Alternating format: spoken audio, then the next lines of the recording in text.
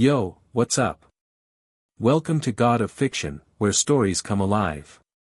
Buckle up because today we have What If Charlie Morningstar Adopted Harry and Returned to Hogwarts as the Prince of the Underworld. Quick favor, if you dig this content, drop a like and subscribe. It takes just a second but means so much to us. Let's roll. Chapter 1, The hell-raised boy. Thunder rolled across the darkened sky as rain pelted the identical houses of Privet Drive. Behind the pristine facade of number 4, 7-year-old Harry Potter curled into a tight ball on his threadbare mattress in the cupboard under the stairs. His stomach cramped painfully. 3 days without proper food had left him lightheaded and weak. Fresh bruises blossomed across his thin arms where Uncle Vernon had grabbed him after the incident at school. Harry hadn't meant to end up on the school roof. One moment, Dudley and his friends were chasing him, and the next, a gust of wind seemed to carry him upward. The school called it trespassing. The Dursleys called it freakishness. A particularly loud thunderclap made him flinch. Something felt different about tonight's storm. The air seemed to vibrate with a strange energy that made the hairs on his arms stand on end. The locked cupboard door suddenly felt less like a prison and more like protection from whatever was brewing outside. He pressed his ear against the door. The Dursleys had gone to bed hours ago, but now he could hear Uncle Vernon's heavy footsteps overhead, followed by Aunt Petunia's shrill whisper. "Vernon, did you hear that?" Another sound cut through the storm, not thunder, but something like knocking. No, not knocking. Scratching. Something was scratching at their front door. Probably just a branch, Vernon grumbled, his voice growing louder as he descended the stairs. Harry heard the front door creak open, followed by silence. Not the reassuring silence of finding nothing there, but the paralyzed silence of pure shock. "Good evening," came a cheerful, feminine voice that somehow managed to sound both melodic and otherworldly. "I hope I'm not disturbing you at this hour, but I've come about your nephew, Harry Potter." Harry's heart slammed against his ribs. No one ever came about him. "There's no Harry Potter here," Vernon blustered unconvincingly. "You've got the wrong house." "No, I don't think so," the voice continued pleasantly, though now with an undercurrent of something dangerous. "I can sense him. May I come in? This rain is quite dreadful." "Now see here," Vernon began, but his protest died with a strangled gasp. Light suddenly flooded the hallway as Harry pressed his eye to the crack in his cupboard door. Standing in the doorway was the most unusual person he had ever seen. A tall woman with pale skin, rosy cheeks, and blonde hair that seemed to glow with its own inner light. Her eyes, large and expressive, shifted between normal-looking and something else, something that flashed red in the dim hallway. She wore an elegant white and red outfit that seemed both formal and strange, like nothing anyone on Privet Drive would wear. But most shocking of all were the small, rounded horns protruding from her head and the sharp-toothed smile she directed at Uncle Vernon. "I'm Charlie, Princess of Hell," she said brightly, extending her hand as though introducing herself at a tea party. "And you must be Vernon Dursley. We have much to discuss." Vernon stood frozen, his mouth working soundlessly. Beside him, Aunt Petunia appeared on the stairs and let out a horrified squeak. "You're one of them," she hissed. "The freaks." Charlie's smile dimmed slightly. "I'm not what you think, actually. May I?" Without waiting for permission, she glided into the house, the door closing behind her of its own accord. "Now, where is Harry?" she asked, her gaze sweeping the immaculate living room, lingering disapprovingly on the dozens of photographs featuring only Dudley. "Why do you want the boy?" Vernon demanded, finding his voice at last. Charlie's expression hardened. "Because I've been watching. For months now, I've felt his pain. You see, part of my position involves sensing suffering. Usually just in my realm, but occasionally someone's misery is so profound it reaches even me." Her eyes began glowing red. "Imagine my surprise when I traced that suffering to a child. A child who should have been protected." Harry couldn't believe what he was hearing. Someone had noticed. Someone had come for him. Petunia's voice quavered. We took him in when no one wanted him. Fed him, clothed him, barely, Charlie cut in, all pretense of cheerfulness gone. You've starved him. Beaten him. Locked him away like an unwanted thing. She moved toward the hallway, her gaze fixed on the cupboard door. Harry scrambled back on his mattress as the locks clicked open one by one, the door swinging wide. For the first time, Charlie's composure cracked. Her eyes widened in genuine horror as she took in Harry's cramped living space, the spiders, the worn mattress, the few broken toys stolen from Dudley's second bedroom. But most of all, she saw Harry himself, small for his age, drowning in oversized clothes, glasses repaired with tape, his thin face marked with a lightning-shaped scar and eyes too old for a child. "Oh, Harry," she whispered, kneeling down. "I'm so sorry it took me so long to find you." Harry stared at her, uncomprehending. No adult had ever looked at him like that before, like he mattered. "Who are you?" he asked, his voice hoarse from disuse. "I'm Charlie," she said gently. "And I've come to take you away from here, if you'll let me." "You can't take the boy." Vernon bellowed, his face purpling as he regained his courage. "He was left in our care, and you've failed spectacularly at that responsibility," Charlie replied, not even looking at him. "The terms of your guardianship were broken the moment you raised a hand against him." She focused entirely on Harry. "What do you say, Harry? Would you like to come with me?" Harry hesitated. She wasn't human, that much was obvious. But she was the first person who had ever offered to take him away from the Dursleys. "Where would we go?" he asked cautiously. Charlie smiled softly. "My home is different. Some might call it frightening. But I promise you would never be hungry, never be cold, and never, ever be locked in a cupboard again." Behind her, Vernon made a sudden lunge forward. "Now see here," without looking away from Harry, Charlie raised one hand.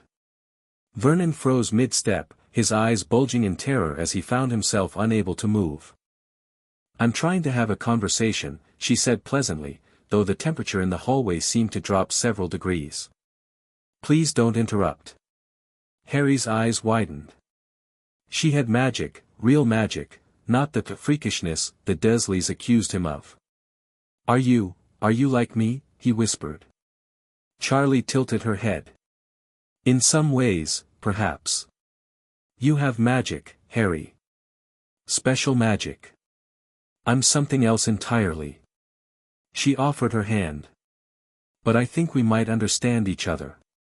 Harry looked at her outstretched fingers, then back at the cupboard that had been his prison for as long as he could remember. He thought of endless days of hunger and loneliness, of Dudley's taunts and Vernon's fists. He placed his small hand in hers. Charlie's smile could have lit the room. "Excellent choice." She helped him to his feet. "Is there anything you wish to take with you?" Harry glanced around the cupboard. There was nothing worth saving. "Just me," he said quietly. Something flashed in Charlie's eyes, a mixture of sadness and righteous anger. "Then that's what we'll take. The most important part." She stood, still holding his hand, and faced the Dursleys. Petunia had backed against the wall, clutching her bathrobe closed at her throat. Vernon remained frozen in place, only his eyes able to move, darting frantically. "You should know," Charlie said conversationally, "that where I come from, people are punished for their sins. The punishment always fits the crime." Her smile became sharp. "What you've done to this child would earn you quite a special place in my father's domain." "Your father?" Petunia whispered. "Lucifer," Charlie replied brightly. "Perhaps you've heard of him." The blood drained from Petunia's face as she slid down the wall to the floor in a dead faint. Vernon made a strangled noise from his frozen position. "But," Charlie continued, "I believe in redemption. Second chances. It's something of a project of mine." She sighed. "So instead of what you deserve, I'm giving you an opportunity." Live better lives. Be kinder people. Because I'll be watching. Her eyes flashed fully red. And if I ever sense that you've harmed another child the way you've harmed Harry, there won't be a second conversation. She turned to Harry with a gentler expression. Ready to go? Harry nodded, unable to suppress the small smile that tugged at his lips. Whatever waited for him with this strange, kind woman had to be better than what he was leaving behind. Then let's be off, Charlie said, guiding him toward the door. She paused on the threshold, snapping her fingers. Vernon collapsed to the floor, gasping. Oh, and one more thing, she called over her shoulder. If anyone comes asking about Harry, you'll find yourself physically unable to speak. A little precaution I'm putting in place.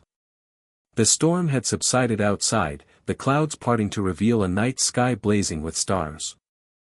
Charlie led Harry down the immaculate walkway of number 4, and he couldn't help looking back at the house that had never been a home.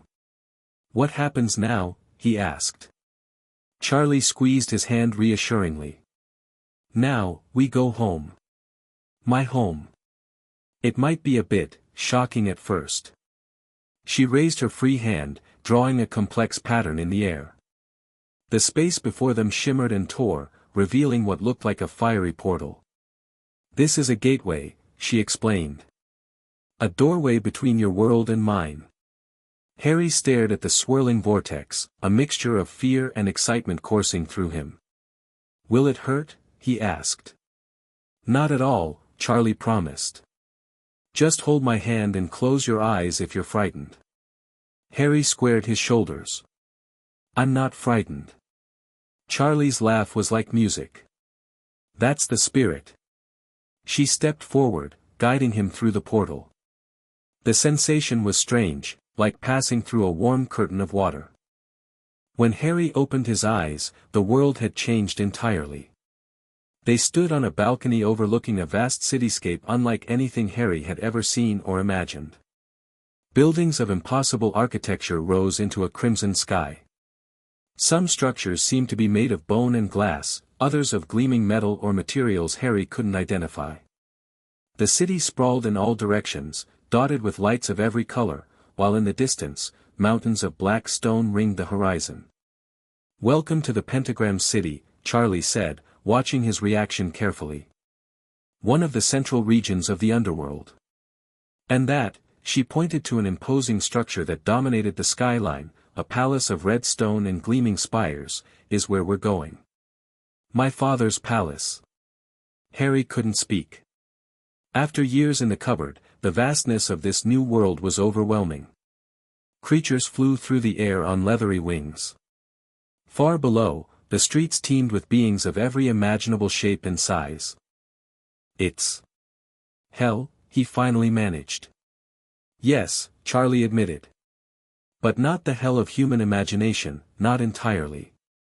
It's more complex than that. She knelt to his level. Harry, this is important. Most souls here have earned their place through their actions in life. But you're different. You're a living human child under my protection. That makes you very special. Will I become like them? He gestured toward a group of demonic entities passing on a nearby walkway. No, Charlie said firmly. You'll remain yourself. Living, human, and growing as you should. She smiled reassuringly. Think of yourself as a diplomat from the human world. A very important little diplomat who needs a safe place to grow up. Harry nodded slowly, trying to process everything. And you'll be, what? My guardian? Something warm flickered in Charlie's eyes. If you'll have me. I've never been anyone's guardian before, but I promise to do my very best. For the first time in his life, Harry felt something unfamiliar bloom in his chest, hope. The first weeks in hell were an adjustment. Harry stayed primarily within the palace, which was both terrifying and magnificent. Ceilings soared hundreds of feet overhead. Corridors seemed to shift and change. Servants of various demonic species bustled about, most regarding Harry with curious looks but keeping their distance. Charlie had given him a suite of rooms that made the Dursleys' entire house seem tiny by comparison. He had a bedroom with an enormous four-poster bed, a sitting room filled with books and toys, and even his own bathroom with a tub he could practically swim in. "Is all this really for me?" he had asked, overwhelmed. "Of course," Charlie replied. "Though we can change anything you don't like." "I've never had." His voice caught. "Anything." Charlie's expression had softened. She knelt before him, taking his small hands in hers. "Harry, listen to me. What your relatives did to you was wrong. Deeply, terribly wrong. Children should be cherished, not punished for existing. Even freakish children," he whispered. Something dangerous flashed in Charlie's eyes. "You are not a freak. You're a wizard, Harry." "A wizard?" "Yes. A human born with magical abilities. It's a gift, not a curse. Your parents were magical too." "My parents?" Harry's heart raced. "You knew my parents?" Charlie's expression grew sad. "Not personally, no. But I know of them. They were brave people who loved you very much. They didn't die in a car crash." Charlie's eyes narrowed. "Is that what those awful people told you?" "No, Harry. Your parents were murdered by a dark wizard. They died protecting you." Harry struggled to process this revelation. His entire life had been built on lies. Why would the Dursleys lie? "Fear," Charlie said simply. "Humans often fear what they don't understand. Your aunt knew about magic, her sister, your mother, was a witch. But Petunia rejected that world out of jealousy and spite." Harry sat heavily on the edge of his new bed, trying to absorb everything. "So I'm a wizard. And my parents were magical. And they were murdered." Charlie nodded solemnly. "There's much more to the story, but perhaps that's enough for tonight. You've had quite a day already." Harry wanted to protest, to demand the whole truth immediately, but exhaustion was overtaking him. He yawned widely, unable to hide it. Charlie smiled. "Rest now. We have all the time in the world for questions and answers." As she tucked him into the softest bed he'd ever felt, Harry realized something. "Charlie. Will I meet your father soon?" A complex emotion crossed her face. "Yes, though he can be a lot to handle. But don't worry, he's expecting you." "Will he like me?" Harry couldn't help asking. Charlie smoothed his unruly hair. "Harry, I think you'll surprise everyone here, my father included." Meeting Lucifer Morningstar, the king of hell, was an experience Harry would never forget. 3 days after his arrival, Charlie announced it was time for a formal introduction. "Father can be intimidating," she warned as she helped Harry dress in specially tailored clothes, black pants, a green shirt that matched his eyes, and a small formal jacket. "But remember, you're under my protection. You have nothing to fear." The throne room was cavernous, with ceilings that disappeared into shadow and walls adorned with tapestries depicting scenes Harry instinctively knew he shouldn't stare at too closely. Demons of various ranks stood along the walls, their curious eyes following Harry's progress down the central aisle. At the far end, upon a throne that appeared to be crafted from obsidian and bone, sat Lucifer. His appearance shifted subtly as Harry approached, sometimes appearing as a handsome, almost angelic being with blonde hair similar to Charlie's, other times revealing glimpses of something far more terrifying beneath the surface. The only constants were his crimson eyes and the amused smile playing across his lips. "So," his voice resonated through the chamber, "this is the human child you've adopted, my dear." Charlie placed a protective hand on Harry's shoulder. "Yes, father. This is Harry Potter." Lucifer leaned forward, his gaze intensifying. "Come closer, boy. Let me look at you." Harry glanced at Charlie, who nodded encouragingly. Gathering his courage, he stepped forward alone, stopping a few feet from the throne. "Do you know who I am, child?" Lucifer asked. Harry nodded. You're the devil. King of hell. A smile spread across Lucifer's face. Among other titles, yes. And do you know what that means? It means you rule here, Harry said. Then, remembering his manners, he added, Your Majesty. Lucifer laughed, the sound both beautiful and terrible. I like this one, Charlie. He has spirit. He stood from his throne, descending the few steps to circle Harry appraisingly. But he's so small. Practically a runt. He's been deliberately malnourished, Charlie said, a rare edge to her voice. That will change. Indeed it will, Lucifer agreed. He stopped in front of Harry, studying the lightning scar on his forehead. Curious. This mark, it carries powerful magic. Dark magic. Harry instinctively raised his hand to his scar. It's from when my parents were killed. Is it now? Lucifer murmured. Fascinating. He straightened. Well, Harry Potter, welcome to my kingdom. As my daughter's ward, you'll enjoy certain privileges, and face certain challenges. Thank you, sir, Harry said, unsure what else to say. Sir. Lucifer repeated with delight. Charlie, he called me, sir. How refreshingly polite. He returned to his throne. I approve of your pet project, daughter. He may stay. He's not a project, father, Charlie corrected gently. He's a child who needs a home.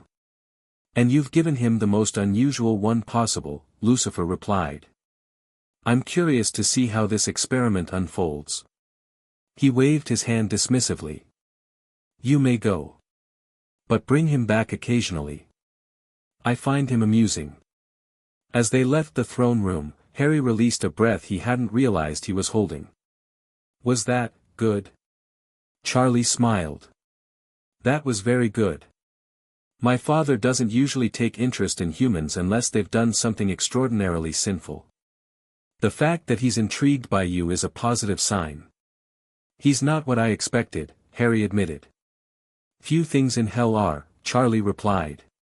That's your first lesson here, appearances can be deceiving, and expectations are rarely met. The years passed more happily than Harry could have imagined. Under Charlie's care, he grew stronger and healthier. The haunted look faded from his eyes, replaced by curiosity and confidence.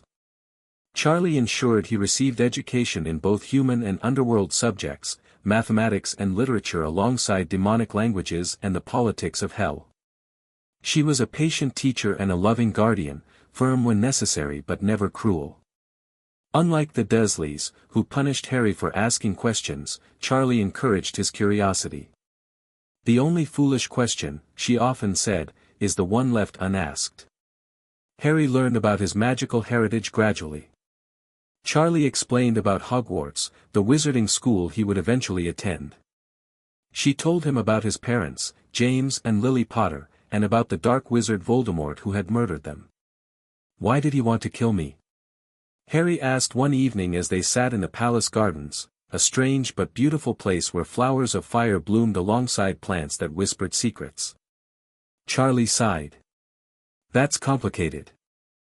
There was a prophecy suggesting you might be his downfall.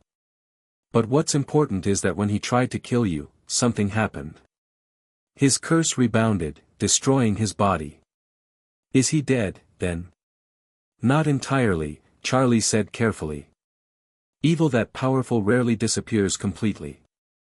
It's one reason I've kept you here, in hell. You're safer from him here than you would be in the human world. Harry absorbed this. At 10 years old, he had grown accustomed to the strangeness of his life. He had even made a few friends among the younger demons, though Charlie was careful about whom he associated with. Will I still go to Hogwarts when I'm 11? He asked. Do you want to? Harry considered this. I want to learn about my parents' world. And about my magic. He glanced around at the fiery landscape visible from the garden terrace. But I don't want to leave you. Charlie smiled, ruffling his hair affectionately. You won't have to. I've been planning for this. When your Hogwarts letter arrives, I'll accompany you to the wizarding world. You can do that? I'm the Princess of Hell, Harry, Charlie said with a wink. I can do many things. The Hogwarts letter arrived precisely on Harry's 11th birthday. Not by owl, no owl could penetrate the barriers between worlds, but materializing in a burst of blue flame in the center of the breakfast table. Right on schedule, Charlie said, plucking the smoldering envelope from the air and handing it to Harry. Happy birthday. Harry took the envelope with trembling hands. It was addressed in green ink, Mr. H. Potter, the East Wing, Royal Palace, Pentagram City, the Underworld. They know I'm here, he said, surprised. Magic has its ways, Charlie replied. Open it. Harry broke the wax seal and unfolded the parchment, reading aloud, Dear Mr. Potter, we are pleased to inform you that you have been accepted at Hogwarts School of Witchcraft and Wizardry. He looked up at Charlie, excitement and anxiety warring on his face. It's really happening. Indeed it is. She beamed at him. How do you feel? Nervous, he admitted. I haven't been around other human children since the Dursleys.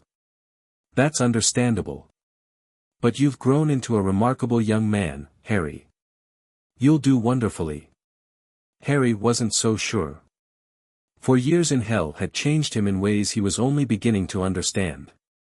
He could see in the dark now, sense emotions, and occasionally, when particularly upset, made objects around him burst into harmless blue flames. Charlie called these adaptations to his magical core from living in a realm of pure magic. There's a complication, though, Charlie said, interrupting his thoughts.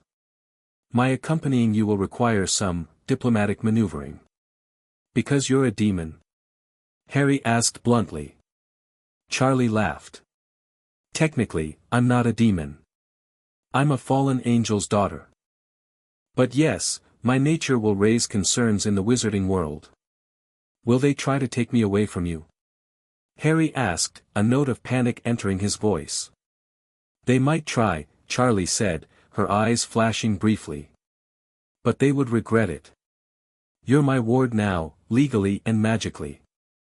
Even in the human realm, those bonds will hold. What about your duties here? Charlie waved a hand dismissively. Father can manage without me for a while.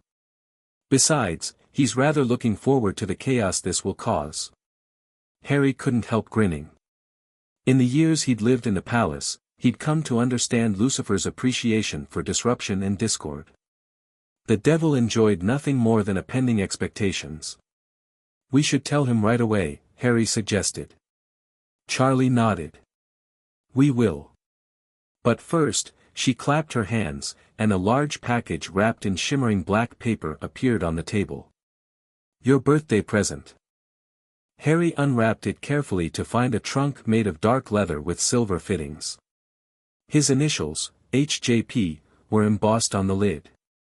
It's bottomless, Charlie explained. And has multiple compartments for all your school supplies. Plus a few extra features.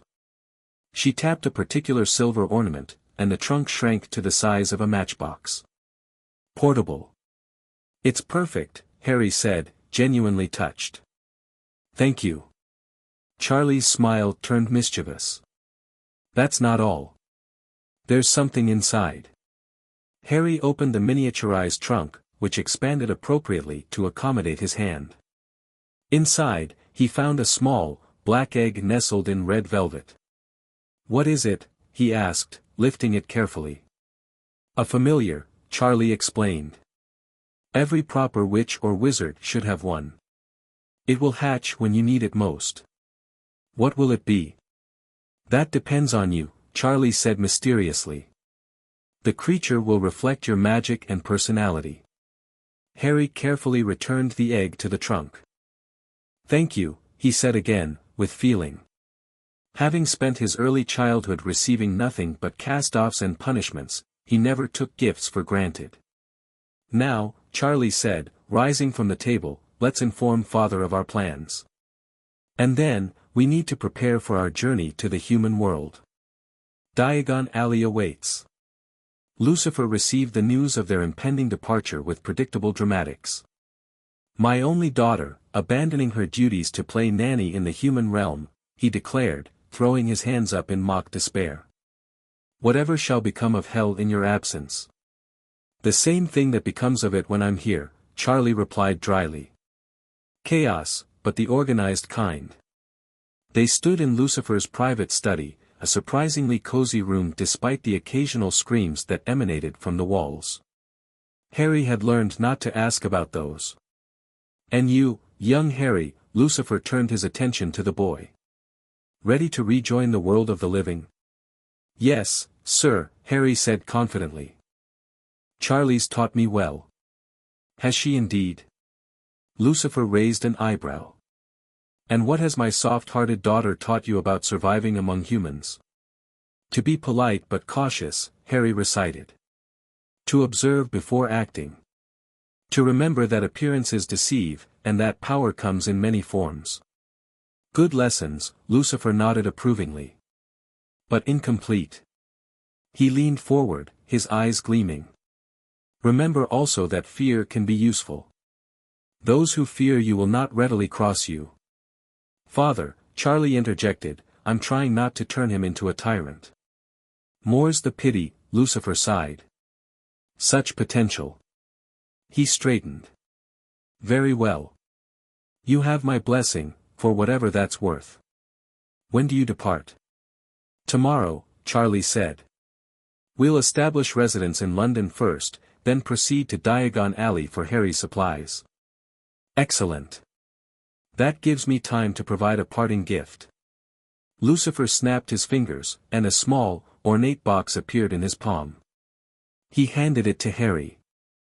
A token to remember your time here, when you're surrounded by tedious humans. Harry opened the box carefully. Inside lay a ring of dark metal, set with a small red stone that seemed to glow from within. It's made from hellfire and shadow, Lucifer explained. Wear it, and a piece of this realm will always be with you. It may provide certain advantages in difficult situations. Thank you, Harry said, genuinely moved. Lucifer rarely gave gifts. Don't mention it, the devil replied, waving a hand dismissively. Really, don't. I have a reputation to maintain. Charlie shook her head fondly. We should finish packing. Come, Harry. As they turned to leave, Lucifer called after them, Oh, and Charlotte. Do try to cause a reasonable amount of upheaval. It would be disappointing if your arrival went unnoticed. Charlie's laughter echoed down the corridor. When have I ever been unnoticeable, Father? The transition to the human world was less jarring than Harry had anticipated. Charlie had created a comfortable townhouse in London, nestled between two existing buildings in a neighborhood where people minded their own business. The house itself was larger inside than outside, a bit of dimensional magic Charlie had perfected over centuries. The wizards have something similar, she explained as they explored the four-story interior that should have been impossible in the narrow building. But mine is more stable. We won't have wizards dropping by unexpectedly. Harry marveled at how skillfully Charlie had blended human comforts with touches of home. The furniture was elegant but comfortable, the color scheme warm and inviting rather than the harsh reds and blacks of the palace. Yet subtle details, the way shadows moved independently in corners, the faint scent of brimstone from the fireplace, the occasional whisper from the wallpaper, reminded him of the Underworld. Do you like it? Charlie asked, watching him explore. It's perfect, Harry said honestly. It feels like us. Charlie beamed. Exactly what I was aiming for. Now, tomorrow we venture into Diagon Alley. Are you ready for your first proper introduction to the wizarding world? Harry fingered the ring Lucifer had given him, now residing on the middle finger of his right hand. As ready as I'll ever be. Remember, you'll attract attention, Charlie warned. Both because of who you are and because of who I am. The boy who lived, accompanied by the Princess of Hell. Will cause quite a stir. Good, Harry said with a small smile. Your father would be disappointed otherwise. Diagon Alley was a revelation. The hidden wizarding street burst with color, sound, and magic unlike anything Harry had experienced in either the human world or hell. Shops selling cauldrons, broomsticks, wands, and creatures lined the cobblestone street, while witches and wizards in colorful robes bustled about their business. But all activity seemed to freeze as Harry and Charlie made their entrance through the brick wall behind the leaky cauldron. Charlie had opted for a more subdued appearance, her horns hidden, her eyes a normal brown rather than their occasional crimson. She wore an elegant red suit that would have been fashionable in either the magical or muggle world. But something about her still commanded attention. Perhaps it was the way she moved, with the effortless grace of a predator, or the subtle aura of power that surrounded her. And Harry, walking confidently at her side, drew just as many stares. At 11, he had grown into a handsome boy with his father's unruly black hair and his mother's bright green eyes. Years of proper nutrition and care had erased the physical marks of the Dursleys' neglect. He stood straight and tall, his gaze direct but not challenging. The lightning scar on his forehead, partially visible through his fringe, confirmed his identity to the whispering onlookers. Is that, Harry Potter, who's the woman with him? Not human, look at her eyes. Charlie placed a protective hand on Harry's shoulder. Ignore them, she murmured. We have shopping to do. Their first stop was Gringotts, the wizarding bank run by goblins. The moment they entered the marble hall, the goblins reacted with obvious alarm. Several reached for concealed weapons before the oldest and most elaborately dressed goblin raised a hand for calm. Princess Charlotte Morningstar, he said, bowing deeply. This is unexpected. Charlie smiled pleasantly. Head Goblin Ragnarok. Your recognition honors me. Harry watched in fascination as the goblins collectively relaxed, though their expressions remained wary. You know each other, he whispered to Charlie. Goblins have long memories, she replied quietly. And certain connections to my realm.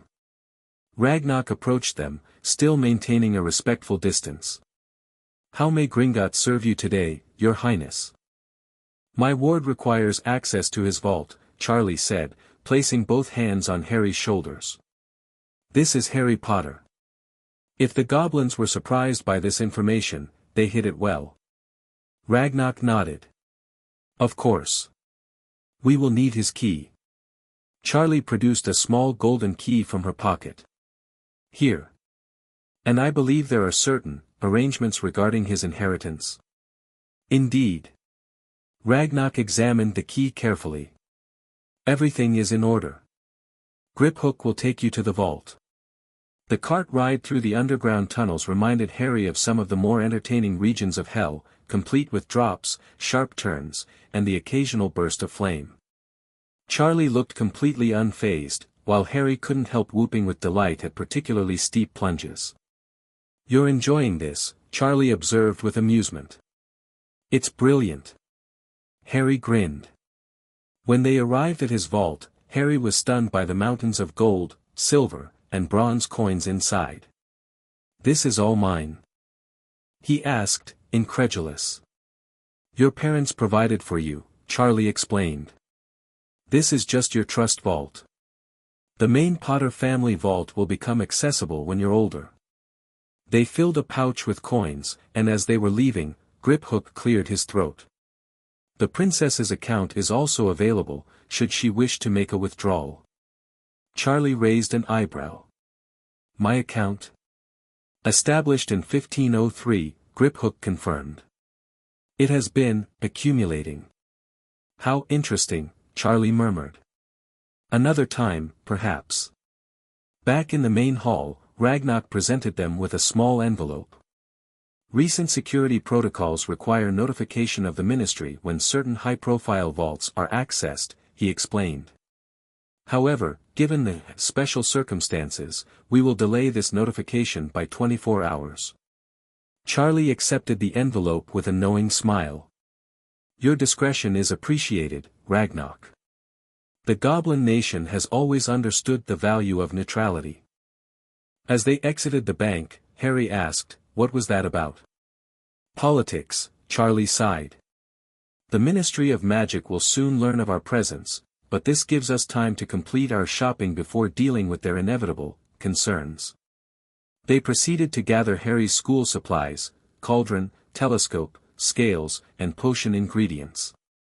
At Flourish and Blots, Charlie encouraged him to select additional books beyond those on his school list. "Knowledge is power," she reminded him as he browsed titles on magical theory and history. "Especially in a world where you'll be watched closely." The most memorable stop was Ollivander's wand shop. The moment they entered the dusty, narrow store, the wand maker emerged from the shadows, his silvery eyes widening at the sight of them. "Harry Potter," he whispered. "I've been expecting you." His gaze shifted to Charlie, and he took an involuntary step backward. "But not your companion." Charlie smiled pleasantly. "Mr. Ollivander. Your reputation extends far beyond this realm." "As does yours, Princess," Ollivander replied, recovering his composure. "This is unprecedented."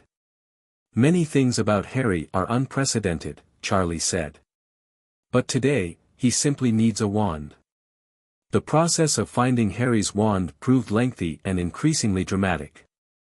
Wand after wand produced unsatisfactory results: shattered glass, exploding shelves, and in one memorable instance, a miniature thunderstorm that rained actual fire. "Tricky customer," Ollivander muttered, though he seemed more intrigued than frustrated. "I wonder."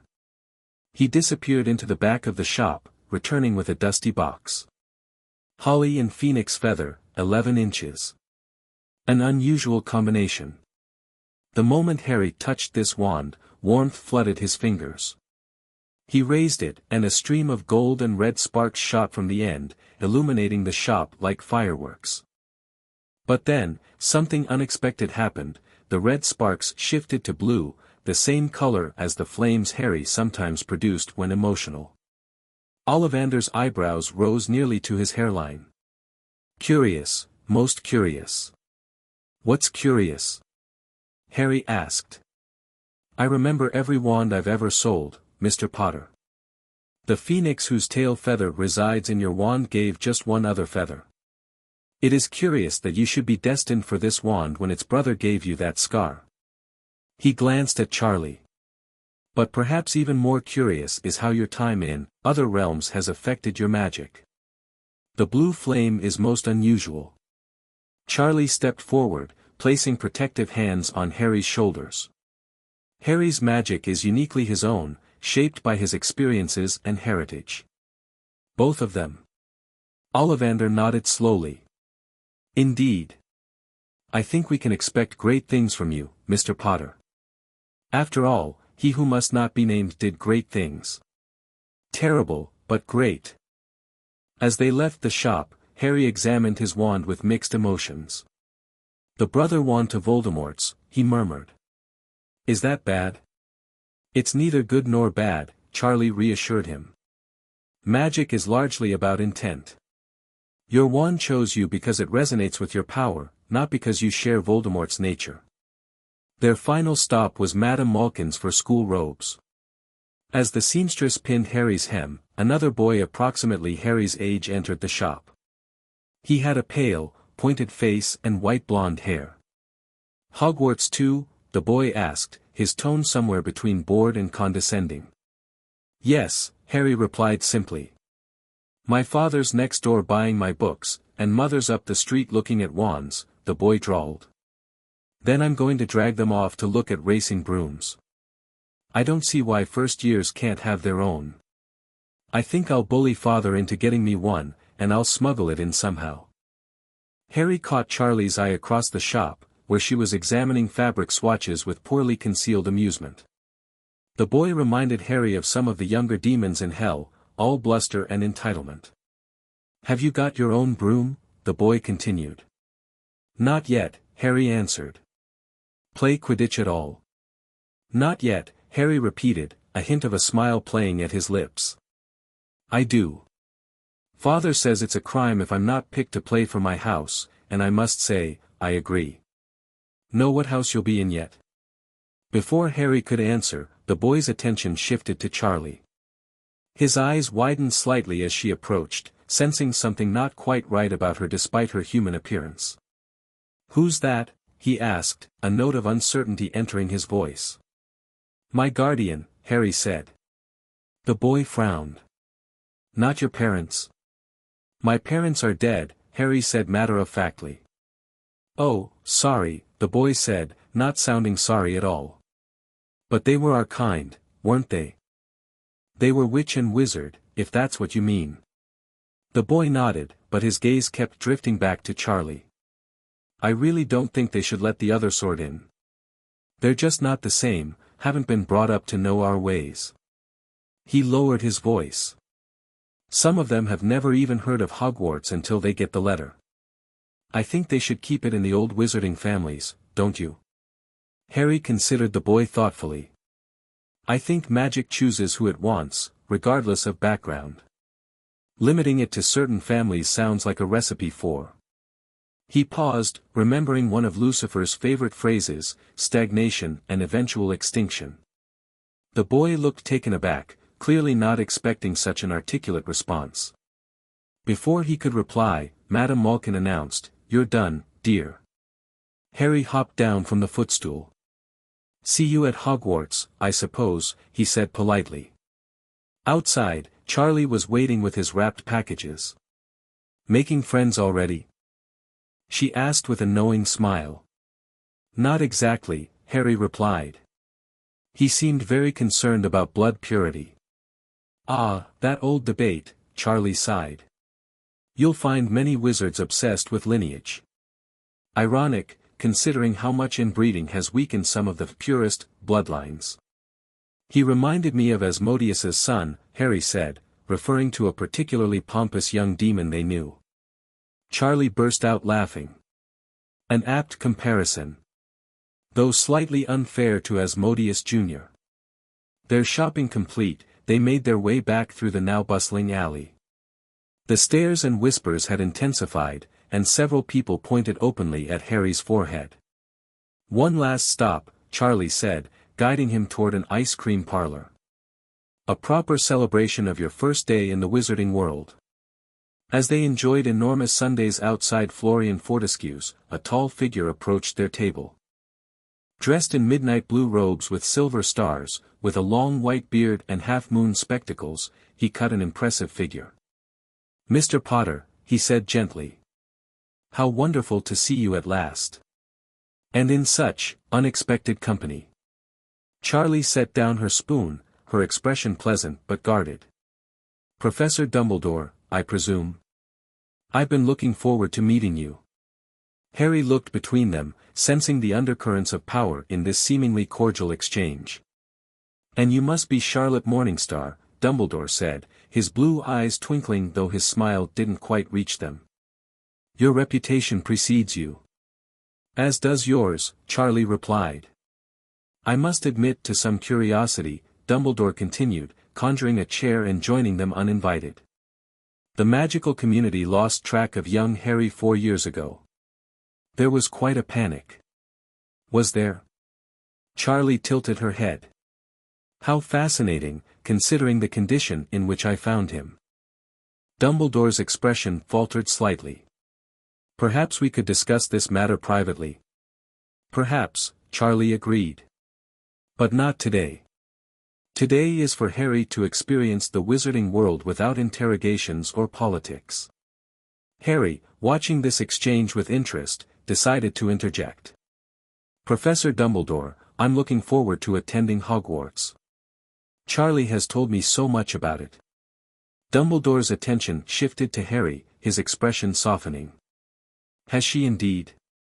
I'm pleased to hear it. Hogwarts has been anticipating your arrival for many years, my boy." "I have questions about my parents," Harry said directly. "Charlie's told me what she knows, but I'd like to learn more." "Of course," Dumbledore nodded. "There will be ample opportunity for such discussions once term begins. He turned back to Charlie. Though I must insist on a conversation regarding Mr. Potter's living arrangements before then. You'll find my guardianship is magically and legally binding, Charlie said pleasantly. But by all means, schedule a meeting through proper channels. Dumbledore's eyes twinkled again, though there was steel behind them. Indeed I shall. Good day to you both. He stood, vanishing his chair with a wave of his wand. Mr. Potter, I look forward to seeing you at the start of term feast. As he walked away, Harry whispered, that was tense. That was politics, Charlie corrected. The opening move in what promises to be an interesting game. She smiled reassuringly. Don't worry. Albus Dumbledore is a great wizard and, I believe, a good man. But he's used to being in control, especially where you're concerned. He'll need time to adjust to our unconventional arrangement. Harry nodded, finishing his ice cream thoughtfully. Charlie. Will you really be able to stay with me? Even at Hogwarts? That's my plan, she confirmed. Though I expect there will be negotiations about the exact nature of my presence. At minimum, I'll establish residence in Hogsmeade, the village near the school. Good, Harry said with feeling. I don't want to do this alone. Charlie squeezed his hand. You won't have to, Harry. Not ever again. The journey to platform 9 3/4 on September 1st drew even more attention than their excursion to Diagon Alley. Charlie had abandoned all pretense of appearing fully human, allowing her horns to be visible and her eyes to flash their natural red when she was annoyed by particularly persistent stares. Remember, she told Harry as they approached the barrier between platforms 9 and 10, you're entering a world with its own rules and prejudices. Some will judge you for your connection to me. Others will have expectations because of your history with Voldemort. I know, Harry said. After a month of intensive preparation, reading wizarding newspapers and history books, he had a clearer understanding of his unusual position in magical society. I'll be careful. But not too careful, Charlie added with a wink. A little chaos now and then keeps life interesting. They passed through the barrier to find a bustling platform where a scarlet steam engine waited. Families crowded around, saying goodbyes and issuing last-minute reminders. Every head turned as Charlie and Harry made their way toward the train. It's him, Harry Potter. Who's that with him? Those aren't glamours, those are real. Is she even human? Charlie ignored the whispers with regal indifference. Let's find you a compartment, she said, guiding Harry onto the train. They found an empty compartment near the end of the train. Charlie helped Harry stow his trunk, then sat beside him as they waited for departure. Nervous? She asked. A bit, Harry admitted. It's all so normal. After 4 years in hell, I'd almost forgotten what normal looks like. Charlie laughed. I'm not sure the wizarding world qualifies as normal by any standard. But I understand what you mean. Her expression grew more serious. Harry, remember what we discussed. You'll face challenges unique to your situation. Trust your instincts. They've been honed in one of the most dangerous realms in existence. I will, Harry promised. A whistle sounded, signaling the train's imminent departure. Charlie stood, straightening her jacket. Time for me to go. I'll see you at the feast. You're really coming? Harry couldn't hide his relief. Of course. Dumbledore and I have reached an understanding. I'll be introduced as a special guardian with diplomatic status. Her smile turned mischievous. Father helped negotiate the terms. I believe several ministry officials are still recovering from the experience. Harry laughed, then impulsively hugged her. Thank you. For everything. Charlie returned the embrace, her expression softening. You've brought more joy to my existence than I ever expected, Harry Potter. Never doubt that. As the train began to move, Charlie stepped onto the platform with inhuman grace. Harry waved from the window, watching her diminishing figure until the train rounded a bend. He had barely settled back into his seat when the compartment door slid open. A tall, gangly red-headed boy stood in the doorway, looking nervous. "Anyone sitting there?" he asked, pointing to the seat opposite Harry. "Everywhere else is full."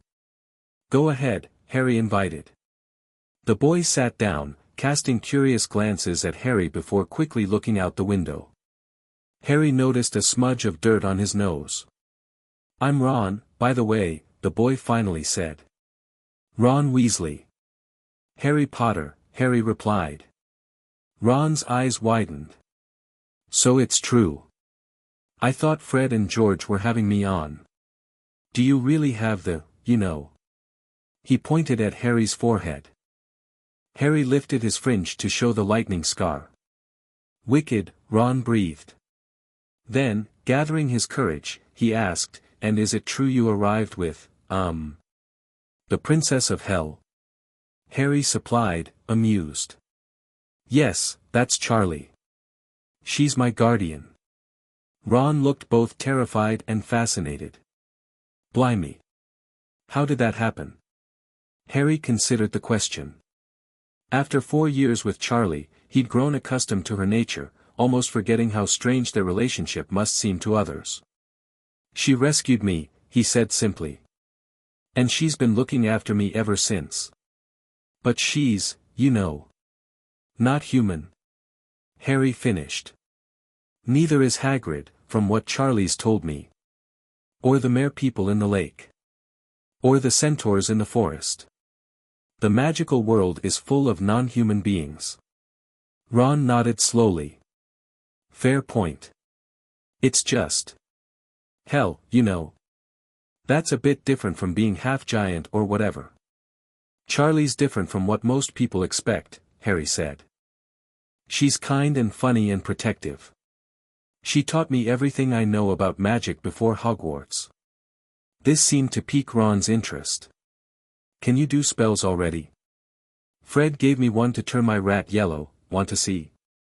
The conversation shifted to safer topics: Quidditch, wizarding families, Hogwarts houses. Harry found himself warming to Ron's straightforward nature and genuine curiosity. When the trolley lady came by with sweets, Harry bought a selection of everything, eager to try wizarding confections he'd only read about. Their compartment door slid open again to reveal a bushy-haired girl already wearing her Hogwarts robes. "Has anyone seen a toad?" "Neville's lost one," she said in a bossy voice. "No," said Ron, but the girl wasn't listening. Her eyes had fixed on Harry. "You're Harry Potter," she said. "I've read all about you. You're in modern magical history and the rise and fall of the dark arts and great wizarding events of the 20th century.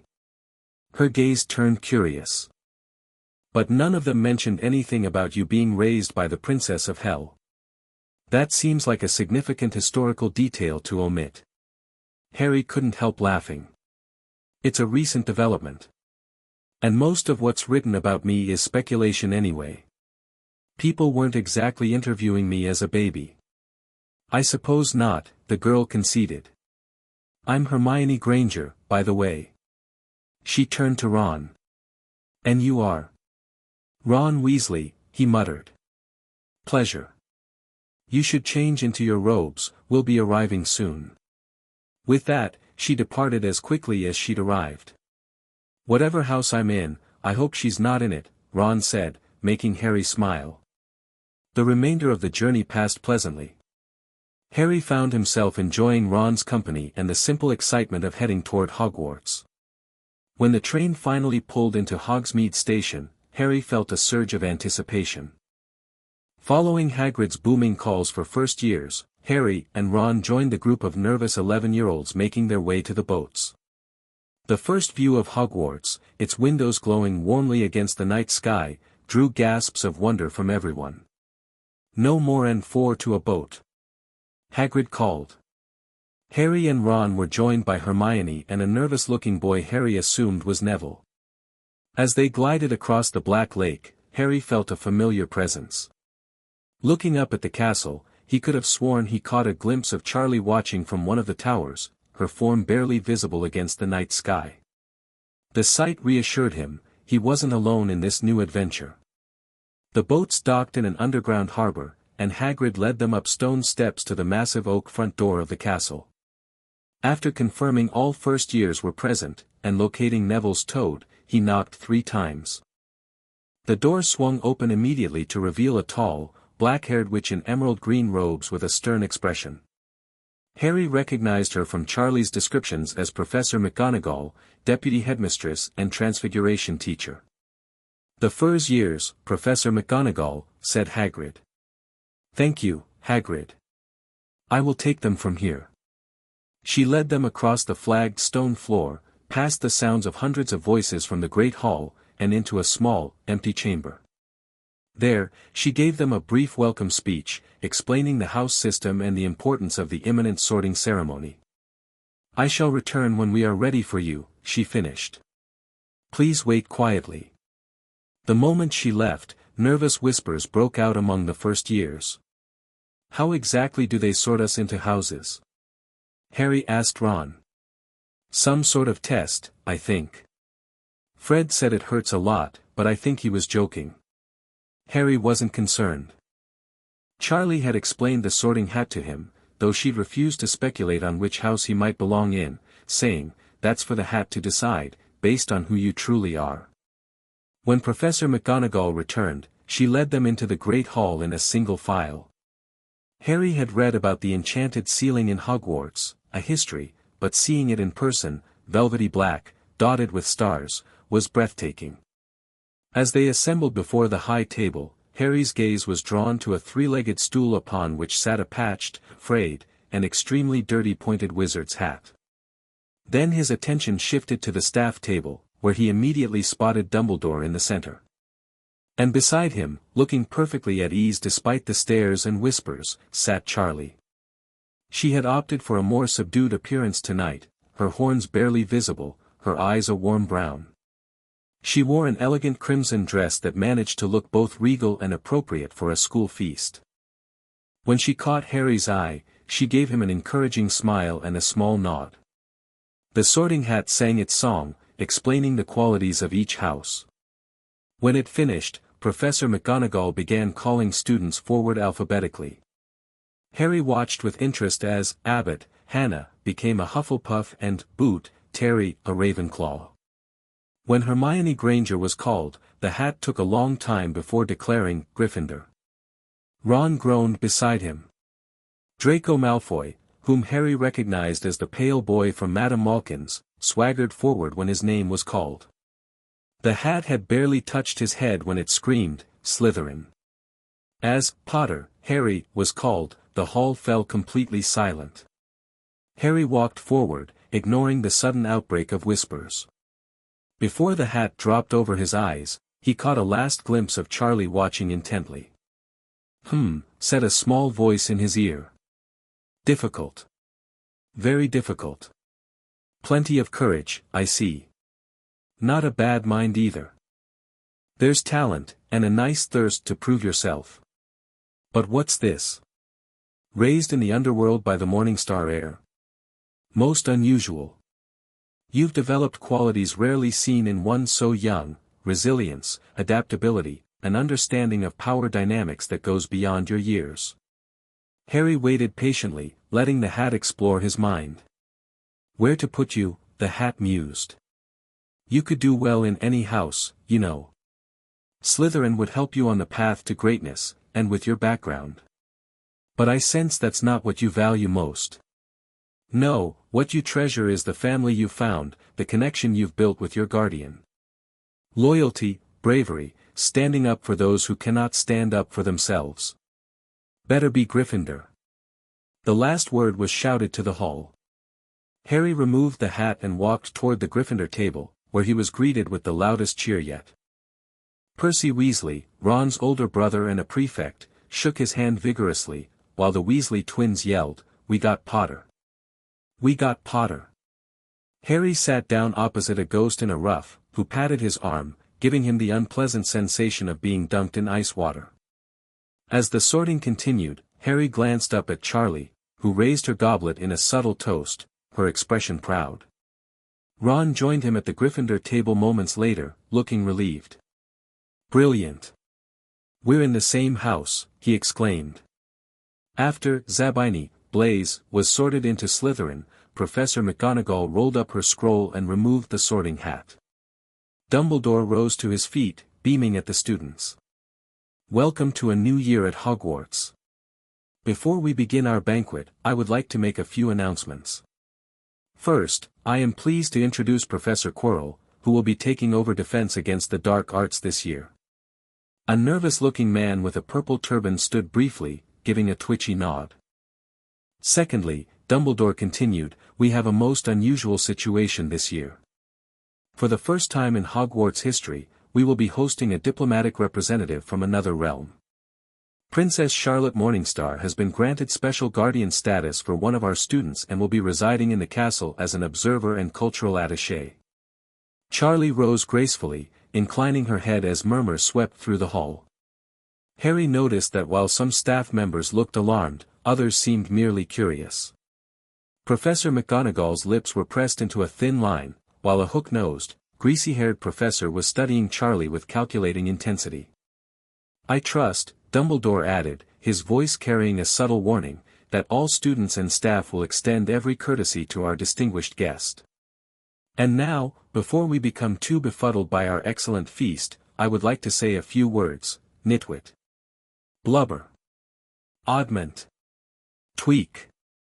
Thank you. Food appeared on the golden plates, and conversation around Harry immediately turned to Charlie. Is it true she's actually from hell? Asked Seamus Finnegan, a sandy-haired boy. And she's your guardian? Neville Longbottom added, looking terrified by the prospect. Harry nodded, helping himself to roast potatoes. Charlie's been my guardian for 4 years now. But why? Pressed Dean Thomas. I mean, how did that happen? Harry considered how much to share. She found me in a bad situation with my previous guardians and decided to intervene. That's putting it mildly, came Charlie's voice from directly behind him, making several students jump. She had approached the Gryffindor table without anyone noticing her movement. Harry was being systematically abused by the people who should have protected him. I removed him from that environment. The surrounding students stared at her in a mixture of awe and terror. Up close, her otherworldly nature was more apparent, the subtle glow of her skin, the unnatural grace of her movements, and yes, the small horns visible through her blonde hair. Congratulations on your sorting, Harry, she said warmly. Gryffindor seems a fine fit. Thanks, Charlie, Harry replied, unfazed by her sudden appearance. Are you really staying in the castle? For now, she confirmed. Professor Dumbledore has graciously provided accommodations near Gryffindor Tower, should you need me. Her gaze swept over the other first years, who seemed frozen in their seats. Please, don't let me interrupt your meal. I simply wanted to check on Harry. As she turned to leave, Ron found his voice. Miss. I mean, Your Highness, or. Charlie laughed, the sound like music. Charlie is fine, Ron Weasley. Your father does excellent work at the Ministry, by the way. One of the few wizards with a genuine interest in Muggle welfare. Ron blinked, surprised she knew who he was. Thanks. With a final smile, Charlie returned to the high table, leaving a wake of whispers behind her. Bloody hell, Ron breathed. She knows my dad. Charlie makes it her business to know about the wizarding world, Harry explained, resuming his meal. Especially the parts that might affect me. The rest of the feast passed in a blur of delicious food and excited conversation. When the desserts disappeared, Dumbledore rose again to give a few start-of-term notices, including a warning about the forbidden third-floor corridor. As Percy led the first years to Gryffindor Tower, Harry caught a last glimpse of Charlie deep in conversation with Professor McGonagall. Their eyes met briefly across the emptying hall, and Charlie gave him a reassuring nod before returning to her discussion. The Gryffindor common room, warm and circular with squashy armchairs, immediately felt welcoming. After a brief orientation from Percy, the first years headed up the spiral staircase to their dormitories. Harry found his trunk already placed at the foot of a four-poster bed hung with deep red, velvet curtains. As he changed into his pajamas, Harry felt a surge of contentment.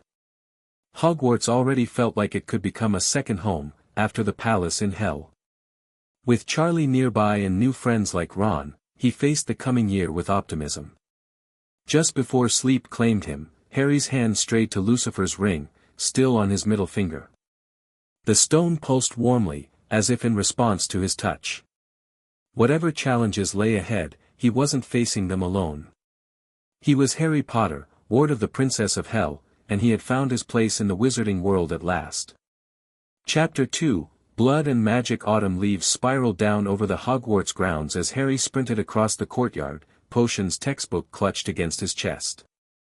Professor Snape had made it abundantly clear that tardiness would not be tolerated, especially from celebrity students with infernal connections.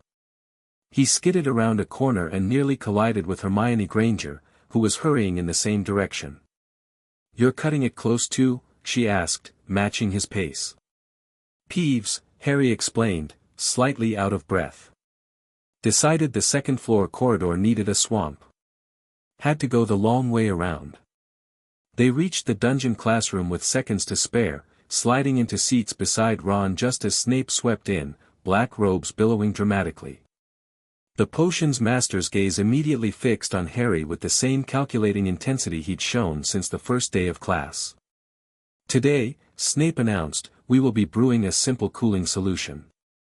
The instructions," he flicked his wand at the blackboard, "are on the board. You have 1 hour. Begin." As Harry gathered ingredients from the supply cabinet, he felt the familiar prickle of being watched. It wasn't just Snape this time. Draco Malfoy was staring at him with narrowed eyes from across the room. In the 2 months since term began, Malfoy had evolved from merely curious to openly hostile, especially after Harry had demonstrated an unexpected aptitude for both flying and potion-making. "He's just jealous," Hermione whispered, noticing Harry's discomfort. "You're beating him in his favorite subject, and his godfather teaches it." "Snape is Malfoy's godfather?" Harry asked, surprised. According to Parvati, who heard it from Padma, who overheard some older Slytherins talking, Hermione confirmed. "It certainly explains the favoritism." Ron snorted from Harry's other side. "Explains why they're both gits, more like." "Less talking, more brewing, Mr. Weasley," Snape called from across the room without looking up from the essays he was marking. 5 points from Gryffindor. Harry focused on his potion, methodically preparing ingredients. While Charlie had taught him magical theory and history during his years in Hell, practical potion-making had been limited by the bizarre properties of Underworld flora. Still, he'd learned precision and patience, skills that translated well to Snape's demanding classroom. When he added the final ingredient, 3 precisely crushed mint leaves, his potion turned the exact shade of pale blue described in the textbook. Beside him, Ron's solution had become a concerning gray sludge, while Hermione's was only slightly darker than the ideal color. Snape moved through the classroom, inspecting each cauldron with undisguised disdain. When he reached Harry's station, he paused, black eyes boring into the perfect potion. "Adequate, Potter," he finally said, which from Snape was practically effusive praise. "Though I wonder what unconventional techniques you might have learned from your guardian." "Just what's in the textbook, sir," Harry replied evenly, meeting the professor's gaze. Something flickered across Snape's face, suspicion, perhaps, or reluctant acknowledgement. "Indeed. Bottle your sample and clean your station." As they left the dungeon after class, Ron bumped Harry's shoulder. "Blimey, mate. Snape almost complimented you. Has hell frozen over?" "If it did, Charlie would have mentioned it," Harry replied with a straight face, then grinned when Ron realized he was joking. "Speaking of Charlie," Hermione said, "I hardly see her anymore. Is she still at Hogwarts?" Harry nodded. "She meets with Dumbledore a lot. And I think she's been exploring the Forbidden Forest, something about comparing the ecology to certain regions of hell." "Mental," Ron said with appreciative awe. "My brothers would love to hear about hell's ecology." You can ask her yourself, Harry offered. We're having tea tomorrow afternoon in her quarters. You're both welcome to come. Hermione's eyes lit up. Really? I have so many questions about non-human magical theory and how dimensional transit affects thaumaturgical resonance. Ron looked alarmed. I was thinking more along the lines of, are there really lakes of fire, but sure, that too. Harry laughed as they climbed the stairs toward Transfiguration. His friendships with Ron and Hermione had developed naturally over the past 2 months, strengthening after the troll incident at Halloween. While most students still regarded him with a mixture of awe and wariness, the boy who lived with infernal connections was apparently too much for many to process. Ron and Hermione treated him like a normal person. Well, mostly normal. Ron still occasionally asked wide-eyed questions about hell, while Hermione had compiled a disturbingly extensive list of research queries about demonic magic systems. After classes ended for the day, Harry made his way to Charlie's quarters in the East Tower. Unlike the professor's rooms integrated within house areas, Charlie had been given a separate suite with its own entrance, a concession to both her diplomatic status and certain parents' concerns about a hellish influence too close to their children. The heavy wooden door bore no conventional lock or handle, only a small, stylized pentagram that glowed faintly red at Harry's approach. He placed his palm against it, feeling a warm tingle as the door recognized him and swung open. Charlie's quarters reflected her unique taste, elegant yet comfortable furniture in rich reds and golds, walls lined with an eclectic mixture of books from both human and infernal sources, and large windows enchanted to show the Pentagram City skyline instead of the actual view of the Hogwarts grounds. Subtle details revealed her true nature, shadows that moved independently of their casters, candles that burned blue without consuming their wax, and the faint scent of brimstone underlying her preferred vanilla perfume. Charlie herself sat at a desk covered with scrolls, her reading glasses perched on her nose and her blonde hair pulled back in a loose ponytail. She looked up as Harry entered, her face lighting with genuine pleasure. Harry. Perfect timing, I was just about to take a break. She set aside a particularly ancient-looking document and stretched. How were classes today? Good, Harry replied, dropping his bag and settling into his usual armchair. Snape almost said something nice. Charlie raised an eyebrow. Did he now? Progress indeed. She conjured a tea service with a casual wave of her hand. Sugar. Or would you prefer the spiced honey from home? Honey, please. Harry accepted the steaming cup. I invited Ron and Hermione for tea tomorrow, if that's all right. Of course. I've been hoping to get to know your friends better. She smiled mischievously. Ms. Granger's theoretical questions about infernal magical systems are quite impressive. Most adult wizards don't even consider the multidimensional aspects of thaumaturgical transference. Harry groaned. Please don't encourage her. She's already talking about writing a comparative thesis on wizard versus demon magic, and we're only first years. Charlie laughed. Ambition isn't limited to Slytherin, I see. She settled back with her own tea, regarding Harry thoughtfully. How are you adjusting, really? Any problems I should know about? Harry considered the question. Nothing major. Some students still stare, but that's getting better. Malfoy's been more of a prat lately, but nothing I can't handle. And academically? Fine there. Hermione's still top in most classes, but I'm close behind in everything except history of magic. He grimaced. Even 4 years in hell didn't prepare me for how boring Professor Binns can make Goblin Rebellion sound. Charlie chuckled.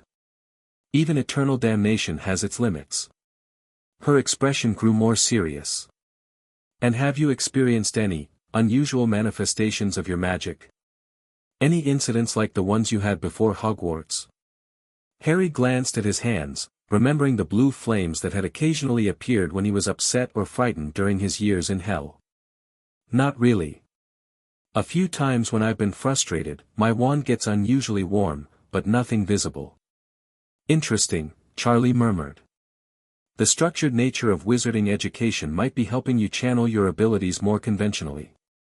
Still, keep me informed if anything changes. I will, Harry promised. He hesitated, then asked, "What about you?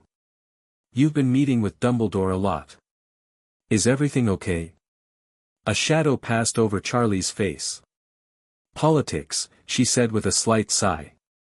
"Your headmaster is cautiously accepting of our arrangement, but certain factions at the ministry are less accommodating. Concerns about infernal influence on an impressionable young savior, that sort of nonsense. Can they do anything? Legally, I mean. They're trying to find loopholes in both magical and diplomatic law," Charlie admitted. "But don't worry. My father didn't spend millennia negotiating souls contracts without learning a thing or two about binding agreements." Her smile turned sharp. "The Minister for Magic is discovering that the hard way." Harry grinned, imagining Cornelius Fudge, whom he'd seen in Daily Prophet photographs, always looking pompous in his lime-green bowler hat, trying to outmaneuver the Princess of Hell in legal technicalities. "There's something else," Charlie said, her expression growing more serious. "Something strange in the castle. I've sensed it since the term began, but it's getting stronger." Harry set down his teacup. "Strange how?" "A presence that doesn't belong. Not human, not fully alive, but hungry." She frowned.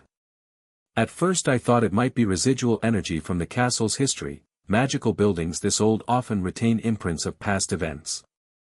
But this feels intentional. Malevolent. Could it be Peeves? Or one of the other ghosts?" Charlie shook her head. "Different signature entirely. Ghosts are echoes of human souls, with defined patterns. This is..." She searched for the right word, fragmented. Like something broken trying to reassemble itself. A chill ran down Harry's spine. "Should we tell Dumbledore?" "I've hinted at my concerns, but without specifics. He's inclined to attribute my unease to unfamiliarity with Hogwarts' magical environment." She smiled reassuringly. "Don't worry too much. I'm keeping watch, and Hogwarts itself has powerful protections." Harry nodded, though the thought of something unknown lurking in the castle was unsettling. "Is that why you've been exploring the forest? Looking for clues?" "Partly," Charlie acknowledged. "Though I've also been establishing diplomatic relations with the centaur herds. They're quite fascinating. Their divination methods differ significantly from those used in Hell, but they've recognized similar cosmic patterns." They chatted for another hour, moving to more ordinary topics: Harry's flying lessons, Charlie's observations of wizard society, an amusing incident involving Neville's toad and Professor Flitwick's choir of enchanted frogs. It felt normal and comforting, a slice of their life together preserved amidst the newness of Hogwarts. As Harry gathered his things to leave for dinner, Charlie said, "Oh, I nearly forgot, Father sends his regards. He's thinking of visiting for the winter solstice." Harry paused, bag half slung over his shoulder. "Here? At Hogwarts?" "He's been negotiating with Dumbledore for visitation rights," Charlie confirmed, looking both amused and slightly apprehensive. "Apparently, he's developed a sudden interest in human educational methodologies." "That'll go over well," Harry muttered, imagining Lucifer Morningstar, King of Hell, strolling through Hogwarts hallways. "The students barely cope with you being here." Charlie laughed. "Father does enjoy making an entrance. But don't worry, I've extracted promises of good behavior.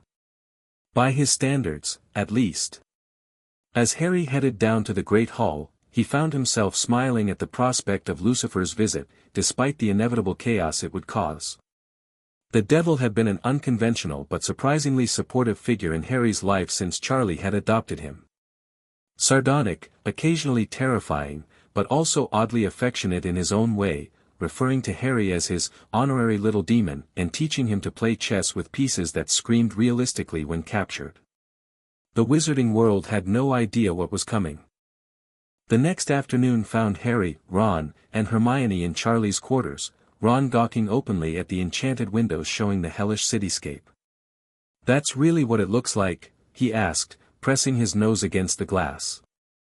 "With the pentagram in the sky and everything?" Charlie nodded, pouring tea. "That's the central district of Pentagram City. My hotel project is just there." She pointed to a building under construction near the palace, though progress has been slower without my direct supervision. "Hotel?" Hermione asked curiously. "A rehabilitation center for souls seeking redemption," Charlie explained. "It's a rather controversial concept in hell. The established paradigm doesn't include pathways for moral improvement." "You're trying to reform demons?" Hermione looked fascinated.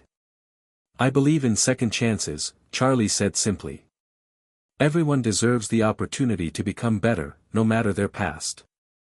Harry watched Ron and Hermione absorbing this information with different expressions, Ron looking bewildered but impressed, Hermione thoughtful and increasingly enthusiastic. "That's why you adopted Harry, isn't it?" Hermione said suddenly. "Because you saw someone who needed a second chance at a proper childhood." Charlie smiled warmly at her. "Perceptive." "Yes, though I wouldn't have phrased it quite so clinically. When I found Harry, I simply knew I couldn't leave him in that situation. The desire to protect him was instinctive." "Like a mother," Ron said unexpectedly, then blushed when everyone looked at him. "I mean, that's what my mum says about us. That she'd know if we needed her, even if we were far away." Something soft passed across Charlie's features. "Yes, I suppose it is like that." The conversation shifted to more academic topics as Hermione worked through her list of questions about infernal magic.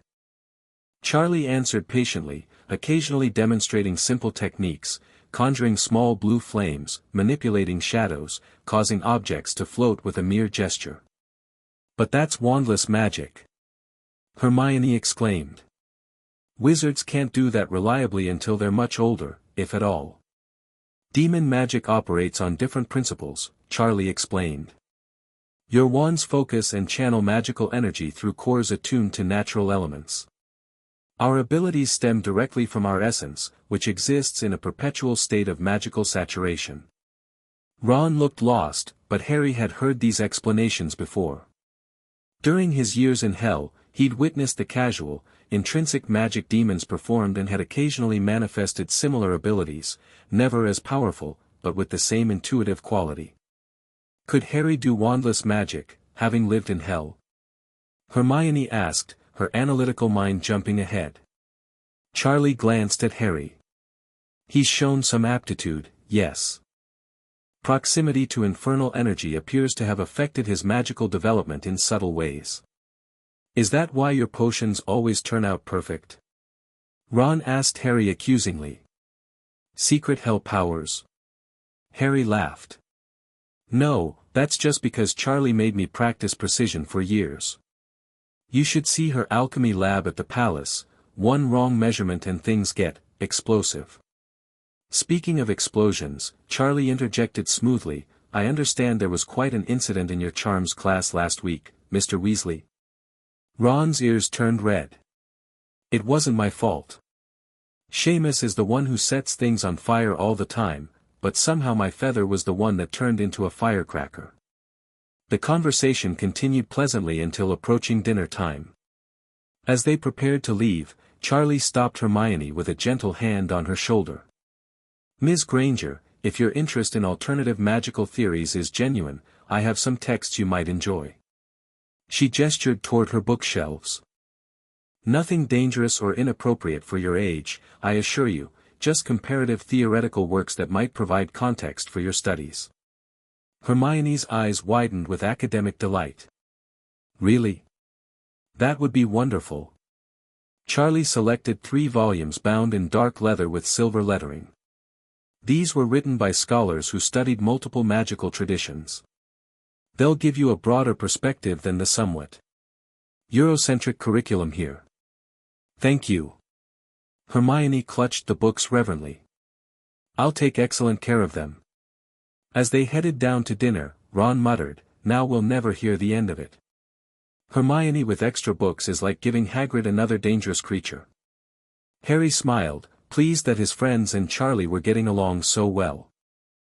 Most of the Hogwarts staff maintained a polite but distant relationship with the Princess of Hell, with the notable exceptions of Hagrid, who found her fascinating, Professor Flitwick, who had engaged her in complex magical theory discussions, and Professor McGonagall, who, despite initial reservations, had developed a grudging respect for Charlie's strict standards regarding Harry's education and welfare. Dumbledore remained enigmatic, unfailingly courteous to Charlie but watching her interactions with Harry closely, as though waiting for something to happen. December arrived with swirling snow and increased excitement about the approaching holidays. Harry had decided to remain at Hogwarts for Christmas, partly because Charlie would be staying and partly because Ron would be there too, his parents having decided to visit his brother Charlie in Romania. "The irony isn't lost on me," Charlie had said when Harry told her Ron's brother shared her name. "Though I imagine dragon handling and running hell involves similar skill sets, managing volatile, fire-breathing entities with minimal collateral damage." The castle looked magnificent with Christmas decorations, enormous trees in the great hall festooned with magical ornaments, enchanted snow falling from the ceiling but vanishing before it reached the tables, suits of armor enchanted to sing carols, though Peeves kept teaching them rude versions. Even Charlie's quarters had been decorated with a curious mixture of traditional Christmas items and what Harry recognized as hellish solstice symbols, glittering black wreaths interwoven with luminous red flowers that bloomed eternally. One afternoon in mid-December, Harry, Ron, and Hermione were studying in the library when they overheard a conversation that caught their attention. Hagrid was speaking with Madame Pants in hushed tones several shelves away. "Just need to check something about dragons," Hagrid was saying. "For purely theoretical purposes, course.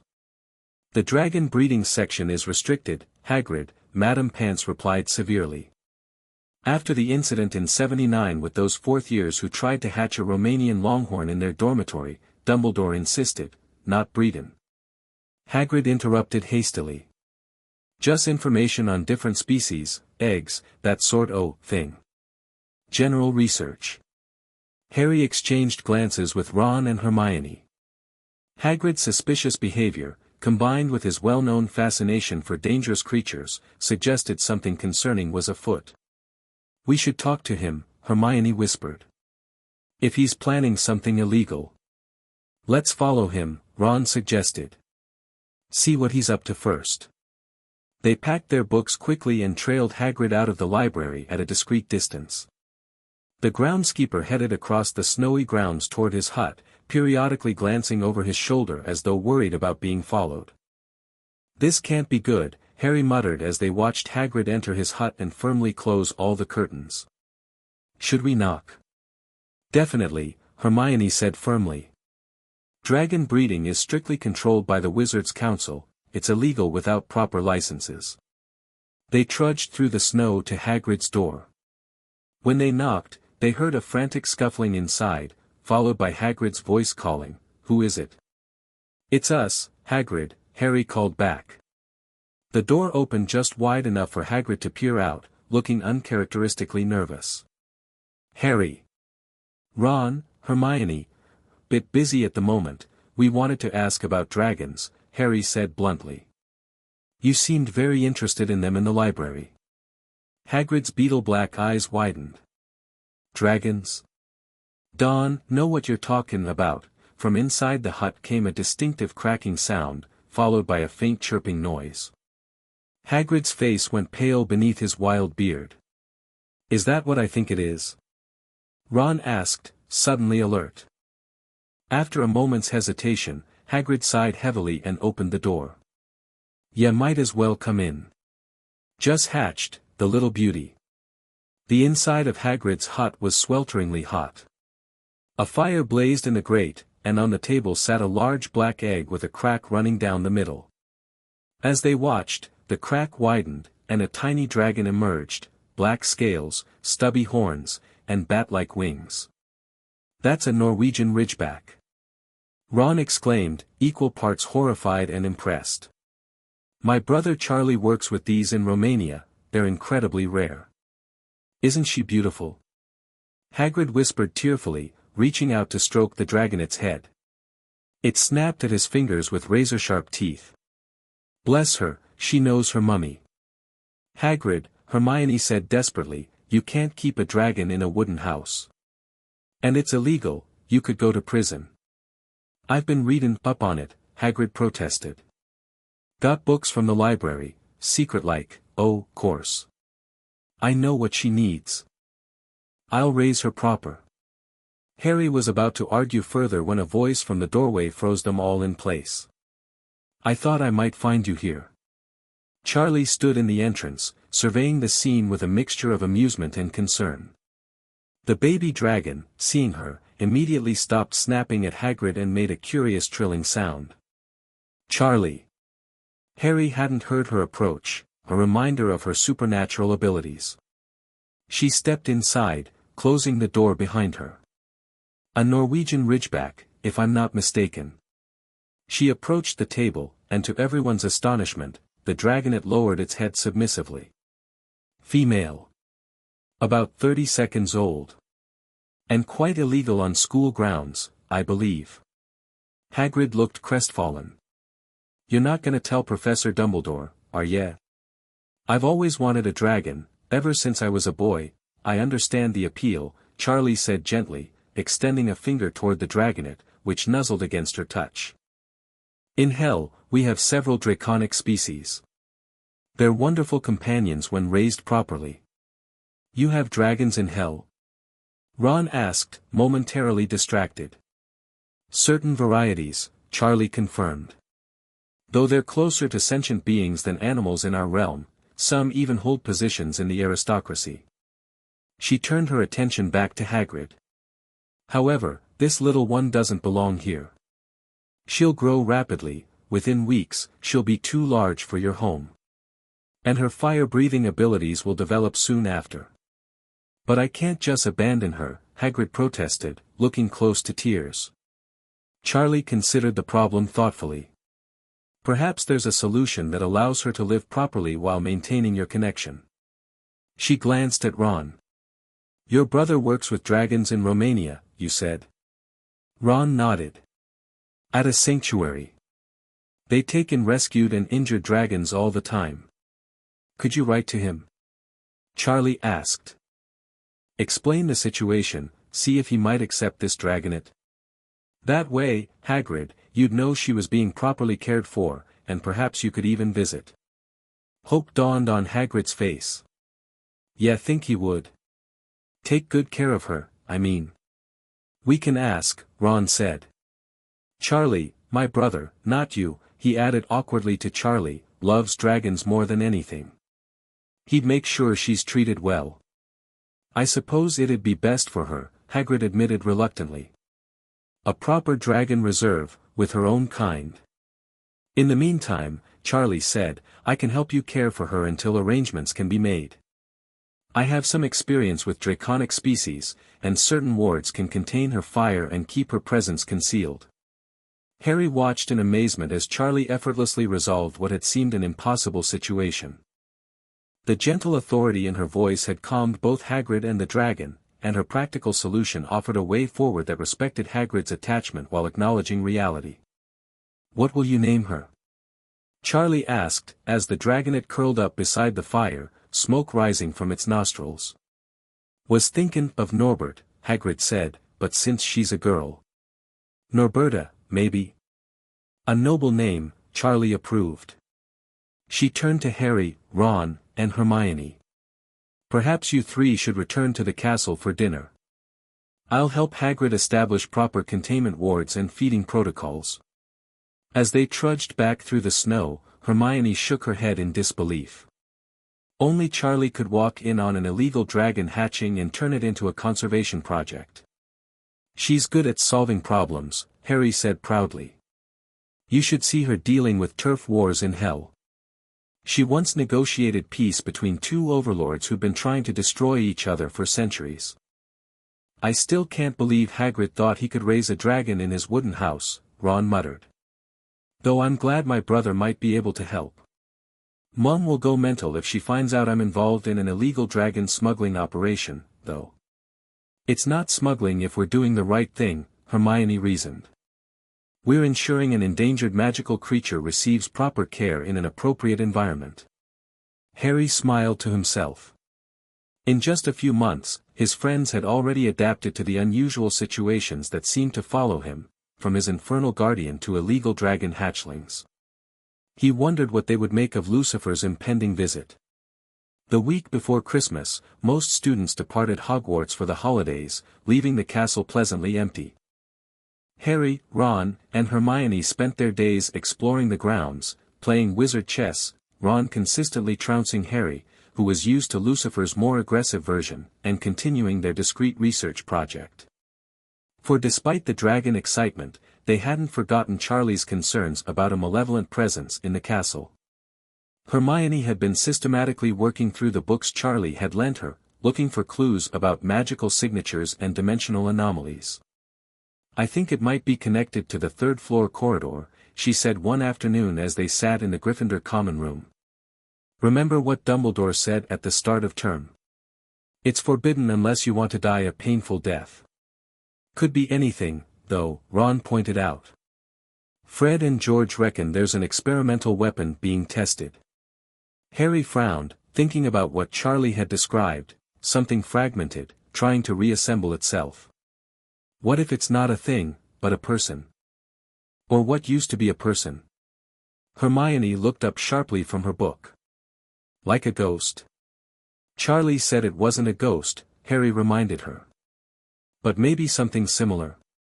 Not fully alive, but not dead either. A revenant? Hermione suggested, flipping through one of Charlie's books. Or a shade. There are several categories of partially corporeal entities. We should check out the corridor, Ron said suddenly.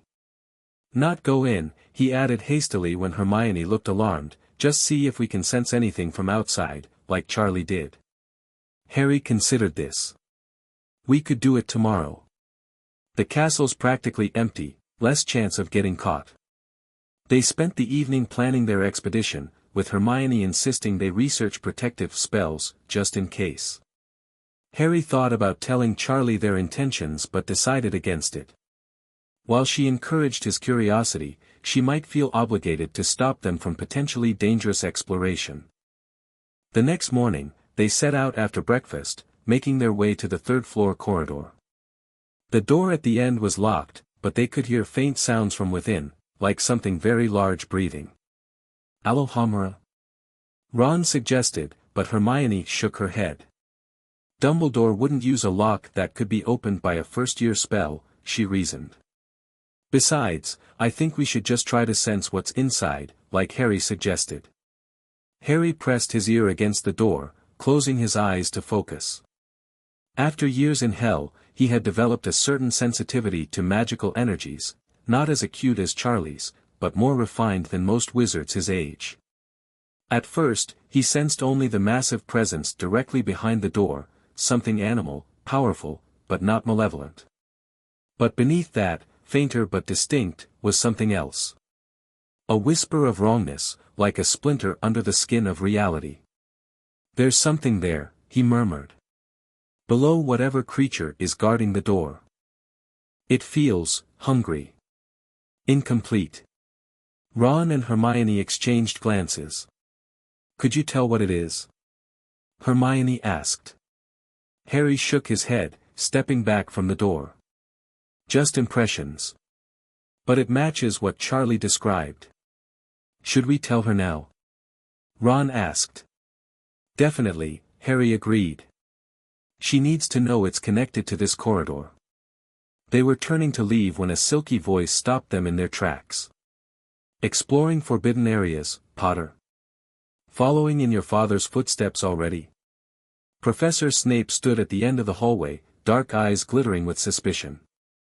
We weren't going in, Professor, Harry said quickly. We were just satisfying your curiosity about why this corridor might lead to a painful death.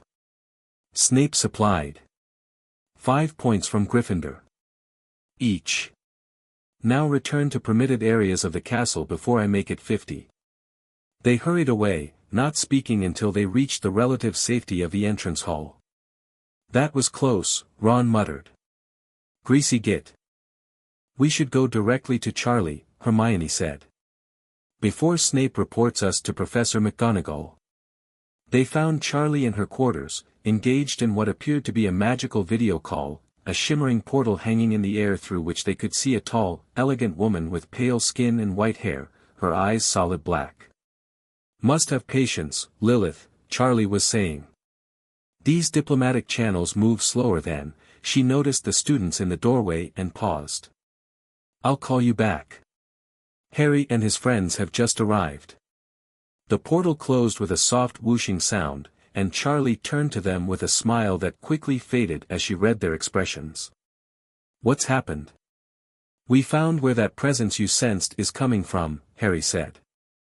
The forbidden third-floor corridor. Charlie's eyes narrowed. You went there. After Dumbledore explicitly warned, we didn't go in, Harry clarified quickly. Just listened at the door. But I could sense it, something below whatever's being kept there.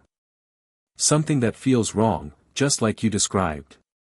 Charlie regarded them silently for a moment, her expression unreadable.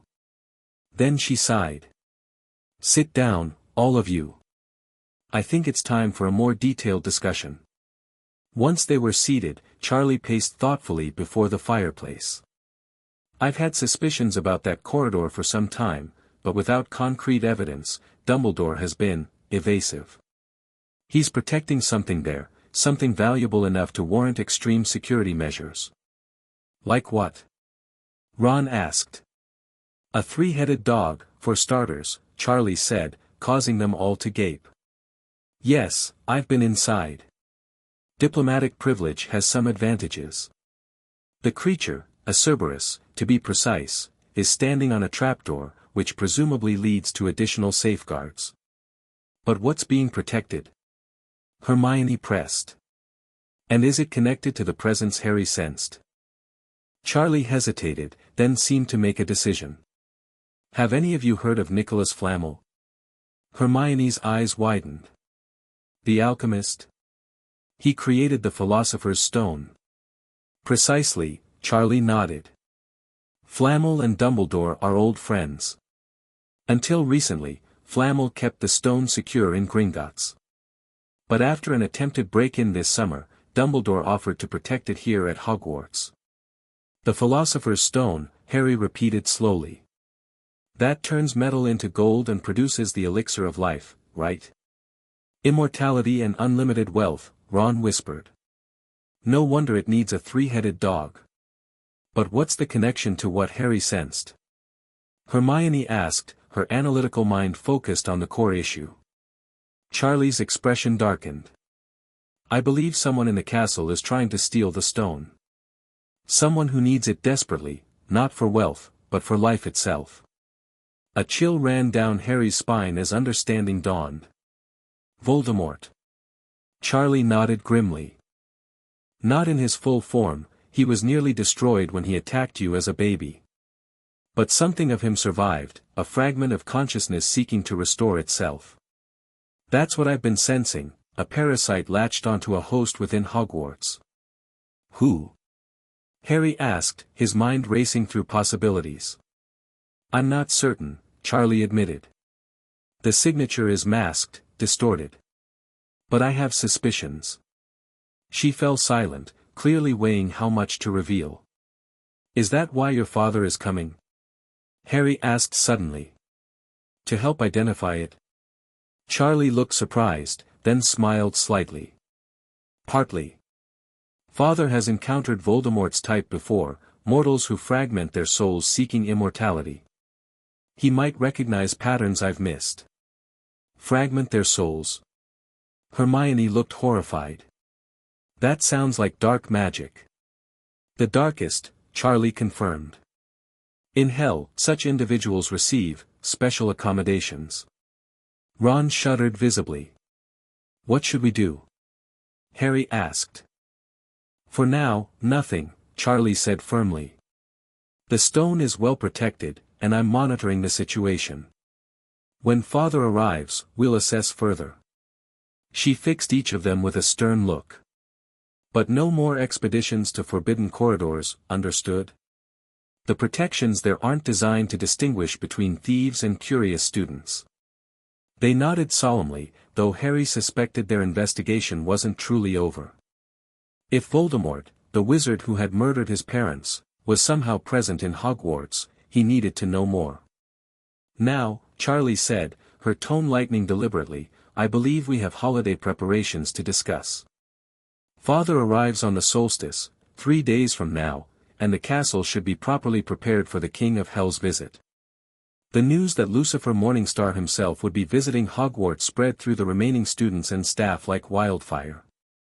Professor McGonagall could be seen directing armies of house elves in extra cleaning and security measures, while Professor Flitwick created elaborate decorative enchantments designed to impress, or possibly distract, their infernal visitor. Professor Dumbledore maintained his usual serene demeanor, though Harry noticed increased activity in the headmaster's tower, with various ministry officials coming and going with worried expressions. They're trying to establish diplomatic protocols, Charlie explained when Harry asked. No one's quite sure how to officially receive the devil, there's no precedent in wizarding history. The Minister for Magic is particularly concerned about proper etiquette. Your father will play with that, won't he? Harry said knowingly. Charlie smiled, her eyes twinkling with mischief. Undoubtedly. Father does so enjoy making self-important officials squirm. On the morning of the solstice, December 21st, Harry woke early with a mixture of excitement and nervousness. While he had grown comfortable with Lucifer over his years in hell, he was acutely aware of how the devil's presence might affect Hogwarts. Even Charlie, with her more approachable demeanor, had caused significant disruption initially. Will he tone it down a bit? Ron asked anxiously at breakfast, having heard numerous stories about Lucifer from Harry. You know, the whole King of Hell aspect. Probably not, Harry admitted. He believes in making an impression. Ron looked pale. My mum's going to kill me if I get mixed up with actual devil worship. She's already nervous about Charlie. Hermione rolled her eyes. It's not devil worship to meet an interdimensional entity, Ron. Besides, from what Harry's told us, Lucifer is more like a powerful magical being than the religious figure humans have mythologized. He does enjoy the mythology, though, Harry pointed out. Says it gives him brand recognition. Preparations for Lucifer's arrival were scheduled for sunset, the exact moment of the winter solstice. Charlie had explained that the thinning of dimensional barriers at this time would facilitate his transition to the human realm without disrupting Hogwarts' protective enchantments. As the afternoon waned, Harry made his way to Charlie's quarters to prepare. She had arranged for special attire for him, formal robes of deep emerald with subtle silver embroidery, designed to honor both his wizard heritage and his status as Lucifer's honorary grandson. Not too uncomfortable? Charlie asked as she adjusted his collar. She herself wore a stunning gown of deepest crimson that seemed to shift and move like liquid fire, her horns fully visible and adorned with delicate gold chains. It's fine, Harry assured her. Beats the formal armor he wanted me to wear for the solstice feast last year. Charlie laughed. Father does have a flair for the dramatic. Speaking of which, she handed him a small box. He sent this ahead for you. Inside lay a pin in the shape of a serpent with emerald eyes, an elegant accessory that somehow matched his robes perfectly. For luck, read the note in Lucifer's elegant, spiky handwriting. As the sun began to set, they made their way to the central courtyard where the reception would take place. Dumbledore waited there, resplendent in midnight blue robes embroidered with silver stars and moons that actually twinkled. Beside him stood Minister Fudge, looking distinctly uncomfortable in formal ministerial robes, his lime green bowler hat clutched in nervous hands. The remaining students had been permitted to observe from a safe distance, cordoned off behind a magical barrier. Harry spotted Ron and Hermione at the front of the group, Ron wide-eyed with anticipation, Hermione clutching a notebook as though planning to document the historic occasion. Mr. Potter, Dumbledore greeted him warmly. You look most distinguished this evening. Thank you, Professor, Harry replied politely. Everything is prepared, Charlie informed them, glancing at the sky where the first stars were becoming visible. Father will arrive precisely at sundown. Minister Fudge cleared his throat nervously. And, how exactly should I address his infernal majesty? Your majesty is sufficient, Charlie said. Though he responds to Lucifer from those he considers equals. Her smile suggested she didn't place Fudge in that category. As the last sliver of sun disappeared below the horizon, the temperature in the courtyard plummeted. Frost crystallized on the stone pathways, and the torches flickered, their flames turning from orange to an eerie blue. A wind rose from nowhere, carrying the scent of brimstone and something older, like ancient stone and starlight. In the center of the courtyard, the air began to ripple and tear. Unlike Charlie's more subtle portals, this rift blazed with crimson energy, sending shadows dancing across the walls. The gathered students gasped collectively as the tier widened to reveal a figure stepping through with casual elegance. Lucifer Morningstar had opted for a form that, while humanoid, made no attempt to disguise his true nature. Tall and imposingly regal, he appeared as a beautiful, almost angelic being with golden hair and features that seemed sculpted from marble. His eyes, however, glowed crimson, and subtle shadows shifted across his skin, occasionally revealing glimpses of something far more terrifying beneath the surface. He wore an immaculate white suit with a blood-red shirt, and a crown of black thorns materialized briefly above his head before dissolving into shadow. Father, Charlie stepped forward, bowing her head slightly. Welcome to Hogwarts. Lucifer's smile was dazzling and dangerous. Charlotte, my dear. Charming little castle you found. His gaze swept the courtyard, lingering on the awestruck, and in some cases, terrified, faces of students and staff. Such impressionable young minds. How delightful. His attention settled on Harry, and his smile softened almost imperceptibly. And here's my favorite honorary grandson. Come here, Harry. Harry approached and was enveloped in a brief, surprisingly warm embrace. Lucifer smelled of wood smoke and expensive cologne, with an underlying note of something ancient and powerful. You're wearing my gift, Lucifer noted, touching the serpent pin. Excellent. It suits you. Thank you for sending it, Harry replied. And for coming to visit.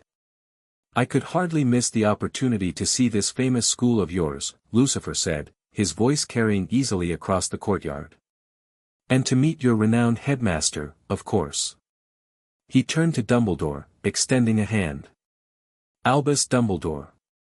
Your reputation extends far beyond this realm. Dumbledore, showing no sign of intimidation, shook the offered hand. As does yours, your majesty.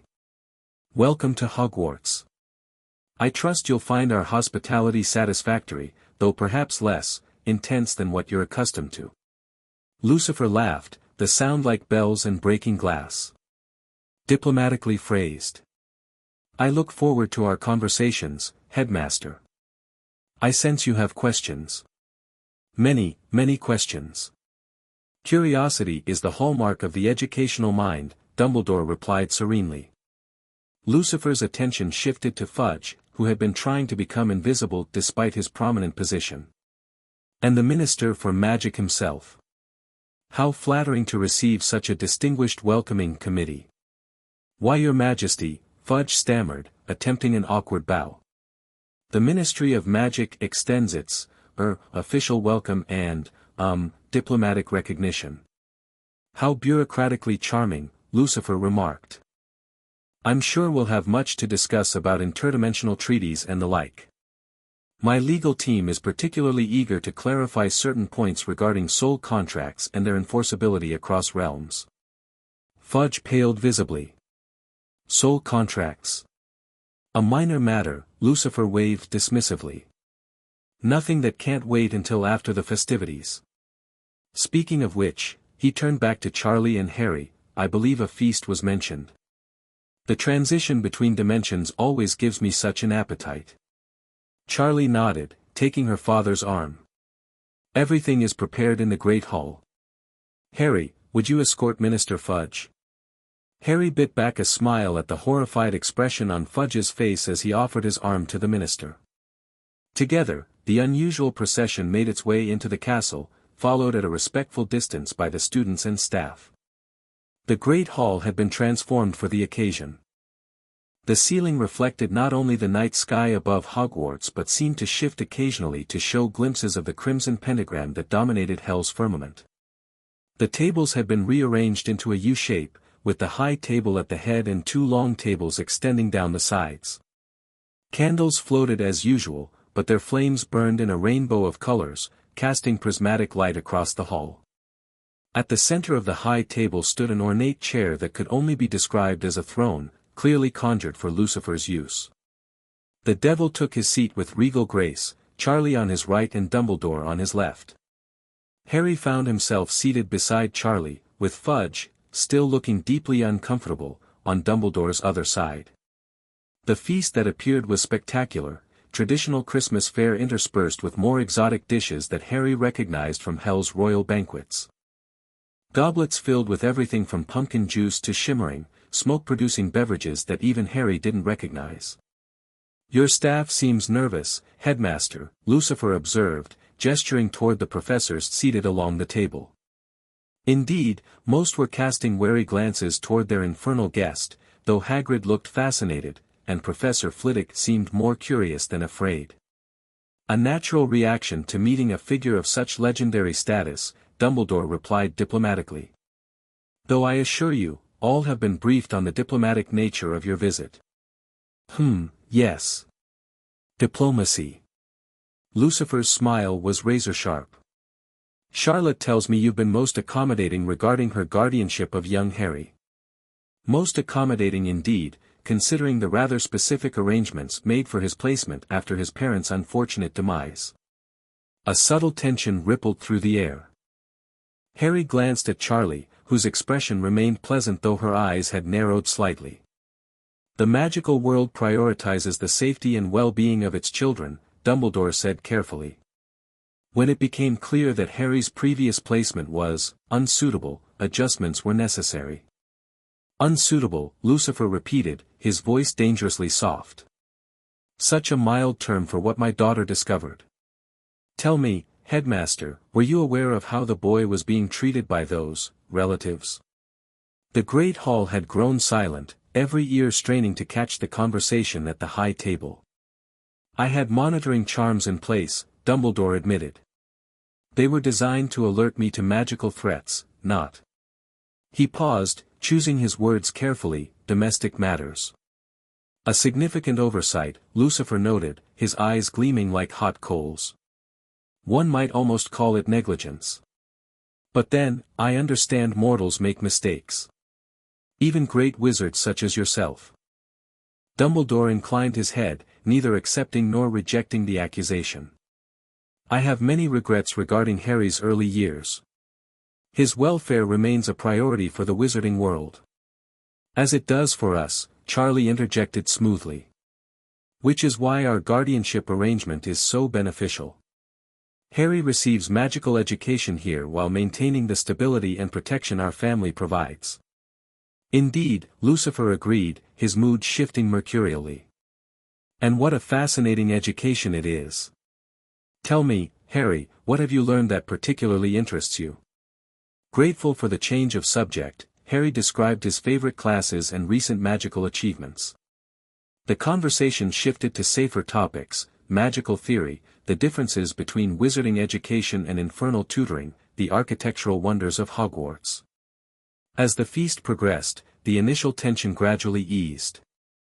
Lucifer proved a charismatic dinner companion, regaling those nearby with carefully edited tales from hell that managed to be entertaining without causing nightmares.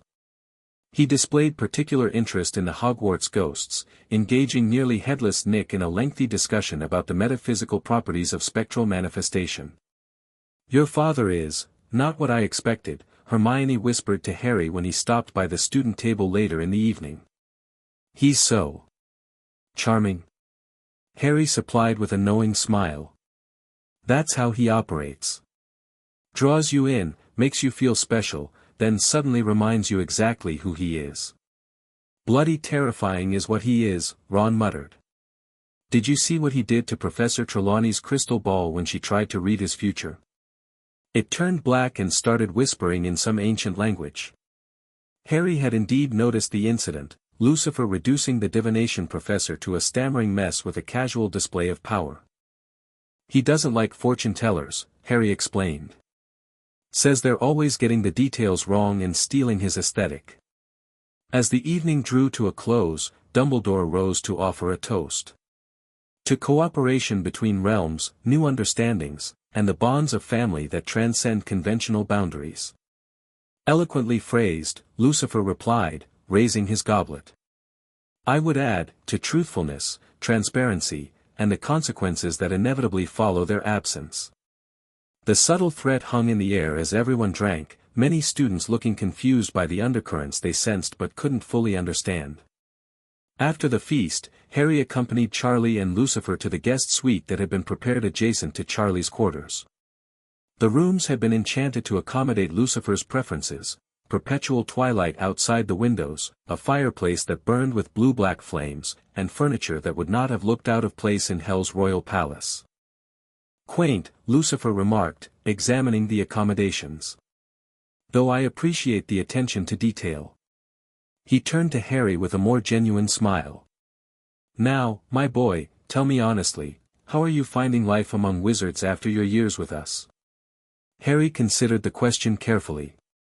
Different, but good. I've made friends. I'm learning a lot. And having Charlie here helps, makes it feel like I belong in both worlds. Excellent, Lucifer nodded approvingly. And have you been practicing the skills I taught you? The mind techniques? Yes, Harry confirmed. They've been useful, especially in potions when Snape tries to intimidate me. Severus Snape, Lucifer mused. A fascinating specimen of conflicted humanity. Such delicious inner torment. Charlie shot her father a warning look.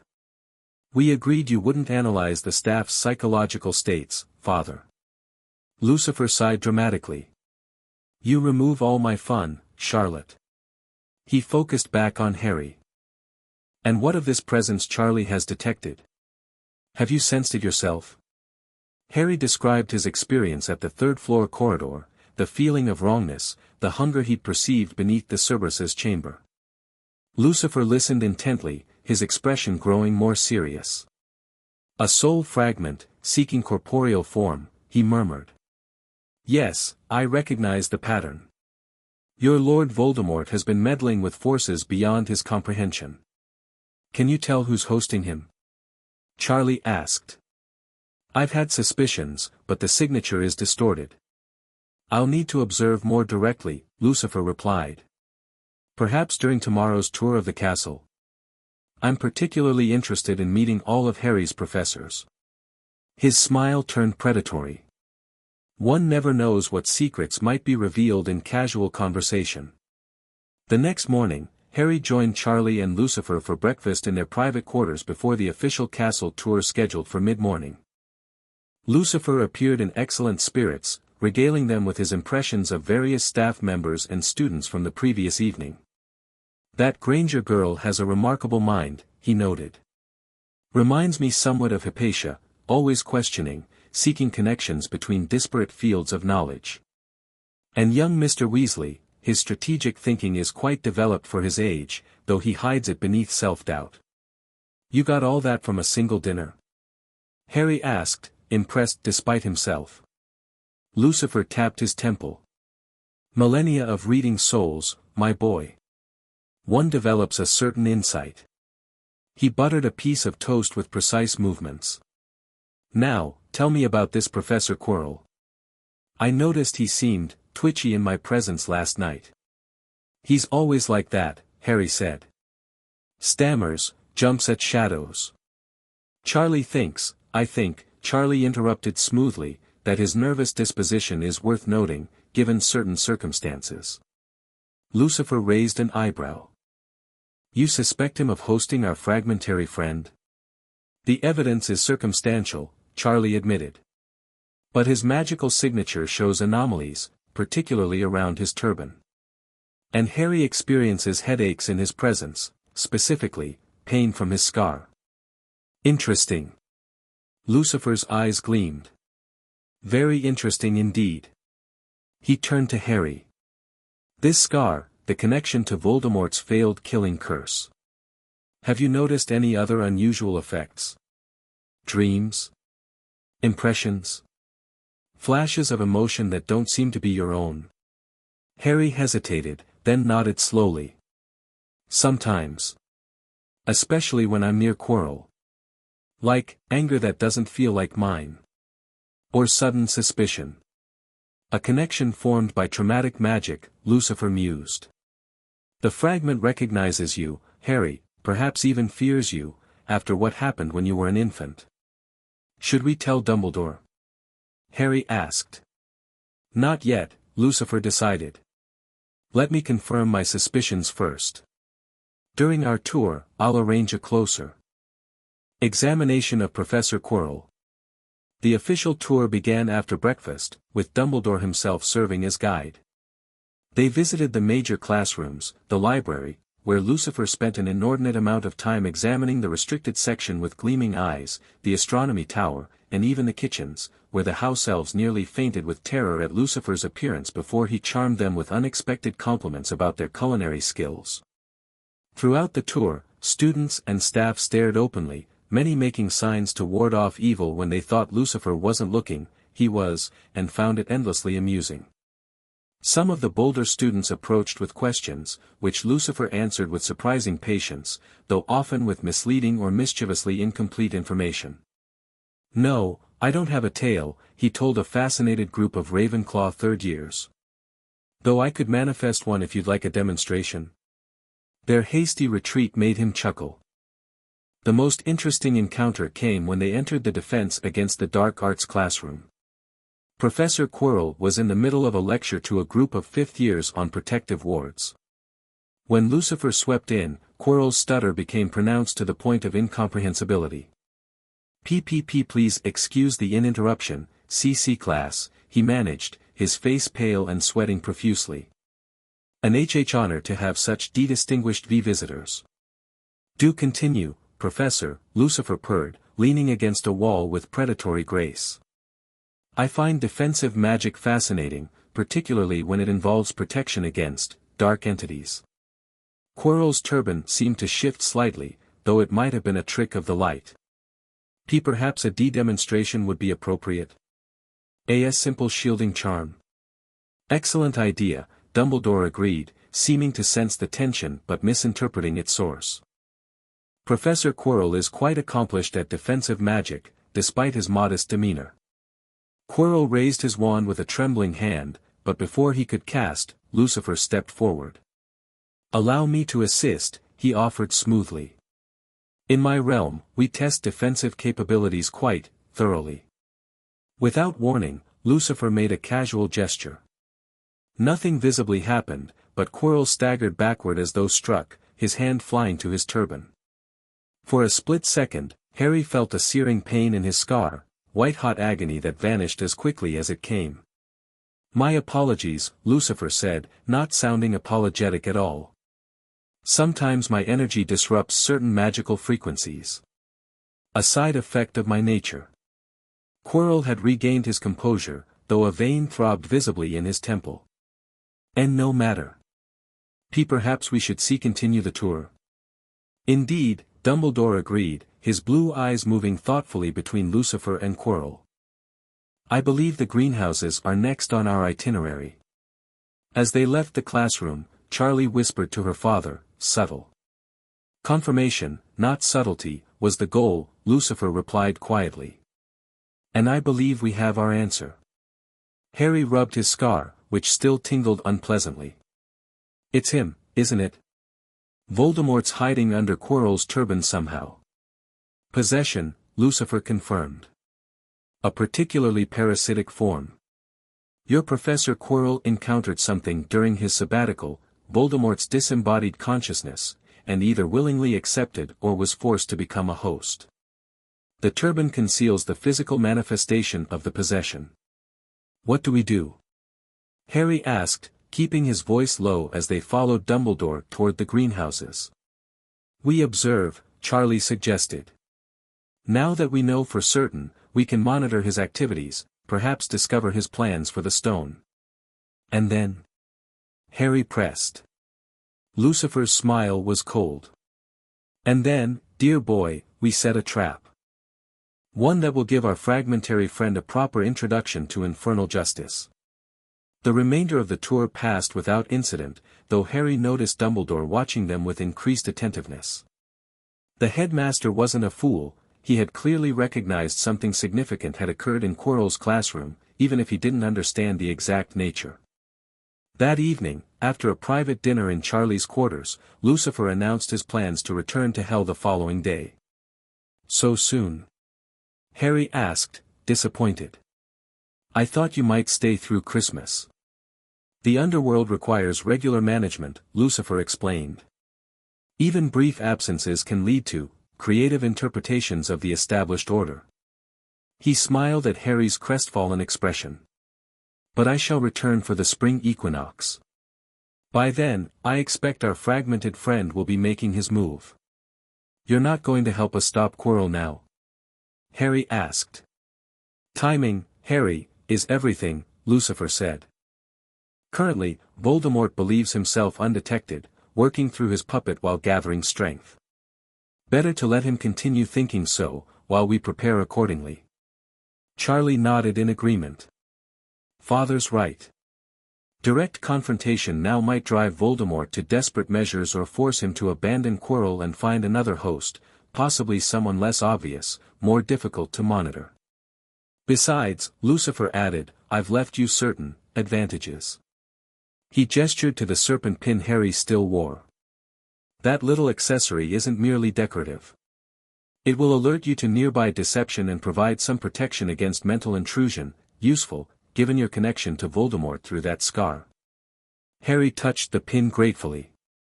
"Thank you. I'll be careful." "See that you are," Lucifer said, his tone suddenly serious. "You've become important to us, Harry Potter. Not as the boy who lived or any such nonsense title, but as family. The Morningstar clan protects its own." The simple declaration, delivered without Lucifer's usual theatrics, touched Harry deeply. After years in Hell, he sometimes forgot how unusual his adopted family was, not just their supernatural nature, but the genuine care they showed him, so different from the neglect he'd known with the Dursleys. "I know," he said softly. "And I'm grateful. For everything." Lucifer's departure the following morning was considerably less dramatic than his arrival, a private ceremony in Charlie's quarters, attended only by Harry, Charlie, and Dumbledore as official witness. The portal he created shimmered with dark energy, offering glimpses of the Pentagram City skyline beyond. "Until the equinox," Lucifer said, embracing Harry briefly. He turned to Charlie, kissing her cheek. "Keep our boy safe, Charlotte. And remember what we discussed about contingencies." "I will, Father," Charlie promised. To Dumbledore, Lucifer offered a formal handshake. "Headmaster. Our conversation has been illuminating. I trust you'll consider what I've said about certain staff arrangements."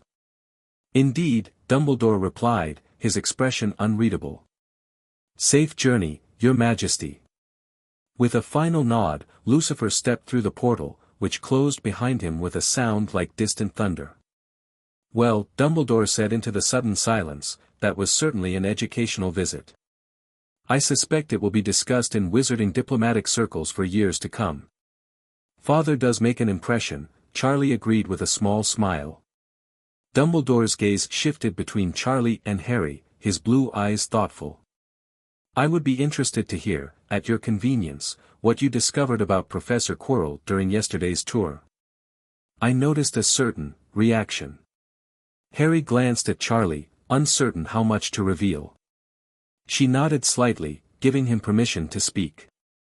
"We believe Professor Quirrell is being possessed," Harry said bluntly. "By Voldemort. He's after the Philosopher's Stone."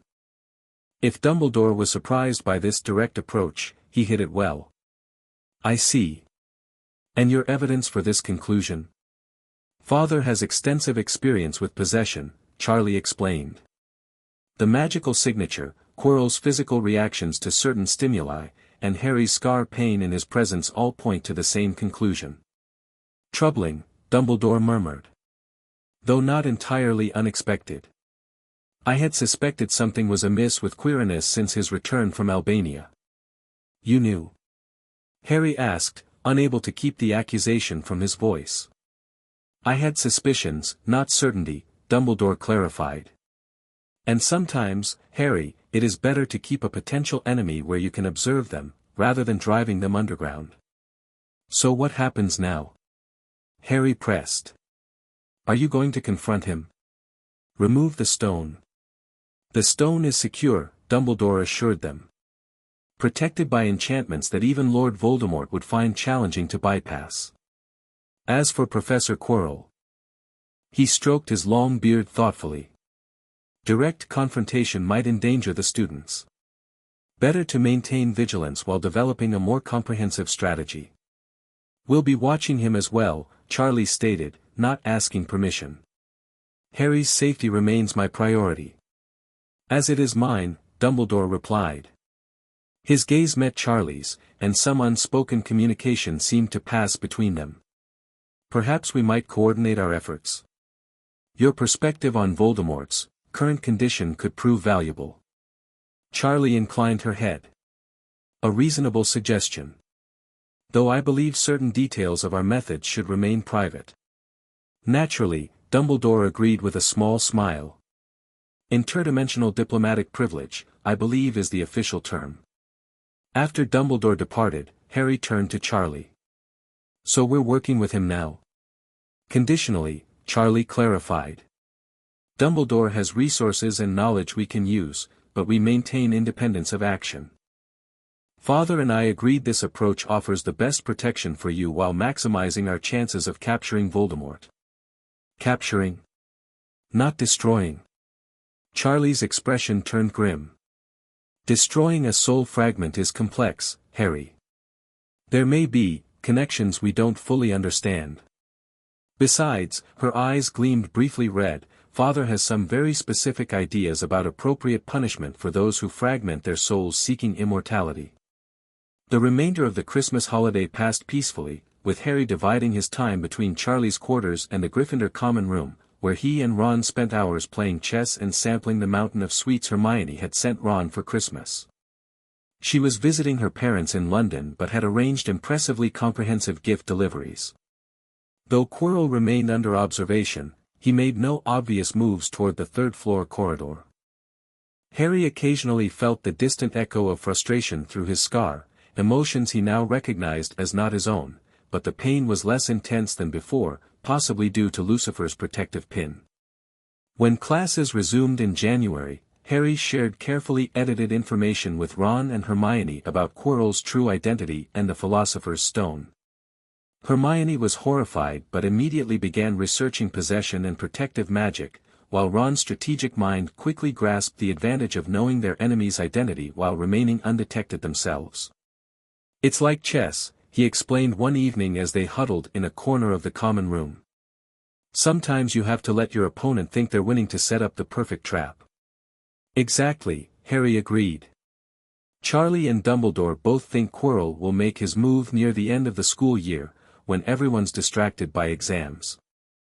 That gives us months to prepare, Hermione pointed out. We should learn as much as possible about the stone's protections. The winter months passed in a blur of classes, research, and subtle observation. Harry excelled academically, particularly in practical subjects, though Hermione maintained her position at the top of their year through sheer determination and comprehensive theoretical knowledge. Charlie continued her diplomatic work, dividing her time between Hogwarts and brief trips to Hell to manage her royal responsibilities. She and Harry maintained their weekly tea ritual, often joined by Ron and Hermione, who had grown increasingly comfortable with Charlie's otherworldly nature. As winter gave way to early spring, Harry noticed subtle changes in himself, increased sensitivity to magical energies, occasional flashes of intuition that bordered on precognition, and a growing ability to perform certain spells wandlessly when emotions ran high. Charlie attributed these developments to a combination of his natural magical growth and the lingering effects of his years in hell. Magic responds to belief and intent, she explained during one of their private sessions, where she helped him explore these developing abilities. Living in the underworld, surrounded by beings who manipulate reality through pure will, influenced how your magical core developed during crucial formative years. Is that bad? Harry asked, creating a small blue flame in his palm, a trick he'd mastered years ago but had avoided showing at Hogwarts. Not bad, just different, Charlie assured him. Your magic will always have certain, infernal qualities. But that's an advantage, Harry. It makes your magical signature unique, harder for conventional wizards to counter or comprehend. As March approached, bringing with it the promise of Lucifer's return at the equinox, Harry felt increasingly prepared for whatever confrontation awaited. Between Charlie's tutelage, his friend's support, and his own growing abilities, he faced the future with confidence. Whatever Voldemort planned, whatever form the coming conflict would take, Harry knew one thing with absolute certainty: he was no longer the helpless orphan locked in a cupboard under the stairs. He was Harry Potter, ward of the Princess of Hell, honorary grandson to the devil himself, and he would face his parents' murderer on his own terms. The trap was set. Now they only needed patience, and when the time came, they would be ready. Chapter 3, Air of Two Realms. Spring sunlight filtered through the high windows of the great hall as Harry absently traced the serpent pin on his collar. Around him, breakfast chatter flowed in anxious waves, punctuated by frightened whispers and furtive glances toward the Slytherin table. Another attack had occurred overnight, the third in 2 months, leaving Justin Finch-Fletchley petrified in a corridor near the library. It's getting worse, Hermione murmured, spreading marmalade on her toast with mechanical precision. The teachers can barely hide their concern anymore. Ron nodded grimly. Dad sent an owl this morning. The Board of Governors is meeting today to discuss closing the school if they can't identify what's causing the attacks. Or who, Seamus Finnegan interjected from further down the table, his gaze sliding meaningfully toward Harry. The accusation, though unspoken, hung in the air. Harry felt it like a physical weight, adding to the burden that had accumulated since the attacks began in late February. It had started with messages on the wall: the Chamber of Secrets has been opened. Enemies of the air beware, followed by the petrification of Mrs. Norris, Filch's cat. Then came Colin Creevey, a first-year Gryffindor who had been found frozen beside his camera, and now Justin. Each incident had intensified the whispers. Harry Potter, raised in hell. Harry Potter, who sometimes spoke to snakes without realizing it. Harry Potter, whose magic occasionally manifested in ways that made even the professors uneasy. Ignore them, Hermione advised, noticing Harry's tightening expression. They're scared and looking for someone to blame. I know, Harry replied, working to keep his voice neutral. But they're not entirely wrong to be suspicious, are they? I am different. The admission cost him. For months he tried to downplay the changes he'd noticed in himself, the heightened magical sensitivity, the occasional bursts of wandless magic, the way shadows sometimes seemed to bend toward him when his emotions ran high. Charlie had assured him these developments were natural, a product of his unique upbringing, but in the current climate of fear, they marked him as a target. Different doesn't mean dangerous, Ron countered loyally. Besides, you were with us when both Colin and Justin were attacked. You couldn't have done it. Harry appreciated the defense, but logic had little power against fear. He'd experienced enough of both to know which usually won. At the high table, the staff appeared equally tense.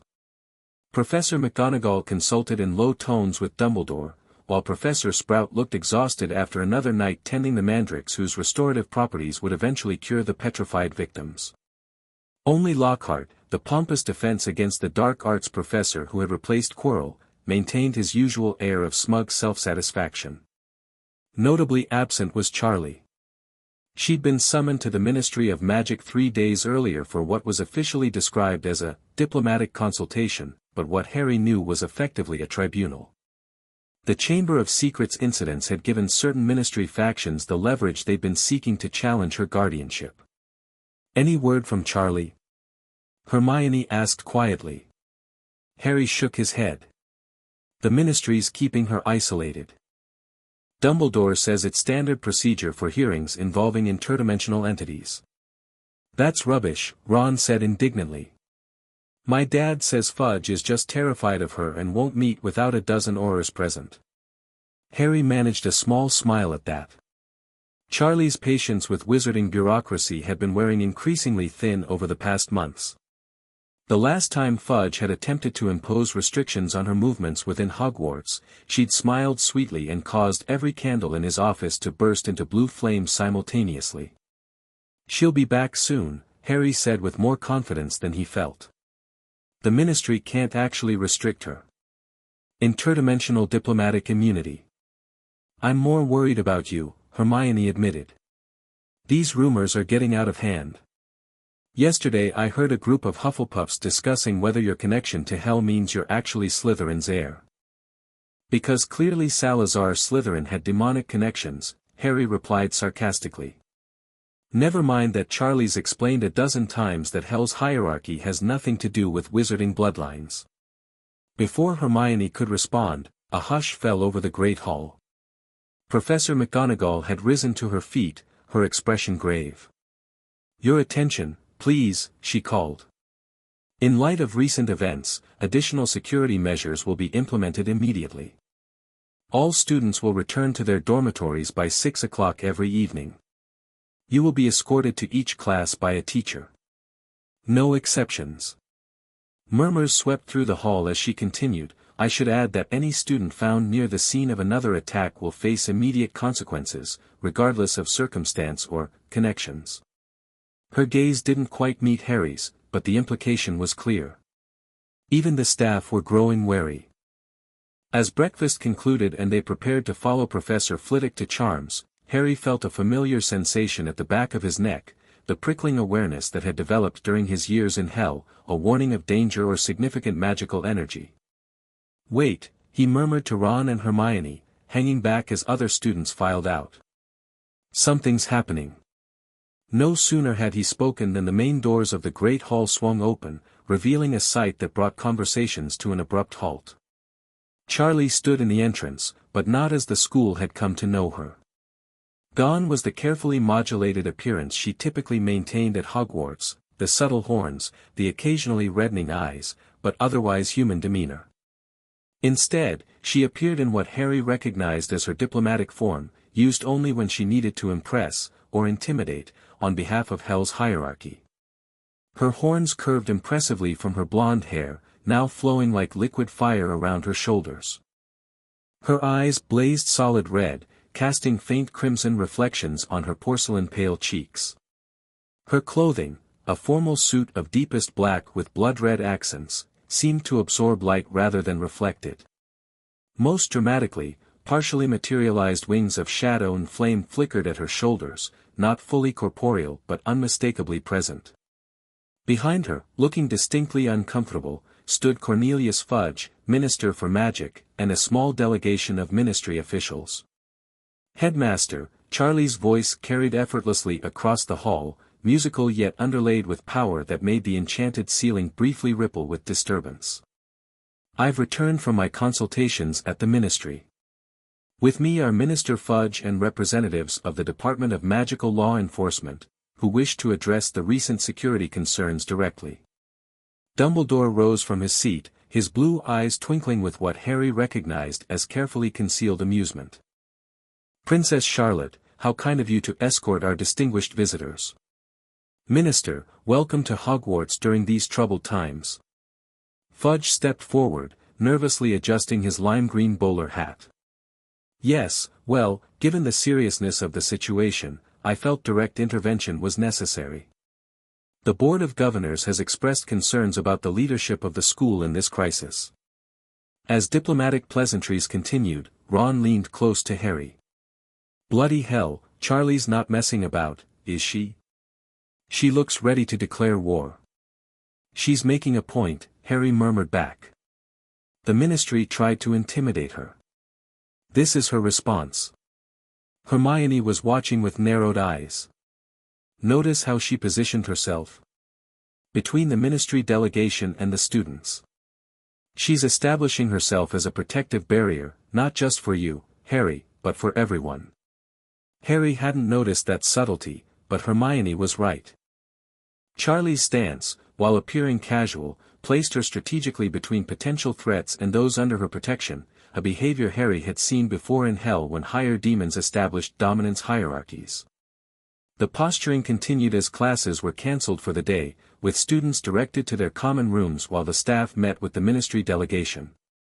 As Harry prepared to leave with his housemates, Charlie caught his eye across the hall and gave an almost imperceptible nod toward the entrance to Dumbledore's office. "I need to talk with Charlie," he told Ron and Hermione quietly. "Cover for me? Are you sure that's wise?" Hermione fretted. "With everything that's happening, I'll be with the Princess of Hell," Harry pointed out.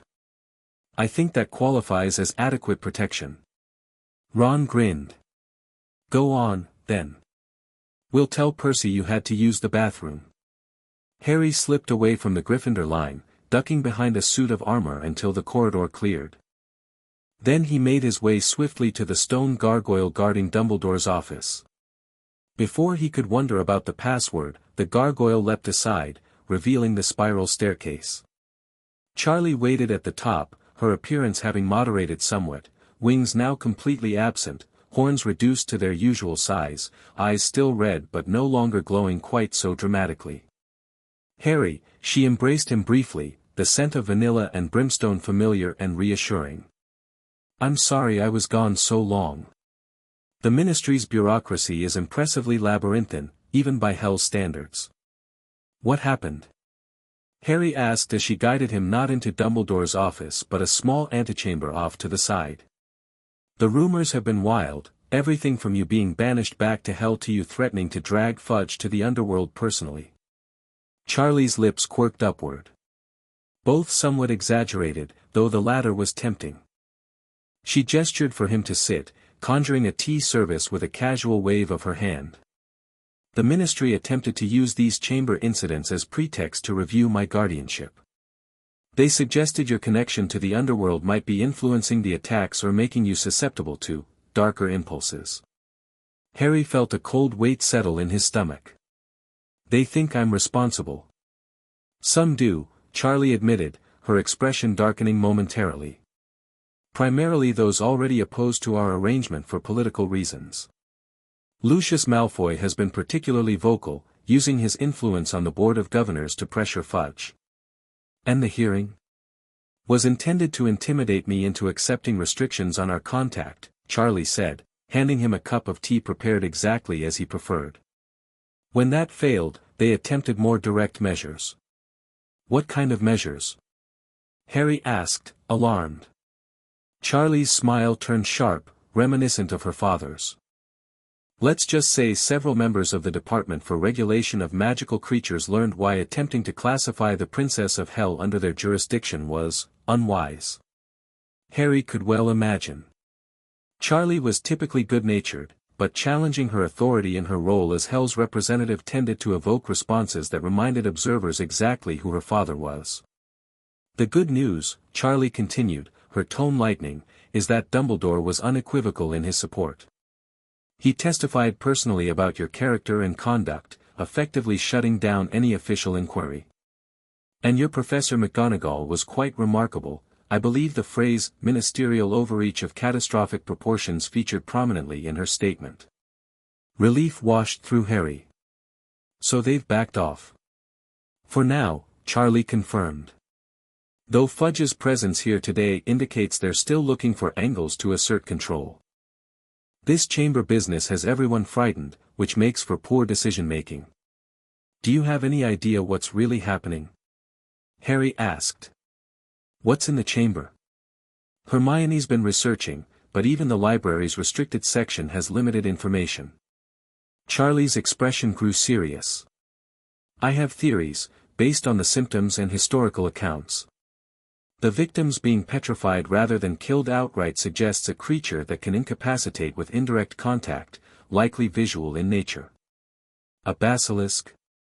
Harry suggested, recalling a passage from one of the magical creature texts Charlie had given him years ago in Hell. Their direct gaze kills, but reflection or indirect viewing causes petrification. Charlie nodded approvingly. Very good. Yes, a basilisk seems most probable. It would explain the petrifications, and as a serpent, it connects to Slytherin's known affinity. The question is who's controlling it, and how? And why now? After all these centuries? That, Charlie said grimly, is what troubles me most. Timing is rarely coincidental in matters of ancient magic. Something, or someone, has created conditions ripe for the chamber's opening. Harry thought of his second confrontation with Voldemort just months earlier, the parasitic presence attached to Quirrell that had sought the Philosopher's Stone. Though they had prevented the stone's theft, Voldemort's spirit had escaped during the confrontation, abandoning Quirrell to death. Could it be connected to Voldemort? He asked quietly. It's possible, Charlie acknowledged. Though I've detected no trace of his particular magical signature in the castle since Quirrell's death. This feels different. Almost as though, she broke off suddenly, her head tilting as though listening to something beyond human perception. Her eyes narrowed, shifting fully red. Harry, she said carefully, have you noticed anything unusual lately? Not just the attacks, but perhaps objects behaving strangely, gaps in your memory, voices others can't hear. The question caught him off guard. I've heard something, actually. A voice in the walls before each attack, whispering about killing, hunting. I thought I was imagining it, or that it might be related to. He gestured vaguely to his scar, the connection to Voldemort that occasionally manifested in strange sensations. Charlie's expression tightened. Why didn't you mention this? I didn't want to give anyone more reason to think I was involved, Harry admitted. Especially since Ron and Hermione couldn't hear it. Because it's speaking Parseltongue, Charlie concluded. The language of serpents, a rare ability, but one you possess, likely transferred inadvertently from Voldemort when he attacked you as an infant. Harry felt cold realization wash over him. So I've been hearing the basilisk moving through the castle. Through the pipes, maybe? Most likely, Charlie agreed. The Hogwarts plumbing system would provide perfect concealment and mobility for a creature of that size. But Harry, this is important, hearing the basilisk doesn't implicate you. In fact, it might be our best chance of stopping these attacks. The tension in Harry's shoulders eased slightly. So what do we do? Tell Dumbledore. Yes, though carefully. The political situation remains delicate. Charlie's expression grew thoughtful. We need more information first, particularly about how the chamber is being accessed and by whom. I could try to follow the voice next time I hear it, Harry suggested. Absolutely not, Charlie countered firmly. A basilisk's gaze is fatal, Harry. Even with your unique constitution, I'm not willing to risk that. Harry wanted to argue but recognized the protective instinct driving her response. Then what's our next step? Research and surveillance, Charlie decided. Between Hermione's academic approach and your Parseltongue ability, we may be able to narrow down the chamber's location. Meanwhile, I'll speak with Dumbledore about enhancing the castle's protective wards. She rose, gesturing for Harry to follow. For now, you should return to your common room before your absence is noted. And Harry, her expression softened, try not to worry too much about the rumors. Fear makes people irrational, but it passes. Trust in those who know you. As Harry prepared to leave, Charlie added, oh, and Father sends his regards. The equinox approaches, but given current circumstances, he's delayed his visit. He suggests you keep his gift close, the serpent pin may prove more useful than anticipated. Harry touched the pin at his collar, feeling its reassuring warmth. Tell him I'm grateful. And Charlie. He hesitated, then pressed on, "Be careful. I don't think the ministry is the only threat we need to worry about." Charlie's smile was genuine but tinged with something darker. "My dear Harry, I've navigated hell's politics for centuries. The wizarding world, for all its complications, is rather straightforward by comparison." Yet as Harry made his way back to Gryffindor Tower, he couldn't shake the feeling that they were missing something critical, a player in the shadows whose game was only beginning to reveal itself. 3 days later, the tentative calm shattered with the discovery of a new message on the wall: "Her skeleton will lie in the chamber forever." Beneath it, written in what appeared to be blood, was a name: Ginny Weasley. The school erupted into chaos. Ron collapsed when he saw the message, held upright only by Harry and Hermione's support. Teachers dispersed to search the castle, though the grim resignation in their expression suggested they held little hope. The Weasleys gathered in Dumbledore's office, Arthur and Molly having arrived by emergency flu connection within the hour. Harry paced the Gryffindor common room, frustration and determination warring within him. Hermione sat surrounded by books, frantically cross-referencing passages about the Chamber of Secrets, basilisks, and Hogwarts architectural history. "There has to be an entrance," she muttered, more to herself than to Harry. "Somewhere Slytherin could access but others wouldn't think to look. It would need to be connected to the plumbing," Harry added, thinking of the voice he'd heard in the walls. "Somewhere with water access." Hermione's head snapped up, her eyes widening. "Water. Harry, what about Moaning Myrtle's bathroom? It's always flooded, no one goes there willingly, and," she flipped rapidly through a dusty tome, "according to Hogwarts, a history, it's situated directly above some of the oldest sections of the castle's foundation." "It's worth checking," Harry agreed, already moving toward the portrait hole. "Wait." Hermione grabbed his arm. "We can't just go charging in. If there really is a basilisk, I'm not suggesting we fight it," Harry assured her. "But we need to locate the entrance to have any chance of helping Ginny. We'll tell the professors what we find." Hermione looked unconvinced. "We should tell them our theory first. They're scattered all over the castle," Harry countered. "By the time we find someone who'll listen, it could be too late for Ginny." After a moment's hesitation, Hermione nodded. "Fine, but we're being careful. No unnecessary risks." They slipped out of the common room, taking advantage of the general confusion to make their way to the second-floor girls' bathroom. Inside, puddles of water reflected the dim lighting, and the faint sound of sobbing echoed from one of the stalls. "Myrtle?" Hermione called. "We'd like to ask you something." The ghost of a young girl with thick glasses and a perpetually miserable expression drifted through the stall door. "What? Come to throw something at me?" "No," Harry said quickly. "We wanted to ask if you've noticed anything strange lately.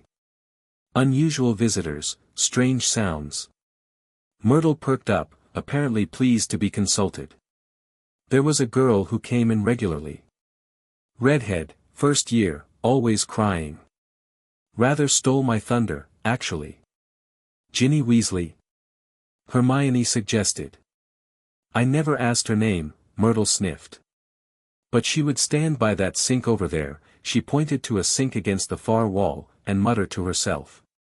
"Sometimes in a language I couldn't understand, all hissy and strange." Harry and Hermione exchanged significant looks. "When did you last see her?" Harry asked. "Earlier today. But she was different, walked like someone else, eyes all vacant. And she had a book she kept stroking like a pet." Harry approached the sink Myrtle had indicated, examining it carefully. Nothing seemed unusual until he noticed a tiny snake etched into one of the copper taps. "Hermione," he called, pointing to the engraving. "Look at this." She joined him, eyes widening. "That's not on the other sinks. It must be the entrance. But how do we open it?" Harry wondered aloud. Then, remembering what Charlie had told him about Parseltongue, he focused on the snake carving and imagined it was real. "Open," he commanded. Nothing happened, except that the word came out as normal English. Try again, Hermione urged. But, think more snake-like. Harry concentrated harder, imagining the snake moving, alive. This time, a strange hissing sound emerged from his throat. Immediately, the sink began to move, sinking right out of sight to reveal a large pipe wide enough for a person to slide into. You did it. Hermione gasped. That was Parseltongue. Harry stared at the dark opening. We need to tell a professor now. Tell me what, precisely, came a familiar voice from the bathroom entrance. They turned to find Charlie standing in the doorway, her expression a mixture of concern and exasperation. Behind her hovered moaning Myrtle, looking smug. I fetched her, the ghost announced. When I saw what you were doing. I may be dead, but I'm not stupid. Charlie, Harry began, relief flooding through him. We found the entrance to the chamber. Ginny Weasley's been taken inside, and we think there's a basilisk. I'm aware. Charlie cut him off, approaching to examine the revealed pipe. Dumbledore pieced together similar conclusions after your conversation with me. The staff are searching for possible entrances. She glanced at Myrtle. Though it seems you two have succeeded where they failed. We have to help Ginny, Hermione insisted. Ron's sister, she's only a first year. Charlie's expression softened slightly. I understand your concern, but this situation requires careful handling. A basilisk is not an opponent to face unprepared. But there's no time, Harry argued. The message said her skeleton will lie in the chamber forever. We can't wait for the professors to organize when we know where the entrance is now. Something flickered across Charlie's face, a brief internal struggle between her protective instincts and her respect for Harry's determination. Finally, she nodded. Very well. I'll investigate the chamber, but you two will. I'm coming with you, Harry interrupted firmly.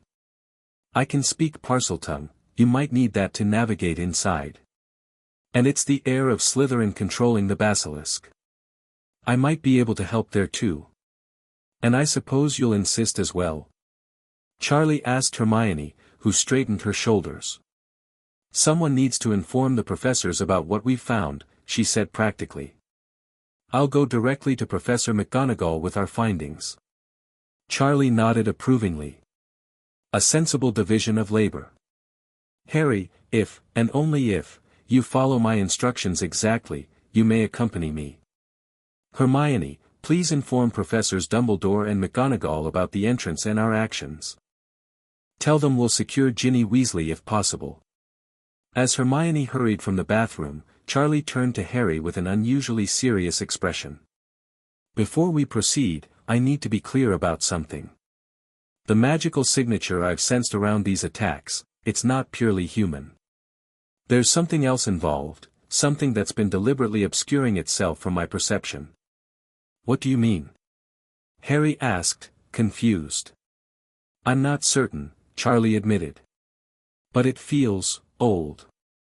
Older than conventional wizarding magic.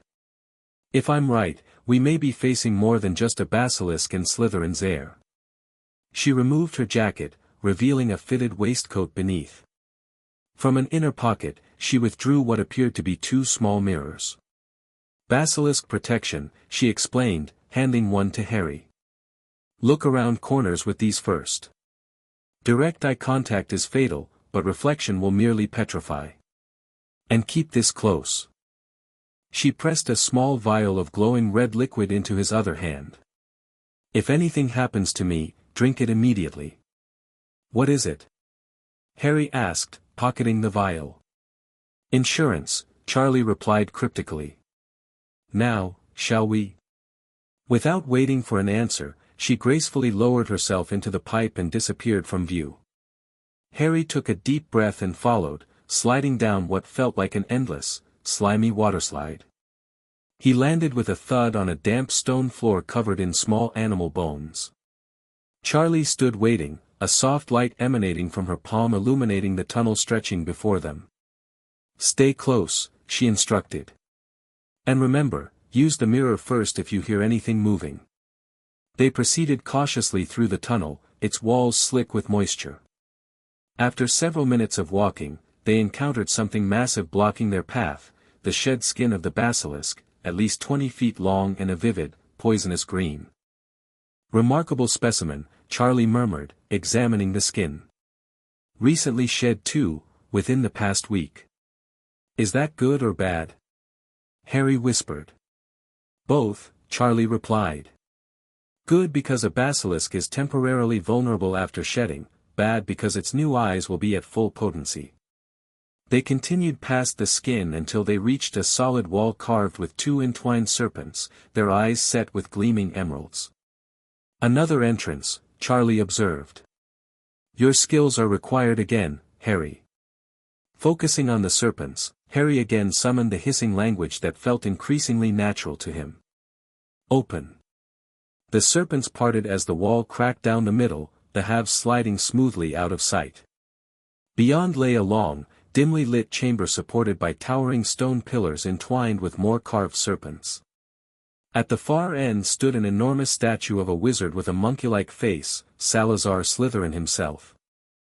And at the base of the statue lay a small figure with flaming red hair, deathly still. "Ginny," Harry breathed, starting forward. Charlie caught his arm. "Carefully," she cautioned. "The basilisk could be anywhere." They advanced together, footsteps echoing in the cavernous space. As they approached Ginny's motionless form, Harry saw another figure standing nearby, a tall, handsome boy of about 16, watching them with a curious expression. He appeared slightly blurred around the edges, as though viewed through a heat haze. "Tom Riddle," the boy introduced himself, his voice eerily calm. "How interesting. I wasn't expecting visitors so soon." Charlie's posture shifted subtly, her eyes narrowing as they flashed red. "You're not a student," she stated rather than asked. "Or rather, you haven't been for quite some time." Riddle's attention fixed on Charlie, his expression calculating. "And you're not human. How fascinating. Hogwarts has certainly become more diverse since my time." Harry knelt beside Ginny, checking for signs of life. Her skin was cold, but he could detect a faint pulse. "What did you do to her?" he demanded, looking up at Riddle. "She's still alive," Riddle said dismissively. "But only just. You see, little Ginny has been pouring her soul into my diary for months now, sharing her fears, her ambitions, her deepest secrets. And I've been giving a little of myself back, enough to start using her to open the chamber and set my basilisk on those filthy mudbloods." "A soul fragment," Charlie said softly, her eyes locked on Riddle. "A memory preserved and empowered through dark magic. I recognize the pattern now." Riddle's eyes widened slightly. "You do you? Most interesting. And who might you be, creature?" "Princess Charlotte Morningstar," Charlie replied, her voice taking on the formal resonance Harry recognized from diplomatic situations. "Heir to the throne of hell. And you are Tom Marvolo Riddle, also known as Lord Voldemort." Harry's head snapped up in shock. "What?" Riddle laughed, a high, cold sound that echoed unnaturally in the chamber. "Very good. Few make that connection so quickly." He turned to Harry. "And you must be Harry Potter. The boy who somehow defeated my future self. Ginny told me all about you, of course.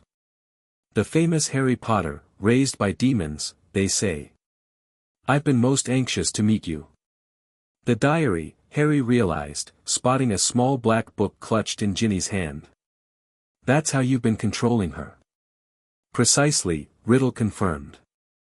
"A memory preserved in a diary for 50 years, until Ginny began writing in it. It was rather amusing, really, watching her pour out her heart to me while I fed on her life force. But enough about dear Ginny. I have questions for you, Harry Potter. How is it that you, a mere infant, defeated the greatest wizard of all time? How did you escape with nothing but a scar, while Lord Voldemort's powers were destroyed?" "It doesn't matter," Harry said, rising to his feet. "You're still just a memory. And we're taking Ginny out of here. Riddle's smile turned cruel. I'm afraid I can't allow that. You see, as poor Ginny grows weaker, I grow stronger. Soon, I'll be fully corporeal, and Lord Voldemort will return. But you've intrigued me with your unusual guardian. Tell me, he addressed Charlie directly, how does a prince of hell come to protect the boy who lived? Princess, Charlie corrected mildly. And I make my own choices regarding who deserves protection. Choices, Riddle repeated thoughtfully. Yes, choices define us, don't they? For instance, I chose to pursue immortality through methods even your kind might find excessive. Charlie's expression hardened. There are rules, even in hell, about fragmenting souls.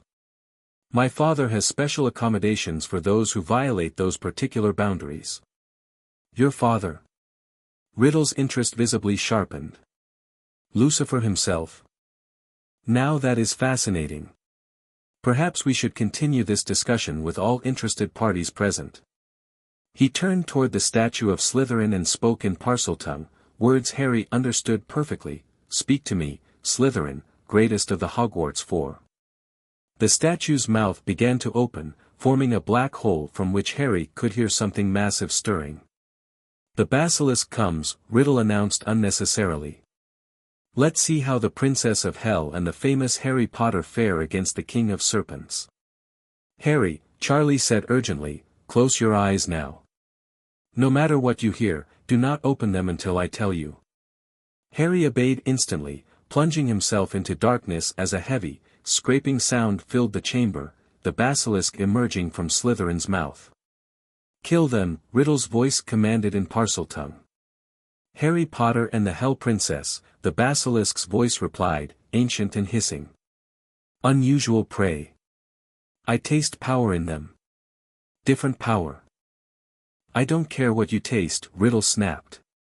Kill them both. Through his closed eyelids, Harry sensed a sudden flare of intense light and heat. Charlie's voice, when she spoke, had transformed, deeper, resonant, layered with power that made the very air vibrate. I am Charlotte Morningstar, daughter of the Morning Star, Princess of Hell and protector of Harry Potter. Face me if you dare, Serpent of Slytherin. Harry heard the basilisk hiss in what sounded like surprise and confusion. Curiosity overcoming caution, he cracked one eye open the smallest fraction, and froze in astonishment. Charlie had undergone a complete transformation. Her human appearance had given way to her true infernal form, towering at least 8 feet tall, skin glowing like polished alabaster, eyes blazing solid crimson. Massive wings of shadow and flame spread from her shoulders, spanning nearly 20 feet across the chamber. Her horns had grown to impressive proportions, curving elegantly from her forehead, and her hair flowed around her like living fire.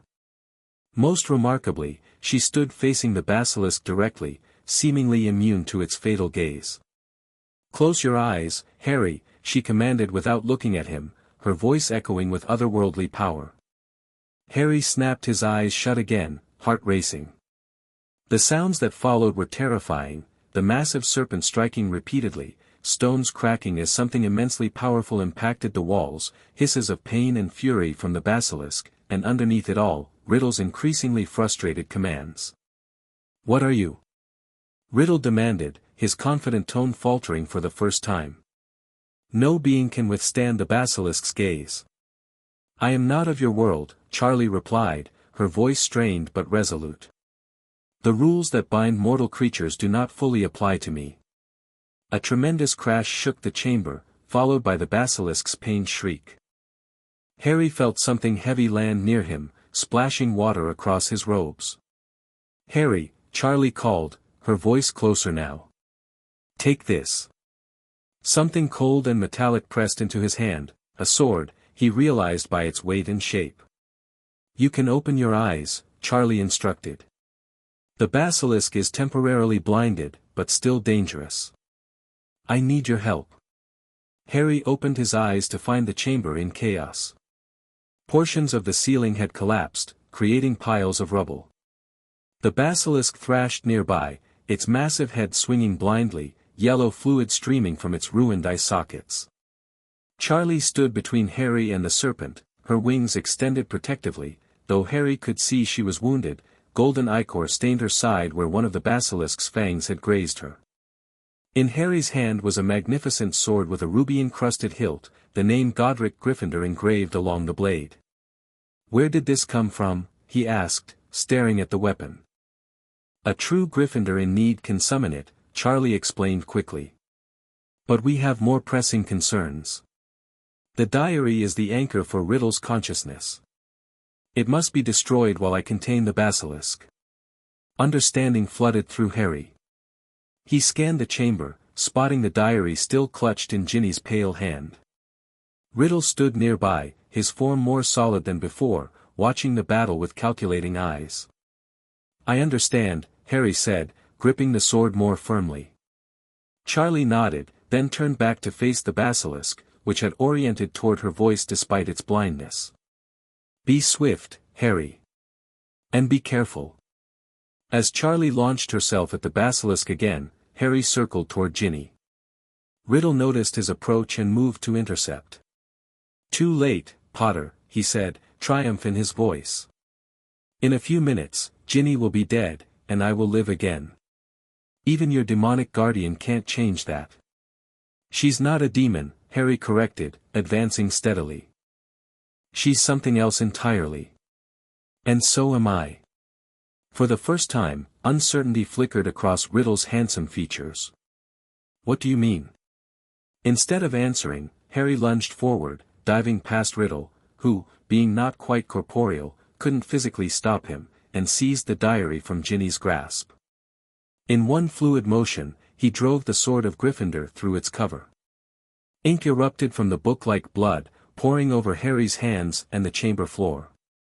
A terrible screaming filled the air as Riddle contorted, light bursting from his form as he disintegrated.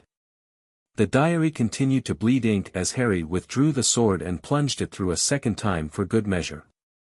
Behind him, the basilisk gave one final, agonized hiss before collapsing with a ground-shaking impact. Harry turned to see Charlie standing over the fallen serpent, her wings spread in victory, golden ichor still seeping from her wounds. "Well done, Harry," she said, her voice returning gradually to its normal tones as her form began to shrink and shift back toward human appearance. "That was precisely executed." A small gasp drew their attention to Ginny, who was stirring weakly, color returning to her cheeks as Riddle's drain on her life force ceased. Where am I?" she murmured, blinking in confusion. Then her gaze fixed on Charlie's still partially transformed state, and her eyes widened in terror. "Oh. It's okay, Ginny," Harry assured her, kneeling beside her.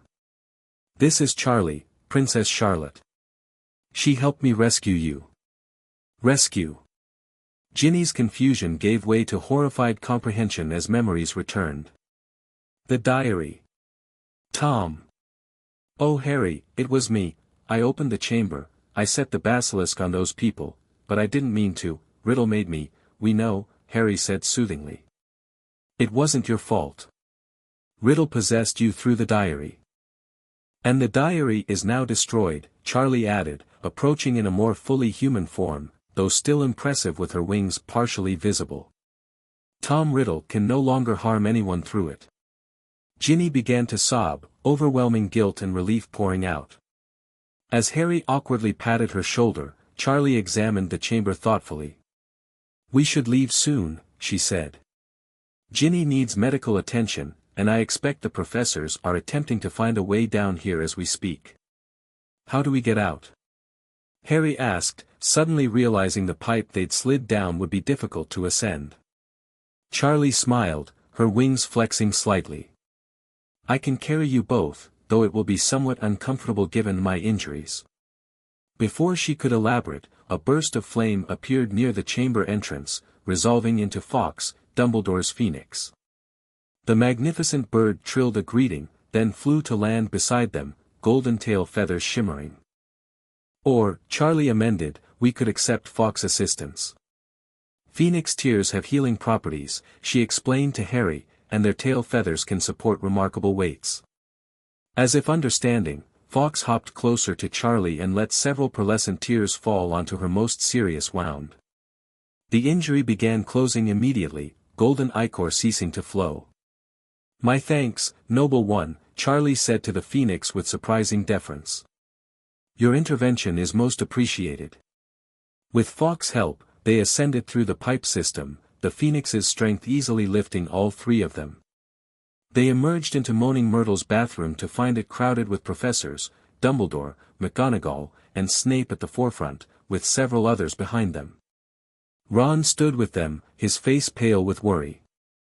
"Ginny," he cried, rushing forward as they appeared. "You're alive."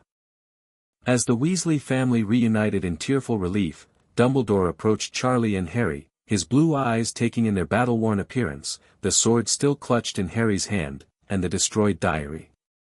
"I see you have been successful," he said quietly. "Though at some risk, it appears." "Calculated risk," Charlie replied. "The situation required immediate action." "Indeed." Dumbledore's gaze moved to the sword. "The sword of Gryffindor. It comes only to a true Gryffindor in a moment of great need." Harry looked down at the weapon, still stained with ink and basilisk blood. "It appeared when Charlie told me I needed to destroy the diary."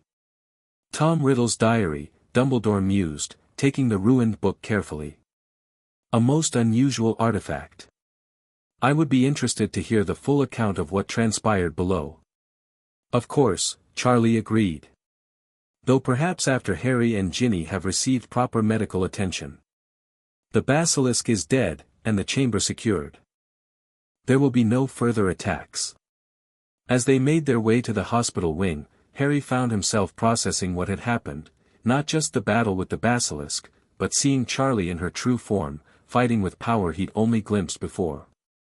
Though he'd lived in hell for years, he had never fully appreciated the supernatural might his guardian commanded until that moment. And something else nagged at him, Riddle's interest in Charlie, in their connection. Even as a memory, Voldemort had recognized something significant in their relationship, something that seemed to both intrigue and concern him. Later, after Madame Pomfrey had fussed over him and pronounced him remarkably unharmed considering his adventure, Harry found Charlie waiting by his hospital bed. She had fully resumed her human appearance, though weariness lingered in her eyes. "How are you feeling?" she asked gently. "Fine, physically," Harry replied. "But I can't stop thinking about what happened." "About Riddle?" "Voldemort." Charlie nodded understanding. "He recognized me, or rather, recognized what I am." "That's significant." "What does it mean?" "It means," Charlie said carefully, "that Voldemort has encountered beings from my realm before. His interest suggests he may have drawn on infernal knowledge for his experiments in immortality." Harry absorbed this troubling possibility.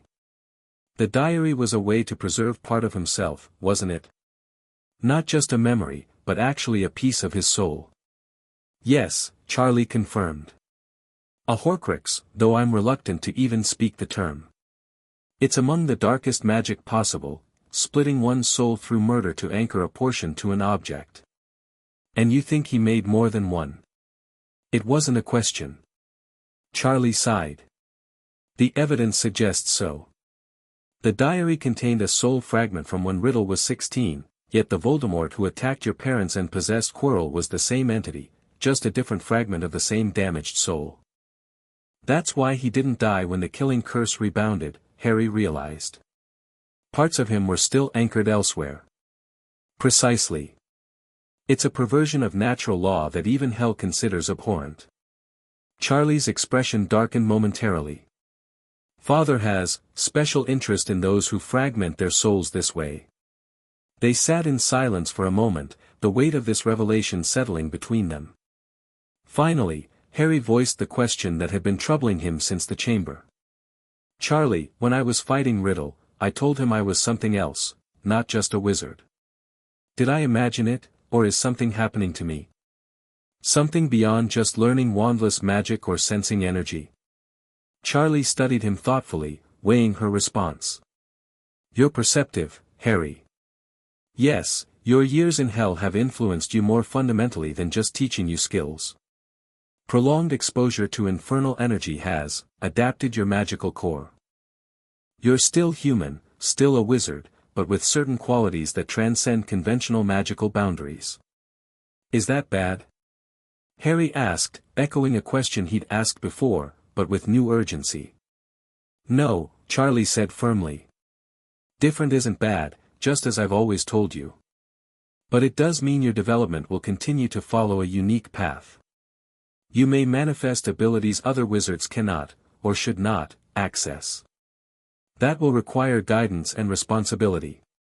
Like Parseltongue. Or sensing magical signatures. Among others, Charlie confirmed.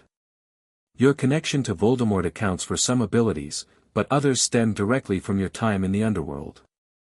Harry thought of the blue flames he could summon, his occasional ability to influence shadows, the way certain creatures responded differently to him than to other wizards. Not demon powers, exactly, but something hybrid, uniquely his. Will I keep changing? He asked. That depends, Charlie said. Your core magical nature was still forming when you came to hell, more malleable than an adult's would be. The adaptations have largely stabilized now, but exposure to significant magical events could trigger further evolution. She took his hand, her expression earnest. What matters, Harry, is not what abilities you develop, but how you choose to use them. Power without compassion becomes tyranny. Power guided by love and principle becomes protection for those who need it. You've always had a protector's heart, that's what drew me to you in the first place. The simplicity and truth of that statement comforted Harry. Whatever he was becoming, whatever unique path his magic followed, the core of who he was remained unchanged, the boy who had chosen Charlie's hand in that cupboard under the stairs, choosing hope over fear. Thank you, he said quietly. For everything. For saving me then, and for standing with me now. Always, Charlie promised. Across realms and beyond time. That's what family means. As night fell over Hogwarts, healing began. In the hospital wing, those petrified by the basilisk received the restorative draft from the recently matured mandrakes. Throughout the castle, tension eased as news spread that the chamber had been sealed and its monster defeated. Yet elsewhere, forces stirred. In the Ministry of Magic, Lucius Malfoy fumed over the failed plot with Riddle's diary, a scheme intended to discredit Arthur Weasley that had instead exposed Malfoy's own dark connections. In Albania, the primary soul fragment of Voldemort absorbed the knowledge gained by its diary counterpart, particularly the intriguing revelation about Harry Potter's infernal guardian and his evolving abilities. And far beyond the veil separating dimensions, something ancient took notice of the unusual events at Hogwarts, something that considered the bond between a human child and a princess of hell a dangerous aberration in the cosmic order. The Chamber of Secrets had been closed, but new dangers were only beginning to emerge. Harry Potter, heir to two realms, stood at the convergence of forces beyond even his guardian's full comprehension, wizard and infernal protege, marked by darkness yet choosing light, his unique path just beginning to unfold.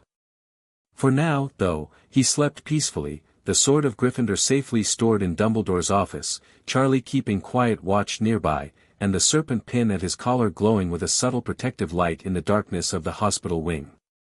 Chapter 4, Divine Intervention. Lightning split the sky above Azkaban prison, briefly illuminating the gaunt face of a man staring through iron bars at the churning North Sea.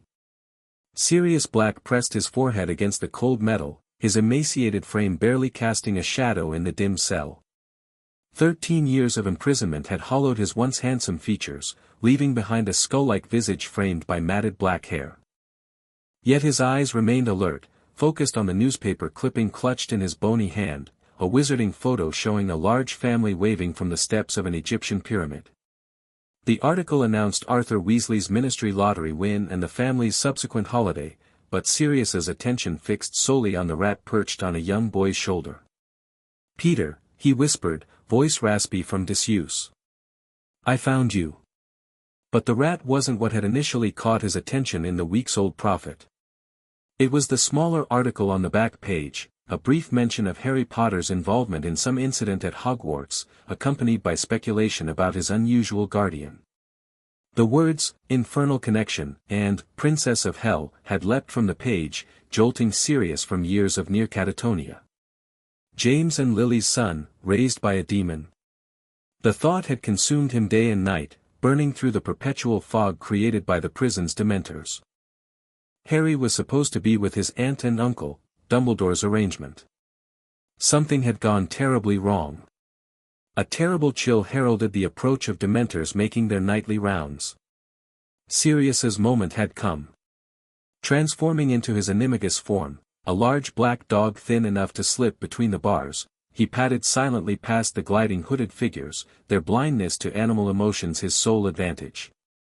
As he dove into the frigid waters surrounding the prison, a single thought sustained him against the crushing cold: find Harry. Protect him. Even from hell itself if necessary. Harry Potter sat on the edge of the great lake, absently levitating small stones into skipping patterns across the water's surface, without touching his wand. The late September sun warmed his back as he practiced this small wandless magic, finding the focused relaxation helped clear his mind after a particularly frustrating divination lesson. "I still say you should drop that class," Hermione declared, approaching from behind with Ron in tow. "Professor Trelawney's predicted your gruesome death 4 times already, and we're barely a month into term." 5, actually, Harry corrected, letting the current stone complete an impressive 10 skips before sinking. "She pulled me aside after class to warn me about the shadow of the hound following me." Ron snorted, dropping down beside Harry. "Grim rubbish again. She needs new material." Harry said nothing, but his thoughts turned to the large black dog he'd glimpsed several times since arriving at Hogsmeade Station 3 weeks earlier, watching from the forest edge, disappearing whenever anyone else looked its way. He hadn't mentioned these sightings to Charlie yet, though he suspected she already knew. Little escaped her notice where his safety was concerned. "At least you have Lupin's class to look forward to," Hermione offered, settling on Harry's other side with a thick book in her lap. "He's the best defense teacher we've had." Harry nodded in agreement. Professor Lupin had quickly become his favorite teacher, knowledgeable, patient, and refreshingly straightforward compared to most adults at Hogwarts. There was something familiar about him that Harry couldn't quite place, though he'd only met the professor a few weeks ago. "Did either of you finish that essay on Dementors?" Ron asked glumly. "Lupin wants 3 feet, and I've barely managed 1. "You could add something about interdimensional classification," Harry suggested, summoning another stone to his hand. "Charlie mentioned that Dementors don't quite belong to our reality, they exist partially in what she calls the Voidfold." Hermione leaned forward eagerly. "Really? That would explain their resistance to conventional magic.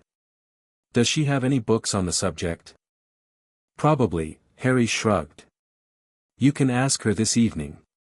She mentioned wanting to see all of us anyway." Ron and Hermione exchanged a look Harry didn't miss. "What?" he asked. "Nothing," Ron said too quickly. "Just. Charlie usually only summons all 3 of us when something's up. Like last year with the chamber. Or when she needs to discuss your safety," Hermione added delicately. "With Sirius Black escaping Azkaban and supposedly hunting for you." Harry's stone faltered mid-skip and sank with a disappointing plop. The escaped murderer's name had become an unwelcome shadow over the new school year. According to the Ministry, Black had escaped specifically to find Harry, allegedly to finish what Voldemort had started 12 years ago. "Charlie doesn't seem particularly worried about Black," Harry noted, which was true. When the news had broken over the summer, Charlie had reacted with what seemed more like curiosity than concern. "That's because she could probably incinerate him with a look," Ron pointed out. Harry couldn't argue with that, especially after witnessing Charlie's true form in the Chamber of Secrets. Though she maintained her more subdued appearance around Hogwarts this year, possibly in response to the Ministry's increased scrutiny following the chamber incident, Harry knew her power remained undiminished. The conversation shifted to more ordinary topics as they headed back to the castle for dinner. Harry found himself hanging slightly behind his friends, his gaze drawn repeatedly to the forest edge. For a brief moment, he thought he glimpsed eyes watching from the shadows, but a second look revealed nothing. Charlie's quarters had evolved since her first year at Hogwarts. While still located in the East Tower, they had expanded to include a comfortable sitting room where Harry, Ron, and Hermione now gathered. Bookshelves lined the walls, filled with volumes from both human and infernal sources. The enchanted windows still showed the Pentagram City skyline, though today the view included what appeared to be ongoing construction, massive floating platforms taking shape above the central district. Father's latest urban development project, Charlie explained, noticing Harry's interest as she served tea. Expanding upward since horizontal space is limited. The aristocracy is quite excited about elevated real estate. Ron stared fascinated at the window, where tiny winged figures could be seen hauling impossibly large beams into place. Mental, he murmured, though not disapprovingly. You mentioned wanting to see us? Hermione prompted, accepting her teacup. Charlie nodded, settling into an armchair. Unlike her usual elegant suits, today she wore more casual attire, dark jeans and a crimson sweater that made her appear almost human, save for the small horns visible through her blonde hair. Several matters require discussion, she began. First, regarding Sirius Black. Harry tensed slightly, but kept his expression neutral. The Ministry's version of events contains significant inaccuracies, Charlie continued. I've been investigating independently, and the evidence suggests Black may not have committed the crimes for which he was imprisoned. This declaration was met with stunned silence, broken finally by Hermione. But, he killed 13 people with a single curse. He betrayed Harry's parents to Voldemort. So the official narrative claims, Charlie agreed. Yet Black was never given a trial, an extraordinary oversight for such serious charges. Furthermore, magical forensic evidence from the scene doesn't align with the reported events. How do you know all this? Ron asked, wide-eyed. Charlie's lips quirked in a small smile. Let's just say certain ministry archives became accessible to me during my recent discussions with the Department of Magical Law Enforcement. Harry processed this information, a mixture of confusion and cautious hope stirring within him. If Black didn't betray my parents or kill those people, why would he escape now, after 12 years? And why is he apparently looking for me? Those, Charlie acknowledged, are the critical questions. My theory is that something triggered his action, something he learned recently that made finding you an imperative.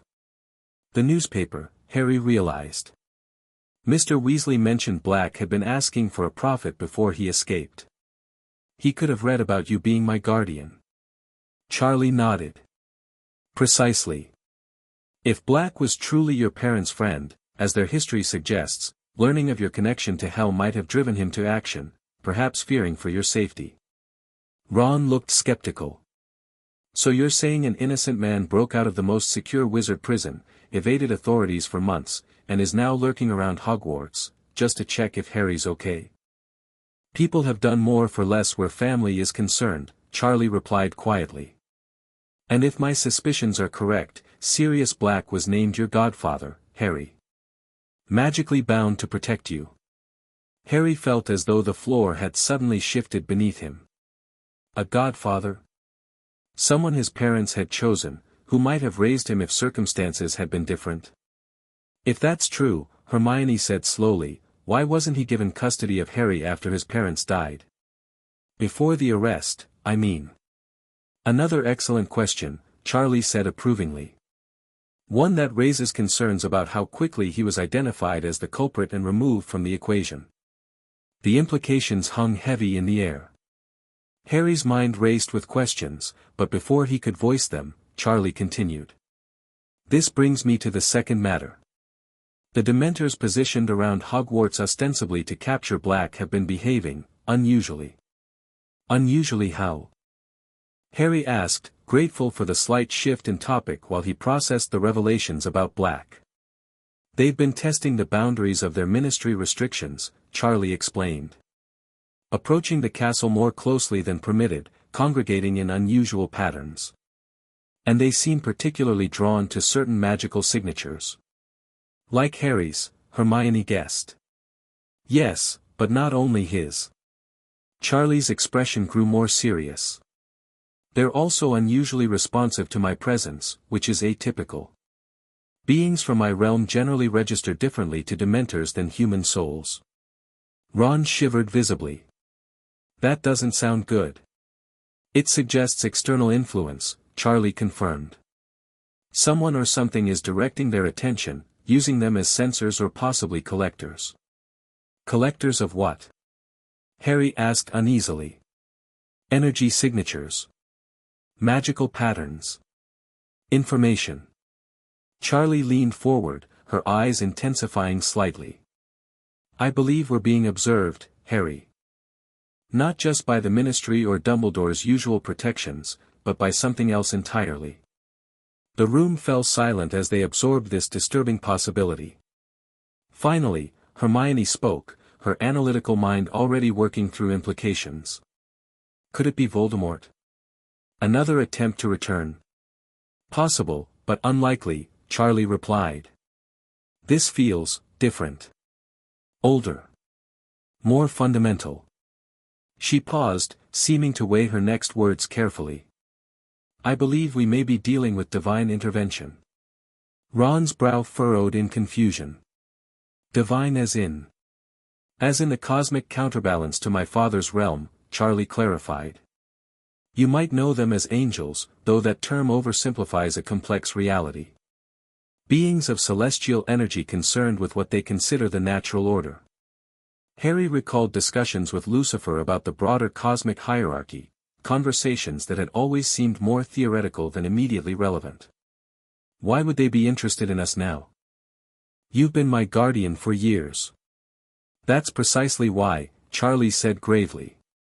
Our connection represents something unprecedented, a bridge between realms that circumvented established boundaries. It was tolerated initially, perhaps out of curiosity or because the stakes seemed small. But after the Chamber of Secrets, after you demonstrated abilities beyond typical wizard capacity. They're worried about what I'm becoming, Harry finished, a cold weight settling in his stomach. Charlie nodded. They view our arrangement as a violation of cosmic balance. A mortal child influenced by infernal energy, developing hybrid abilities, it challenges their rigid conception of how reality should function. That's ridiculous, Hermione protested. Harry hasn't done anything wrong. Divine entities rarely concern themselves with human concepts of right and wrong, Charlie explained. Their perspective is more structural. Maintaining barriers between realms, ensuring each soul follows its designated path. Her expression softened as she looked at Harry. Our relationship altered your path significantly. Harry thought of the Dursleys' cupboard, of the years of neglect and cruelty he would have endured if not for Charlie's intervention. I'm not sorry about that, he said firmly. Nor am I, Charlie replied with a smile that briefly illuminated her entire face. But we should prepare for potential interference. Divine entities can be zealous about restoring what they perceive as proper order. What kind of interference? Ron asked nervously. Varied and subtle at first. Attempts to separate us, to make Harry question our connection. Possibly showing him alternate timelines, the path not taken. Charlie's expression grew more serious. But if subtle measures fail, they might attempt more direct intervention. Harry struggled to absorb the implications. After Voldemort, after the Chamber of Secrets, now celestial beings objected to his existence. The unfairness of it twisted in his chest, threatening to manifest as the blue flames that still appeared when his emotions ran particularly high. Sensing his distress, Charlie added gently, We've faced unusual challenges before, Harry. We'll navigate this one as well. I just wanted you all to be informed, to understand what might be happening around us. Is there anything we can do? Hermione asked practically. Research, preparations. Awareness is our first defense, Charlie answered. Be alert for unusual dreams, for moments that feel disjointed from reality. Trust your instincts about what feels wrong. She turned specifically to Harry. And perhaps accelerate certain aspects of your magical education. Your father's pin will help shield your mind, but additional protections would be prudent. The conversation shifted to more specific precautions, detection spells Hermione eagerly noted down, warning signs to watch for, and arrangements for Harry to receive additional training from both Charlie and, surprisingly, Professor Lupin, whom Charlie described as unusually receptive to unconventional magical theory for a wizard. As the evening concluded, Charlie asked Harry to stay behind briefly. Once Ron and Hermione had departed, she regarded him with a mixture of concern and pride. "How are you processing all this?" she asked directly. "It's a significant burden to place on 13-year-old shoulders." Harry considered the question honestly. "It's a lot," he admitted. "Especially the part about Black possibly being innocent, possibly being my godfather. But..." He hesitated, then continued, "After everything with the Dursleys, Quirrell, the Chamber. I've sort of accepted that normal isn't in the cards for me." Charlie's expression softened. "I sometimes wonder if I've made your life more complicated than it needed to be." "Don't," Harry said firmly. "You saved me, Charlie. Whatever complications come with that, they're worth it." She smiled, though something like sadness lingered in her eyes. "Just remember, Harry, whatever happens, whatever you might see or experience in the coming months, you always have choices. Your path is yours to determine, regardless of what anyone, human, infernal, or divine, might claim." As Harry made his way back to Gryffindor Tower, her words echoed in his mind. Choices. The word carried weight, suggesting Charlie anticipated challenges ahead that would test his decisions, his loyalties, perhaps even his understanding of himself. He found himself pausing at a window overlooking the grounds, the full moon casting silver light across the forest and lake. In the distance, shadowy figures drifted at the school boundaries, Dementors maintaining their eerie vigil. Were they really reporting to some higher power? Collecting information about him and Charlie? His reflection stared back at him from the glass, a thin boy with unruly black hair, green eyes, and a lightning scar. Perfectly ordinary looking, except for the subtle ways he'd changed over the years, eyes that occasionally caught light like a predator's in darkness, movements that sometimes possessed inhuman grace, magic that responded to emotion in ways beyond standard wizarding capabilities. What was he becoming? And more importantly, would he have a say in the outcome? The first direct challenge came 3 weeks later, on a misty October morning. Harry woke to find himself not in his 4-poster bed in Gryffindor Tower, but in a small bedroom decorated with Quidditch posters and magical toys. Sunlight streamed through curtains printed with golden snitches, illuminating walls painted a cheerful blue. For a disorienting moment, he couldn't process the change. Had he been moved in his sleep? Was this some elaborate prank? "Harry! Breakfast's ready, sleepyhead," called a woman's voice from downstairs, a voice that struck him like a physical blow. Familiar somehow, yet impossible. Heart pounding, Harry crept to the bedroom door and peered down a cozy hallway lined with framed photographs. He moved toward them as if drawn by magnetic force, breath catching as he recognized the subjects, a man with unruly black hair who could have been his older brother, a beautiful red-haired woman with his exact eyes, and between them, Harry himself at various ages, from toddler to his current 13 years. "This isn't real," he whispered, his hand trembling as he reached toward the nearest frame. "It could have been," came a voice from behind him. Harry whirled to find a tall figure standing in the hallway. The being appeared male, with features of such perfect symmetry they almost hurt to look at directly. Silver-white hair fell to broad shoulders, and eyes of pure, luminous blue regarded Harry with detached interest. He wore what appeared to be a suit of impossibly white material that shifted like liquid mercury. "Who are you?" Harry demanded, instinctively reaching for a wand that wasn't there. "What is this place?" "My name is Azrael," the being replied, his voice resonating with harmonic undertones that made the air vibrate. "As for this place, it's a possibility. The path your life would have taken without infernal interference. Understanding dawned. You're one of the divine entities Charlie warned me about.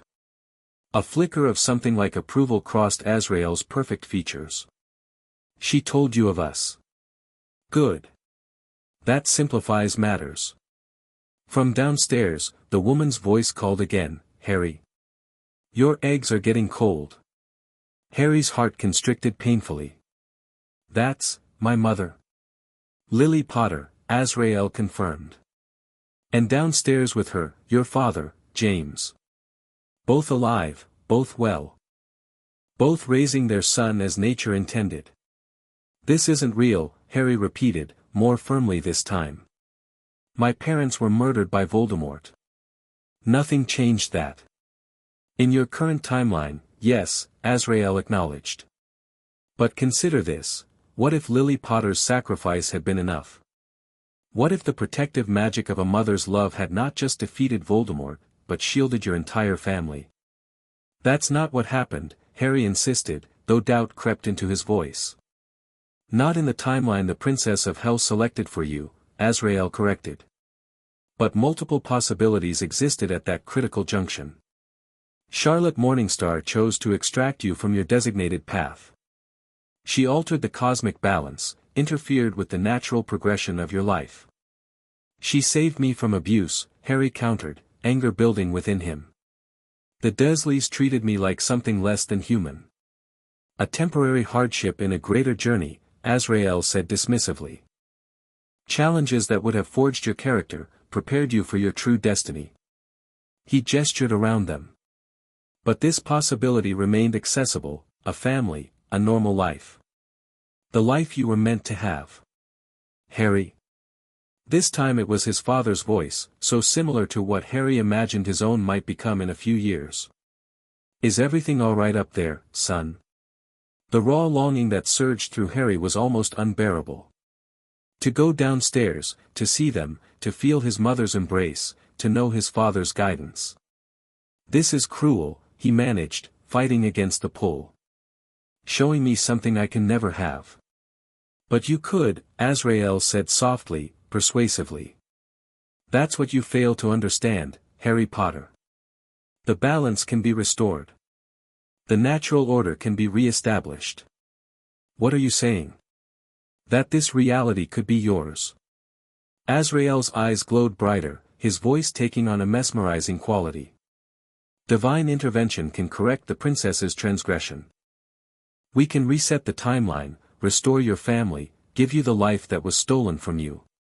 For a heartbeat, Harry wavered. The temptation pierced him to his core, parents who loved him, a normal wizard's life, freedom from the complicated destiny that seemed to follow him across worlds. But then he thought of Charlie, her kindness when she found him in that cupboard, her patient guidance through his years in hell, her fierce protection during their confrontations with Voldemort and the Basilisk. He thought of the family he had built, Charlie, Lucifer in his sardonic but oddly affectionate way, even the friends who had accepted his unusual background. At what cost? Harry asked, his voice steadier now. What would happen to Charlie? To everything we've accomplished together. Azrael's expression cooled. The princess would return to her realm, where she belongs. The connections between you would be severed. Memories adjusted. Cosmic balance restored. And Voldemort? The Chamber of Secrets. All the threats we faced. Different solutions would emerge, Azrael said vaguely. The natural order has its own corrective mechanisms. Harry shook his head, certainty growing within him. This isn't real. And even if it could be, I won't betray Charlie or deny what we've built together for a fantasy, no matter how beautiful. Something like frustration flickered across Azrael's perfect face. You speak of loyalty to a being from hell, child. Consider the implications of that choice. I have, Harry said firmly. Charlie judges people by their actions, not their origins. Maybe you should try that. The hallway around them began to waver, the photographs blurring, his parents' voices fading. This isn't over, Harry Potter, Azrael said, his form growing brighter, more difficult to look at directly. You've been influenced beyond your understanding. Corrupted by infernal energy. Your soul bears the mark of hell's touch, a violation we cannot permit to continue. That's not your decision to make, Harry replied, even as the dream reality dissolved around him. We shall see, Azrael's voice echoed as everything faded to white. Harry woke with a gasp in his bed in Gryffindor Tower, sweat-soaked and trembling. Dawn light filtered through the dormitory windows, revealing his roommates still peacefully asleep. Had it been just a dream? The intensity of the experience suggested otherwise. He could still hear his mother's voice calling him to breakfast, still see the perfect symmetry of Azrael's face as he offered a reality too beautiful to be trusted. Charlie had warned them about divine interference. This, it seemed, was just the opening move. He actually showed you your parents? Alive? Hermione whispered, her eyes wide with horror and sympathy. They sat in a quiet corner of the library, heads close together as Harry recounted his experience. He'd gone directly to Charlie that morning, relaying the encounter in detail. Her grave expression had confirmed its significance. It was so real, Harry admitted. For a moment, I almost believed him, that there could be some way to have that life. That's barbaric, Ron declared, face flushed with indignation. Showing you what you've lost, trying to make you feel guilty for having Charlie instead. Harry nodded, grateful for his friend's straightforward assessment. Charlie thinks it was a test, gauging how susceptible I might be to their influence. Did I pass? He had asked her earlier. Charlie's smile had been both proud and sad. With flying colors. But Azrael won't give up so easily. This was merely an opening gambit. Now, surrounded by the comforting presence of ancient books and his loyal friends, Harry tried to process the implications of the divine being's appearance. Charlie's arranging additional protection for me, strengthening the wards around my bed, enhancing Lucifer's pin.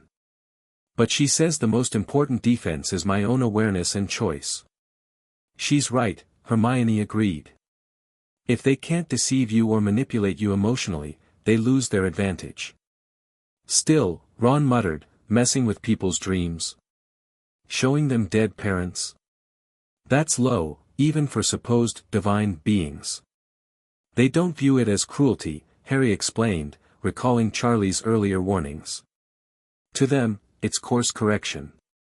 They genuinely believe they're restoring something that should never have been altered. That doesn't give them the right to interfere in your life, Hermione insisted. No, Harry agreed quietly. It doesn't. Their conversation shifted to practical considerations, ways to detect divine manipulation, strategies for maintaining awareness even in dream states, magical protections they might research. Hermione was particularly interested in the boundaries between different magical traditions, quickly developing theories about how wizard magic might interact with both infernal and divine energies. As they prepared to leave for their afternoon classes, Harry spotted a familiar figure browsing the restricted section, Professor Lupin, looking rather haggard in the days following the full moon. On impulse, Harry approached him. Professor? Could I speak with you for a moment? Lupin turned, his tired face lighting with genuine warmth. Harry. Of course. I was just researching some materials for our next lesson. Harry hesitated, then plunged forward. Sir, did you know my parents? The question clearly caught Lupin off guard. He blinked rapidly, then carefully closed the book he'd been examining. I did, yes. Your father and I were close friends at Hogwarts. Your mother as well, eventually. Though Charlie had mentioned this connection, hearing it confirmed sent a jolt through Harry. Why didn't you say anything before? Lupin's expression grew complicated, wistful yet guarded. I wasn't sure how to approach the subject, particularly given your unique upbringing. Princess Charlotte suggested I wait until you inquired directly. Charlie knew. Harry asked, surprised. We've had several illuminating conversations since term began, Lupin confirmed with a small smile. She's quite remarkable, not at all what I expected from a representative of the Underworld. She cares for you deeply, Harry. I know, Harry said simply. Then, unable to contain his curiosity, what were they like? My parents? Lupin's amber eyes softened with memory. James was brilliant, talented, loyal to a fault, with a mischievous streak that got us into endless trouble. Lily was extraordinary, fiercely intelligent, kind but formidable when crossed. You have her eyes, you know, but James's penchant for finding yourself at the center of adventures.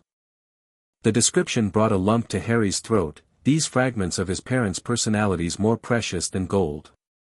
And Sirius Black, he asked quietly. Was he really their friend? My godfather?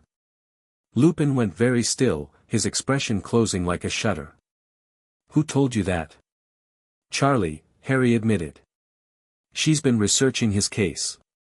She doesn't believe he betrayed my parents. For a long moment, Lupin said nothing, internal conflict visible in his tense posture. Finally, he sighed. It's complicated, Harry. Sirius was your father's best friend, closer than brothers. He was named your godfather in a traditional wizarding ceremony. To believe he betrayed James and Lily. His voice faltered. You don't believe it either, Harry realized. I don't know what to believe anymore, Lupin admitted, his voice barely above a whisper. For 12 years, the evidence seemed irrefutable. But lately, with his escape, with certain inconsistencies Princess Charlotte has brought to light. He might be innocent, Harry pressed. And if he is, he's suffering for no reason. Being hunted for crimes he didn't commit. Lupin's gaze sharpened. Harry, even if there are doubts about Sirius's guilt, approaching him would be extremely dangerous. The Ministry has authorized Dementors to administer the kiss on site. I'm not planning to approach him, Harry said, not entirely truthfully. I just want to understand what happened.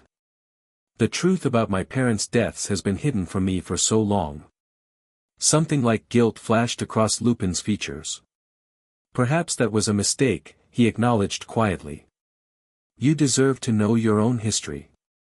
He hesitated, then added, if you're genuinely interested, I have photographs, letters, mementos from that time.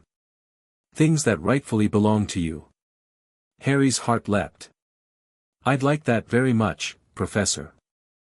Lupin nodded, his expression warming again. Come to my office Thursday evening after dinner. We can talk more then. He glanced at his watch. You should head to class now. Professor McGonagall doesn't appreciate tardiness, even from students with interdimensional guardians. As Harry hurried toward Transfiguration, his mind whirled with new possibilities. Lupin had known his parents, had been friends with Black, might have information that could help unravel the truth. And he seemed open to the possibility of Black's innocence, a potential ally in what was becoming an increasingly complex situation. Yet underlying these thoughts ran a current of unease. Azrael's visitation had shaken him more than he cared to admit. The image of his parents, alive, happy, calling him to breakfast in a home filled with love, haunted him, not as a comfort but as an accusation. What if the divine being was right? What if his connection to Charlie had somehow altered a timeline where his family survived? No, he told himself firmly. Azrael had been manipulating him, playing on his deepest desires. His parents had died protecting him from Voldemort, that was an established fact, not something Charlie's intervention had changed. Still, the seed of doubt had been planted. And Harry had the unsettling feeling that Azrael was counting on exactly that. October slipped into November, bringing increasingly bitter cold and a series of strange incidents. Twice more Harry experienced vivid dreams featuring his parents alive, though Azrael himself didn't appear. The protective measures Charlie had implemented seemed to mute these visitations, rendering them less emotionally potent, more obviously artificial. More concerning were the effects being felt throughout Hogwarts. The Dementors grew increasingly restless, testing the boundaries established by Dumbledore with greater frequency. Students reported unusual dreams, momentary disorientation, glimpses of alternative versions of themselves. Even the ghosts seemed affected, their normally predictable patterns becoming erratic, their substance appearing more solid at times. Reality fluctuations, Charlie explained during one of Harry's private training sessions in her quarters. The boundary between possible timelines is being deliberately weakened. Harry focused on the small blue flame hovering above his palm, a controlled manifestation of the ability he'd developed years ago. Is it dangerous? Not immediately, Charlie replied, watching his exercise with approval. But prolonged instability could have unpredictable consequences. Magic itself responds to such fluctuations. Harry had noticed this in his classes. Spells sometimes produced unexpected results, harmless but strange. Transfigured objects occasionally reverted to their original form without warning. Potions developed unusual properties not listed in textbooks. Professor McGonagall had dismissed these anomalies as seasonal magical fluctuations, but the concern in her eyes suggested she recognized something more significant was occurring. Dumbledore, meanwhile, had been conspicuously absent from the castle, engaged in what Professor McGonagall would only describe as important consultations. Try expanding the flame, Charlie instructed, returning Harry's focus to their lesson. He concentrated, allowing the blue fire to spread across his fingers, then up his wrist, never burning him, always under control. This ability had evolved significantly since the Chamber of Secrets incident, becoming more refined, more responsive to his intent rather than merely his emotions. Excellent, Charlie nodded. Now, transition to shadow manipulation. This newer skill was more challenging. Harry extinguished the flame and turned his attention to the shadow his body cast in the warm lighting of Charlie's sitting room.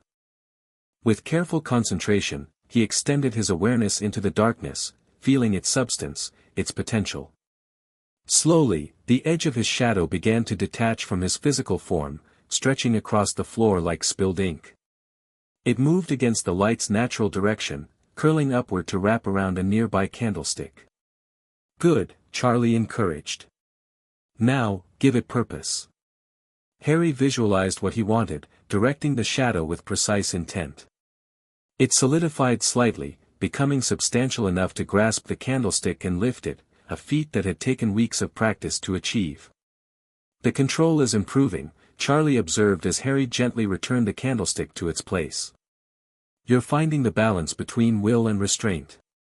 Harry released his hold on the shadow, watching it snap back to its natural position. It still feels strange, like I'm using a muscle that shouldn't exist. An apt description, Charlie agreed. These abilities develop differently from conventional wizard magic because they draw on different metaphysical principles. Your exposure to hell's energy created pathways in your magical core that most wizards never develop. Is that why the divine entities are concerned? Because I'm developing abilities wizards shouldn't have? Charlie considered this. Partly. But I think their objection is more fundamental. They believe each being should remain within predefined categories. Wizards should use wands and incantations, demons should manipulate infernal energy, divine beings should channel celestial forces. Your hybrid development challenges their organizational principles. That seems arbitrary, Harry noted, accepting the glass of water Charlie conjured for him. These training sessions always left him mentally exhausted. Most cosmic rules are, Charlie said with a wry smile. They exist not because they're inherently right, but because they create predictable patterns. Beings like Azrael value order above all, they find comfort in rigid structures, clear boundaries. While beings from hell prefer chaos. Harry suggested. Creative disruption, Charlie corrected. The freedom to evolve beyond imposed limitations. To question why boundaries exist and whether they serve a purpose beyond mere tradition. The philosophical distinction reminded Harry of his conversations with Hermione about different magical traditions. She had been voraciously researching comparative magical theory, drawing connections between wizard practices, infernal techniques, and what little was known about divine capabilities. Has there been any sign of Azrael since that first dream? Harry asked, setting aside his empty glass. Not directly, Charlie replied. But his influence is growing. The Dementor's behavior suggests they're being subtly directed. And Professor Trelawney's increasingly specific prophecies about your doom are suspicious. Divine entities can sometimes manipulate seers, using them as unwitting mouthpieces. Harry grimaced, recalling Trelawney's latest prediction involving hellfire turned against its master, and destiny reclaimed from darkness. Should we be worried about the other professors too? Most are resilient to such influence, Charlie assured him. Their own magic provides natural protection. But those with particular sensitivity to otherworldly energies, Trelawney, Firenze from the Centaur herd, even Lupin with his lycanthropic nature, might be more susceptible. The mention of Lupin brought Harry's thoughts back to their ongoing discussions about his parents. True to his word, the professor had shared photographs, letters, and stories that painted the most complete picture of James and Lily Potter that Harry had ever received. These sessions had become a bright spot in increasingly tense weeks. Speaking of Lupin, Charlie said, seemingly reading his thoughts, how are your conversations with him progressing? Well, Harry replied. He's been really open about my parents. And lately, he started talking more about Sirius Black too, memories from school, how close he and my father were. Has he mentioned Peter Pettigrew? Charlie asked casually. Harry nodded. A few times. He was their friend too, the one Black supposedly killed along with those muggles. Supposedly, Charlie emphasized. That particular part of the official narrative has always struck me as especially questionable. Why?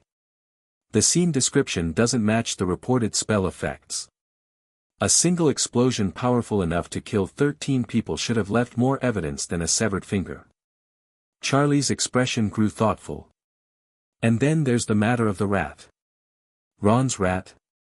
Harry asked, confused by the apparent non sequitur. Scabbers, Charlie confirmed. An unusually long-lived rat, missing a toe, who belonged to the Weasley family for 12 years, the exact time period since Pettigrew's supposed death. Harry's eyes widened as connections formed. You think Scabbers is Pettigrew? An animagus? It would explain several inconsistencies, Charlie acknowledged. And provide a motive for Black's escape, if he somehow learned Pettigrew was alive and at Hogwarts, near you. But why would Pettigrew fake his death? Unless... Harry trailed off as the implications hit him. Unless he was the one who betrayed my parents. Not Black. A theory worth investigating, Charlie agreed. Though with some caution. If Scabbers is indeed Pettigrew, confronting him directly could be dangerous. Harry's mind raced. If Pettigrew had been his parents' actual betrayer, if Black had been wrongfully imprisoned for 12 years, if he was actually Harry's godfather trying to protect him from the real traitor. We need to find Black, Harry decided. Talk to him directly. An endeavor already in progress, Charlie revealed. Though complicated by the Dementors and Ministry patrols. Black has been remarkably elusive, even for someone with my resources. Harry hesitated, then admitted, I've seen him. A large black dog around the grounds. At first I thought it might be the grim Trelawney kept going on about, but now I'm wondering. An animagus form would explain his ability to escape Azkaban and avoid detection, Charlie mused. Where have you seen this dog most frequently? Near the forest edge. And once by the Whomping Willow. Charlie nodded, absorbing this information. I'll adjust my search parameters. In the meantime, continue your training and remain vigilant. Between Azrael's machinations and the Pettigrew situation, the coming weeks will likely prove challenging. As their session concluded, Harry found himself mentally cataloguing the expanding web of complications surrounding him: divine intervention, an escaped prisoner who might be innocent, a potential traitor hiding as a pet, Dementors behaving unusually, and his own evolving abilities raising cosmic concerns. Just another year at Hogwarts, he thought wryly, making his way back to Gryffindor Tower. But underlying the sardonic observation ran a deeper anxiety, the sense that events were accelerating towards some critical junction where multiple forces, human, infernal, and divine, would converge with unpredictable results. The convergence began, appropriately enough, during the winter's first snowfall. Harry, Ron, and Hermione had been granted special permission to visit Hogsmeade despite the ongoing security concerns. Charlie had arranged it, arguing that keeping Harry isolated would only make him a clearer target. Better to maintain normal activities with appropriate protections, including a subtle tracking charm linked directly to her, and Lucifer's serpent pin prominently displayed on Harry's winter cloak. The village looked like a Christmas card, thatched cottages and shops covered in a fresh blanket of snow, warm light spilling from windows, witches and wizards hurrying about their holiday shopping. For a few precious hours, the three friends enjoyed the simple pleasures of Honeyduck sweets, butterbeer at the Three Broomsticks, and exploring Zonko's joke shop. The normality shattered when Harry spotted something that made him freeze mid-step, a large black dog watching him from between two shops, its intelligent eyes fixed intently on his face. "Harry?" Hermione asked, noticing his sudden stillness. "What's wrong?" "The dog," he murmured. "It's back." Ron and Hermione had been fully briefed about the potential significance of the animal. They followed Harry's gaze, but the narrow alley was now empty. "Are you sure?" Ron asked dubiously. "Could have been any stray." "It was him," Harry insisted. "We should follow." "Harry, if that really was Sirius Black, we should tell Charlie first," Hermione argued, her practical nature asserting itself. "Approaching an Azkaban escapee alone is, he's my godfather," Harry interrupted. "And he's been trying to protect me, not hurt me. This might be our only chance to talk to him directly." Ron looked torn. "Mate, I believe you about Black maybe being innocent, but Hermione's right. This seems risky." Harry made a split-second decision. "Then let me go alone. You two head back to the castle, tell Charlie I've spotted him. She'll know where to find me through the tracking charm." "Absolutely not," Hermione stated flatly. "We're not letting you confront a potential mass murderer by yourself, innocent or not." "Then come with me," Harry challenged. "But I'm not missing this opportunity." A brief, silent argument passed between his friends through significant looks, before Ron sighed dramatically. "Fine. But we approach carefully, wands ready, and at the first sign of anything dodgy, we scarper and find Charlie. Deal?" "Deal," Harry agreed, already moving toward the alley where the dog had been. They followed a trail of large paw prints in the fresh snow, leading away from the busy village center toward the outskirts where houses grew more sparse. The tracks led directly to the fence surrounding the Shrieking Shack, reputedly the most haunted building in Britain, standing alone on a small hill overlooking Hogsmeade. "Of course it would be the creepy abandoned building," Ron muttered. "Always is, isn't it?" "Shoo," Harry cautioned, peering through the damaged fence. The paw prints continued up to the shack's boarded entrance, where they suddenly stopped. "He went inside," Hermione whispered unnecessarily. Harry drew his wand, feeling the reassuring weight of Lucifer's pin at his throat. "We follow, but carefully. Stay behind me." They squeezed through a gap in the fence and approached the dilapidated building. Up close, it appeared even more forbidding, windows boarded up or broken, walls weathered by decades of neglect, an aura of abandonment hanging over it like a shroud. The front door was secured with heavy chains, but the paw prints led around to a side entrance where several boards had been pried loose, creating an opening just large enough to squeeze through. "Harry," Hermione whispered urgently, catching his arm. "Think about this. If Black is innocent, why bring us to such an isolated location? Why not approach you in the village, or send a message through Charlie?" It was a valid question, one that gave Harry momentary pause. Maybe he doesn't trust that he'd be given a fair hearing. Maybe he's afraid of being seen. He glanced at the setting sun. Or maybe he's worried about the Dementors that patrol after dark. Before Hermione could raise further objections, a voice called from inside the shack, hoarse, as though long and used, "Harry. Is that you?"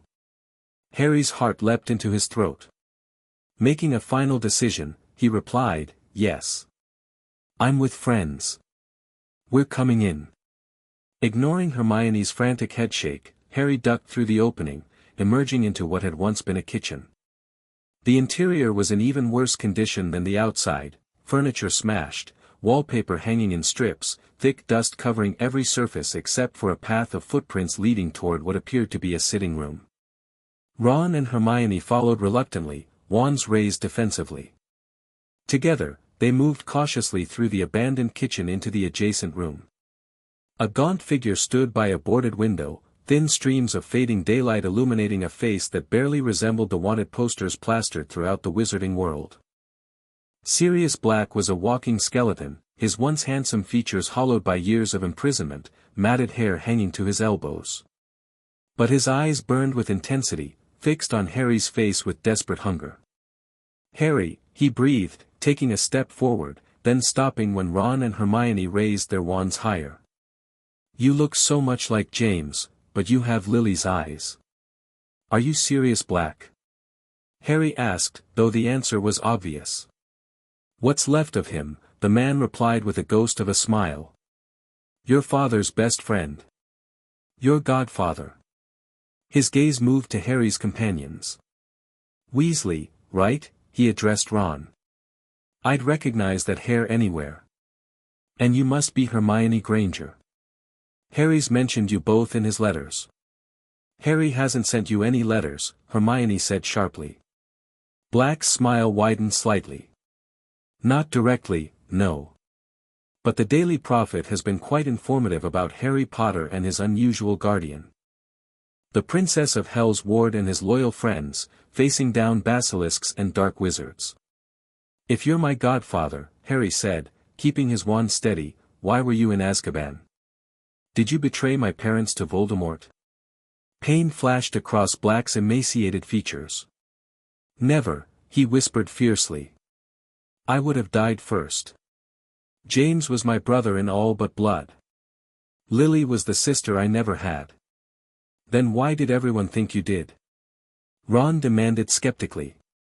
"Because I as good as killed them," Black replied, anguish evident in every line of his body. "I convinced James and Lily to change secret keepers at the last minute. To use Peter instead of me, thinking it would be the perfect bluff. Voldemort would come after me while the real secret keeper remained safe." His hands clenched into bony fists. "But Peter was the traitor all along. He was working for Voldemort." "Peter Pettigrew," Harry clarified. "The friend you supposedly murdered." Black's eyes gleamed with a manic light. "I tried to. After I found James and Lily, after I saw what he'd done. I tracked Peter down. But he was ready for me. Shouted for the whole street to hear that I'd betrayed Lily and James, cut off his own finger, blew the street apart with a wand behind his back, and transformed." "Transformed?" Hermione repeated. "He's an animagus," Harry explained, the pieces aligning with Charlie's theory. "A rat missing a toe. He's been hiding as Ron's pet. As Scabbers." Ron's face drained of color. "What? No, that's mental. Scabbers has been in my family for 12 years, Black finished. An unusually long life for a common garden rat. Missing a front toe on his right paw. That's why you escaped," Harry realized. "You saw Scabbers in that newspaper photo with Ron's family in Egypt. You recognized Pettigrew." Black nodded, a hint of pride crossing his haggard face. "Clever boy." "Yes. When I saw that photograph, saw Peter sitting on your friend's shoulder, so close to you at Hogwarts. I knew I had to act. The guard said I'd been talking in my sleep for weeks before I escaped. He's at Hogwarts, he's at Hogwarts. But why did you wait so long?" Hermione asked, her skepticism not entirely gone. "You've been free for months. The Dementors are hunting me relentlessly," Black explained. "And then there was the matter of Harry's guardian." His expression grew complicated. "When I read about the Princess of Hell raising my godson, I didn't know what to think. Was it another threat? Had Harry gone from one danger to another? Charlie saved me," Harry said firmly. The Dursleys were abusive. She gave me a home, a family. Something like grief and guilt passed across Black's face. I should have been there. Should have taken you myself instead of going after Peter. If I had, you'd never have gone to the Dursleys at all. The raw regret in his voice struck Harry deeply. This broken man had suffered 12 years in hell on earth for a crime he didn't commit, tormented not just by Dementors but by the knowledge that he had failed his best friend's son. It wasn't your fault, Harry said quietly, lowering his wand slightly. You couldn't have known Pettigrew would betray them. Black's eyes glistened with unshed tears. Your father would never have made the same mistake. He would have protected you, no matter what. You can still help protect him now, came a new voice from the doorway behind them. They all whirled to find Charlie standing there, her expression unreadable as she surveyed the scene. She had opted for a fully human appearance, no visible horns, eyes a warm brown, though her presence still filled the dilapidated room with subtle power. Princess Charlotte Morningstar, Black said, straightening as much as his weakened frame allowed. I've been hoping to meet you. And I you, Sirius Black, Charlie replied, stepping into the room. We have much to discuss regarding Harry's welfare and the matter of Peter Pettigrew. You believe me? Black asked, surprise evident in his voice. I've conducted my own investigation, Charlie explained. The evidence supports your account, particularly regarding Pettigrew's survival and current form. Relief washed over Black's gaunt features. Then you'll help me catch him? Before he disappears again. That is one of several matters requiring immediate attention, Charlie agreed. She turned to the three teenagers. You three showed admirable initiative, if questionable judgment, in facilitating this meeting. However, daylight is fading, and with it, safety. Harry noticed the deepening shadows outside the boarded windows. The Dementors will be patrolling soon. Indeed, Charlie confirmed. And with their current, unusual behavior, I'd prefer not to test their boundaries tonight. What do you mean, unusual behavior? Black asked sharply. Charlie regarded him thoughtfully. The Dementors stationed around Hogwarts have been acting outside Ministry parameters. They appear to be responding to an external influence, one with particular interest in Harry. Voldemort? Black suggested immediately. Divine intervention, actually, Harry corrected, earning a startled look from his godfather. It's complicated. A discussion better continued in more secure surroundings, Charlie interjected smoothly. Mr. Black, I propose temporary sanctuary in my quarters at Hogwarts while we address both Pettigrew's capture and clearing your name. Black looked stunned by the offer. You'd bring me into Hogwarts? Under Dumbledore's nose? Dumbledore is currently absent from the castle, Charlie replied. And my diplomatic status grants certain privileges regarding guests in my personal quarters. However, her expression grew more serious, this arrangement would require absolute discretion on your part. Of course, Black agreed immediately. But how would you get me past the Dementors? They can sense me, even in animagus form at close range. Charlie smiled, a hint of her true nature gleaming in her eyes. Leave that to me. Dementors and I have an understanding. The plan proceeded with efficient precision. Charlie produced a vial of potion that would temporarily mask Black's magical signature, making him undetectable to Dementors for approximately 30 minutes, a specialized formula from Hell's alchemical laboratories, she explained. Developed for souls attempting to evade collection. With Black transformed into his animagus form, a large, shaggy black dog, they made their way back toward Hogwarts as evening fell. Charlie arranged for Harry, Ron, and Hermione to return through the main gates with other students coming back from Hogsmeade, while she created a diversion that allowed Dog Black to slip onto the grounds unnoticed. The return to the castle went smoothly, though Harry noticed the Dementors at the gates seemed unusually agitated, hovering closer than their normal boundary. He felt their cold influence reaching for him, only to recoil as if encountering an invisible barrier, likely the protection from Lucifer's pin, enhanced by Charlie's additional wards. They reconvened an hour later in Charlie's quarters, Black having been successfully smuggled through rarely used corridors known only to Charlie through her exploration of the castle's dimensional weaknesses. Now human again, Black sat wrapped in a blanket by the fire, devouring a substantial meal Charlie had arranged. The house elves believe this is for a diplomatic guest with special dietary needs, she explained. Which is not entirely untrue. As Black's immediate hunger subsided, they turned to strategy. Capturing Pettigrew would require careful planning, particularly since the rat would be alert for any threats after Black's widely publicized escape. He sleeps in my dormitory, Ron said, looking disturbed by the revelation that his pet was actually a middle-aged wizard in disguise. Has done for years. Ugh. A violation that will be addressed in his punishment, Charlie assured him. But his presence in Gryffindor Tower complicates matters. We need to isolate him without alerting him to our intentions. Could we use some kind of containment spell? Hermione suggested. Something that would prevent him from transforming back to human or escaping. The Animagus Revelio charm would force him to resume human form, Black offered. But he'd likely flee the moment he sensed danger. We need a controlled environment, Charlie mused. A location where his escape routes can be blocked and witnesses can be present to confirm his identity. Harry considered the problem. What about Lupin? He knew Pettigrew too, right? If he saw him transformed, confirmed it was really him. Remus, Black breathed, something like hope crossing his face. Is he? How is he? Professor Lupin has been teaching defense against the dark arts this year, Harry explained.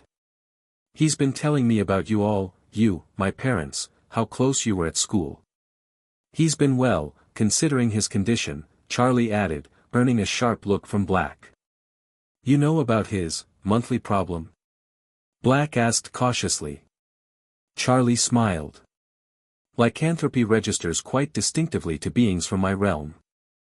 We've had several productive conversations about it. Professor Lupin could indeed be a valuable ally in this matter. But would he believe me? Black wondered, doubt clouding his features. Remus thought I was the traitor for 12 years. He's had doubts recently, Harry assured him. Charlie's been sharing her research with him. And when I told him about seeing you as a dog around the grounds, he didn't seem afraid, more hopeful. Black's expression softened with emotion. Moony, he murmured, using what Harry had learned was Lupin's old school nickname. Always the reasonable one. Then a controlled confrontation seems our best approach, Charlie decided. With Lupin present, in a secure location, with Pettigrew unable to escape once revealed. They spent the next hour refining the plan. Charlie would approach Lupin discreetly, presenting the evidence they had gathered. If he proved receptive, they would arrange a careful capture of Scabbers, bringing him to Charlie's quarters where magical barriers would prevent escape. There, they would force his transformation and obtain a confession, ideally with a ministry representative present to make the evidence official. Amelia Bones would be our best option from the ministry, Charlie suggested. Head of the Department of Magical Law Enforcement and known for her fairness. She's expressed private concerns about your case in the past, Mr. Black. Serious, please, Black insisted. If you're raising my godson and helping clear my name, formality seems excessive. As the planning concluded, Charlie arranged a concealed sleeping area for Black within her quarters, dimensionally expanded and undetectable to conventional magic, she assured them. With curfew approaching, Harry, Ron, and Hermione prepared to return to Gryffindor Tower. Before they left, Black pulled Harry aside for a moment of private conversation. Harry, he began awkwardly, I want you to know. I've thought about you every day for 12 years. Wondering how you were growing up, if you were happy, what kind of person you were becoming. His sunken eyes moved briefly to Charlie, who was discussing something with Ron and Hermione across the room.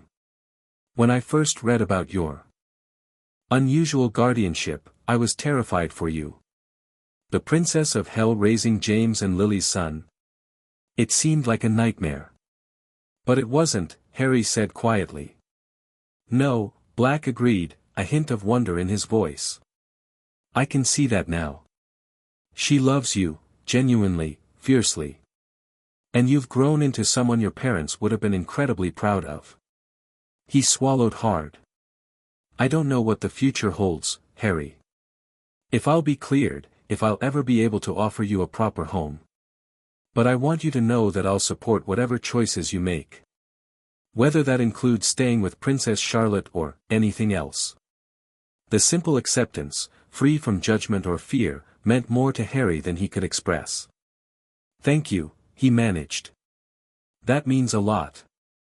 As they rejoined the others, Harry felt a strange sense of worlds colliding, his life with Charlie, his parents' legacy through Black and Lupin, his Hogwarts existence with Ron and Hermione. Pieces of a fragmented identity beginning, perhaps, to form a more complete picture. Charlie seemed to sense his thoughts. As they prepared to leave, she squeezed his shoulder gently. Family comes in many forms, Harry. Sometimes we're fortunate enough to weave them together rather than choosing between them. Harry nodded, understanding the deeper reassurance in her words.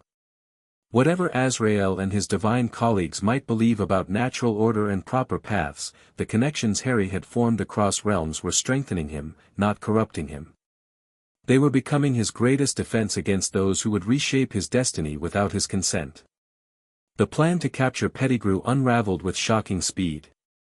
They had barely returned to Gryffindor Tower when Ron discovered Scabbers missing, his bed torn apart as though the rat had left in panic. Drops of blood and cat hairs suggested an encounter with Hermione's pet Crookshanks, but Harry suspected something more calculated. He must have realized we know, Harry told Charlie when they reconvened in her quarters an hour later. But how? Black paced anxiously, his gaunt frame vibrating with frustrated energy. Rats have keen senses. He might have detected my presence in the castle, or overheard something. Charlie looked troubled. There's another possibility. If divine forces are indeed manipulating events around Harry, they might have intervened to protect Pettigrew, not out of concern for him specifically, but to maintain certain timeline probabilities. You think this Azrael character helped Pettigrew escape because it fits his plan for Harry? Black asked, his expression darkening. Divine entities operate on pattern recognition across multiple potential timelines, Charlie explained. If Pettigrew's continued freedom serves their preferred outcome for Harry, they might subtly facilitate it. But why would they want a traitor like Pettigrew running free? Hermione asked, her logical mind struggling with this metaphysical chess game. Perhaps because his capture would strengthen Harry's connection to Sirius, Charlie suggested. A legally exonerated godfather might challenge my guardianship in ways that serve their agenda. Black's eyes widened in understanding. They want to separate Harry from you. To break the infernal connection. Precisely, Charlie confirmed. Though their methods have grown increasingly direct. The reality fluctuations I mentioned earlier have intensified. Professor McGonagall reported 3 cases of students temporarily perceiving alternate versions of themselves today alone. Harry felt a chill that had nothing to do with the December weather. They're pushing harder. Trying to force a confrontation. It appears so, Charlie agreed. Which means we need to accelerate our plans. Pettigrew's escape complicates matters, but his flight confirms his guilt. If we can track him. I can find him, Black said with grim determination. I tracked him for months before. I can do it again. Not alone, Charlie cautioned. The Dementors remain a significant threat to you, and with their behavior becoming more erratic. She trailed off as the air in the center of the room began to shimmer and distort, a phenomenon Harry recognized from previous interdimensional communications. The shimmering coalesced into a portal through which they could see Lucifer's study in the Underworld palace. The devil himself appeared in the opening, elegant as always in a perfectly tailored white suit, though his expression carried unusual gravity. Charlotte, he greeted. I've been monitoring the dimensional disturbances around Hogwarts. They've reached concerning levels. Father, Charlie acknowledged. We've noticed the effects here as well. Azrael has been more aggressive than anticipated. Lucifer's crimson gaze swept the room, taking in the assembled group with raised eyebrows. I see you've acquired some interesting allies. Sirius Black, I presume. Your case file crossed my desk some years ago, a fascinating miscarriage of justice. Black looked understandably alarmed at the devil's casual reference to his case file, but managed a respectful nod. The situation has escalated significantly, Charlie explained. Azrael has directly approached Harry, attempting to show him alternate timelines where I never intervened. And now there are indications he's manipulating events to maintain his preferred outcome. Lucifer's expression darkened, shadows shifting beneath his handsome features. Celestial meddling in mortal affairs. How typical of their hypocrisy. When we influence humans, it's corruption, but when they do it, it's divine guidance.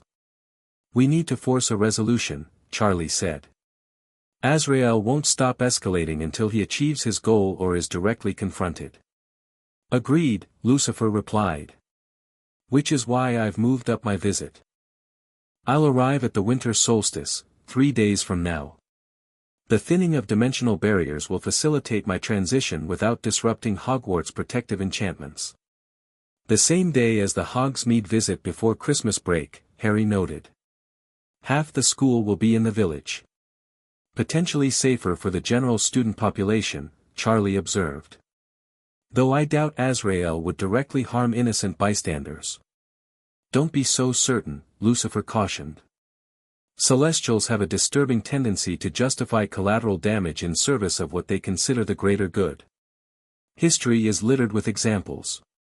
Harry felt the weight of cosmic forces gathering around him, divine manipulation, infernal protection, and his own evolving abilities caught in the middle.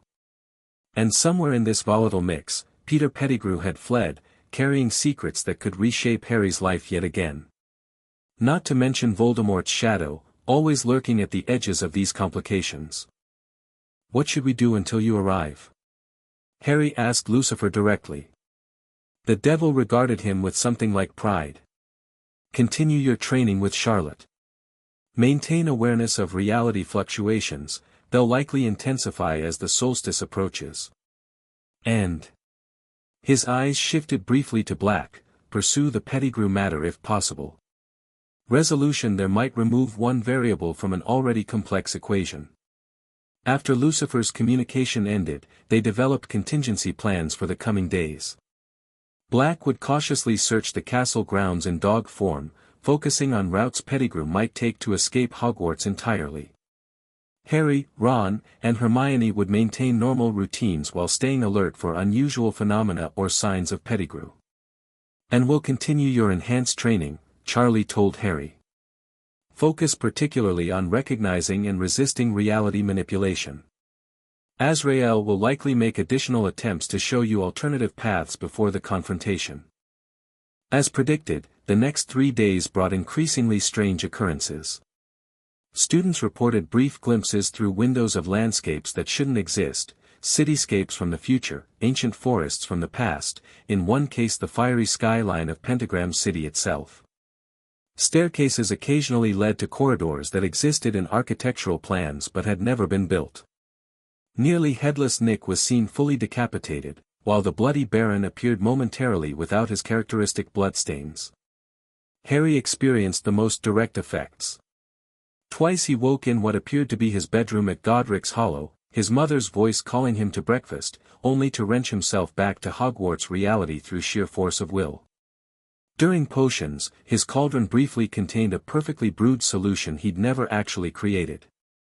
In defense against the dark arts, Professor Lupin temporarily appeared as James Potter, teaching with his father's mannerisms and voice. Reality bleed-through, Charlie explained during an emergency training session. The barriers between potential timelines are being deliberately weakened around you. Azrael is showing his power, demonstrating how easily he could rewrite your history. Harry focused on a blue flame hovering above his palm, its stability representing his grip on his own reality. Can he actually do that? Change the past? Not unilaterally, Charlie assured him. Divine intervention operates within constraints. To completely rewrite your timeline would require your conscious acceptance of the change, your willingness to surrender your current path for the alternative he offers. I would never, Harry began. Don't underestimate the psychological pressure he can apply, Charlie cautioned. These glimpses of your parents alive, of the life you might have had, they're calibrated to exploit your deepest desires. And as the dimensional barriers weaken further at the solstice, the alternatives will appear increasingly real, increasingly attainable. Harry closed his fist, extinguishing the flame. I won't break, he promised, as much to himself as to Charlie. Her expression softened. I know. But remember, whatever happens, whatever you see or feel in the coming days, trust your own sense of what's real. Your connection to this timeline, to the people who care about you here. On the morning of the solstice, Harry woke with a sense of impending convergence, as though multiple threads of possibility were drawing together toward a single point. The castle practically hummed with magical tension, portraits whispering anxiously to each other, ghosts floating in agitated patterns. Breakfast in the great hall was a surreal experience. Momentary glitches in reality caused food to briefly transform on plates, decorations to shift between Christmas and Halloween and back again, and at one alarming moment, the enchanted ceiling showed not the winter sky above Hogwarts but a vast celestial landscape of impossible beauty, what Harry suspected might be a glimpse of the divine realm itself. It's starting, isn't it? Hermione whispered, her face pale as she witnessed a fork temporarily becoming transparent in her hand. Harry nodded grimly. The solstice. Charlie says it's when dimensional barriers are naturally thinnest. Lucifer's coming tonight, but Azrael might make his move before then. What about Pettigrew? Ron asked, glancing nervously at the ceiling as it flickered between various weather patterns. Any sign? Black caught his scent heading toward Hogsmeade yesterday, Harry replied quietly. But lost the trail near the Shrieking Shack. He thinks Pettigrew might be waiting for the student visit today, easier to slip away in the crowd. Despite the increasingly unstable reality around them, the Hogsmeade visit proceeded as scheduled. Professor McGonagall had looked ready to cancel it that morning but received unexpected support from Dumbledore, who had returned to the castle just after dawn. His presence brought some stability to the fluctuations, though his grave expression suggested he fully understood the unusual forces gathering. We will proceed normally, he announced at breakfast. Those students should remain alert and report any unusual occurrences promptly to staff members. As Harry, Ron, and Hermione prepared to join the group heading to the village, Charlie appeared in the entrance hall. She had abandoned any pretense of human appearance, her horns fully visible, eyes glowing a soft red, an aura of power surrounding her that caused nearby students to give her a wide berth. Harry, she called, drawing him aside. Be extremely cautious today. The convergence is accelerating. Father will arrive at sunset, but Azrael may act before then. I'll be careful, Harry promised. What about Black? And Pettigrew? Sirius is already in Hogsmeade in dog form, watching for Pettigrew, Charlie confirmed. I've given him enhanced protection against the Dementors, but his priority is your safety, not Pettigrew's capture. And you? I'll be nearby, though perhaps not always visible, Charlie said enigmatically. Certain preparations are necessary before Father's arrival. But I'll be monitoring you constantly. She touched the serpent pin on his cloak. This connection remains active. If you need me immediately, simply focus your intent through it. With those not entirely reassuring instructions, Harry rejoined his friends for the walk to Hogsmeade. The day was crisp and clear, fresh snow crunching underfoot, the village in the distance looking like a perfect Christmas scene. Yet Harry couldn't shake the sense of wrongness in the air, a subtle distortion, as though the world itself was being stretched thin. In Hogsmeade, they tried to maintain normalcy, visiting the usual shops and enjoying butterbeer at the Three Broomsticks. But the reality fluctuations continued, moments where other patrons briefly appeared as different versions of themselves, windows showing impossible vistas, sounds from conversations that hadn't actually occurred. This is getting worse, Hermione noted as they left the pub, her breath fogging in the cold air. Look at the sky. Above them, the winter blue was interspersed with patches of something else entirely, glimpses of crimson pentagram patterns from hell's firmament alternating with sections of impossible radiance that hurt to look at directly. The boundaries are breaking down, Harry said, feeling the serpent pin grow warm against his throat, a warning. We should head back to the castle. Harry, called a familiar voice from across the street. Professor Lupin hurried toward them, his worn face etched with concern. I've been looking for you. You need to return to Hogwarts immediately. What's happening, Professor? Hermione asked, though they all suspected the answer. Lupin glanced at the disrupted sky. Something beyond conventional magic. Dumbledore sent me to find you specifically, Harry. He believes you may be at the center of, whatever this is. A low growl from nearby drew their attention. The large black dog that was Sirius Black in disguise had appeared at the edge of an alley, hackles raised as he stared at something behind them. Harry turned slowly, already knowing who, he would see. Azrael stood in the middle of the village street, his perfect form now fully visible to everyone. Unlike his appearance in Harry's dream, he now made no effort to appear human. His height had increased to at least 8 feet, his skin glowing with internal light, massive wings of pure white energy extending from his shoulders. His eyes blazed with celestial fire, and around his head hovered a corona of light arranged in patterns too complex for mortal minds to fully comprehend. Villagers froze in shock, some falling to their knees, others backing away in terror. Students stood paralyzed, gaping at the divine being manifesting in their midst. Harry Potter, Azrael's voice resonated at multiple frequencies simultaneously, causing windows to vibrate in their frames. The time for decision has come. Harry stepped forward, feeling the serpent pin burning hot against his skin now, not painfully, but as a reminder of protection, of connection. I've already made my decision, he replied, surprised by the steadiness of his own voice. I choose my path as it is. Azrael's perfect features registered something like disappointment. You choose incompletion, corruption. Your soul bears the mark of hell's influence, a stain that disrupts the cosmic order. The only corruption here, came Charlie's voice as she materialized beside Harry, is your interference in a mortal life, Azrael. The boy has chosen freely.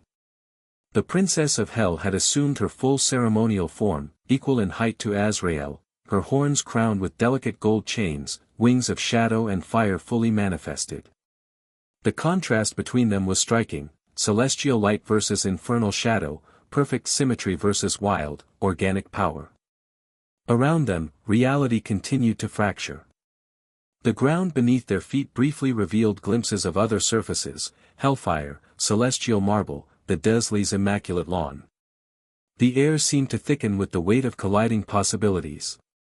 This interference cannot continue, Azrael declared. The boundaries between realms exist for purpose, Charlie Morningstar. By crossing them, by claiming a mortal child, you violated fundamental cosmic law. I saved a child from abuse, Charlie countered, her voice carrying equal power. I gave him love, protection, the chance to develop according to his own nature. If cosmic law would have left him suffering in that cupboard, then cosmic law deserves to be challenged.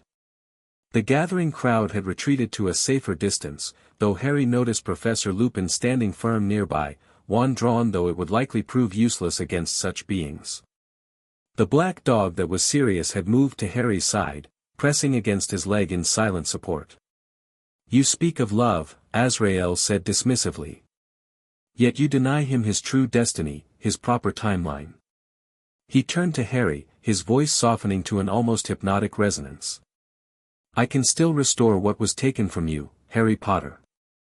Your parents. Your rightful life.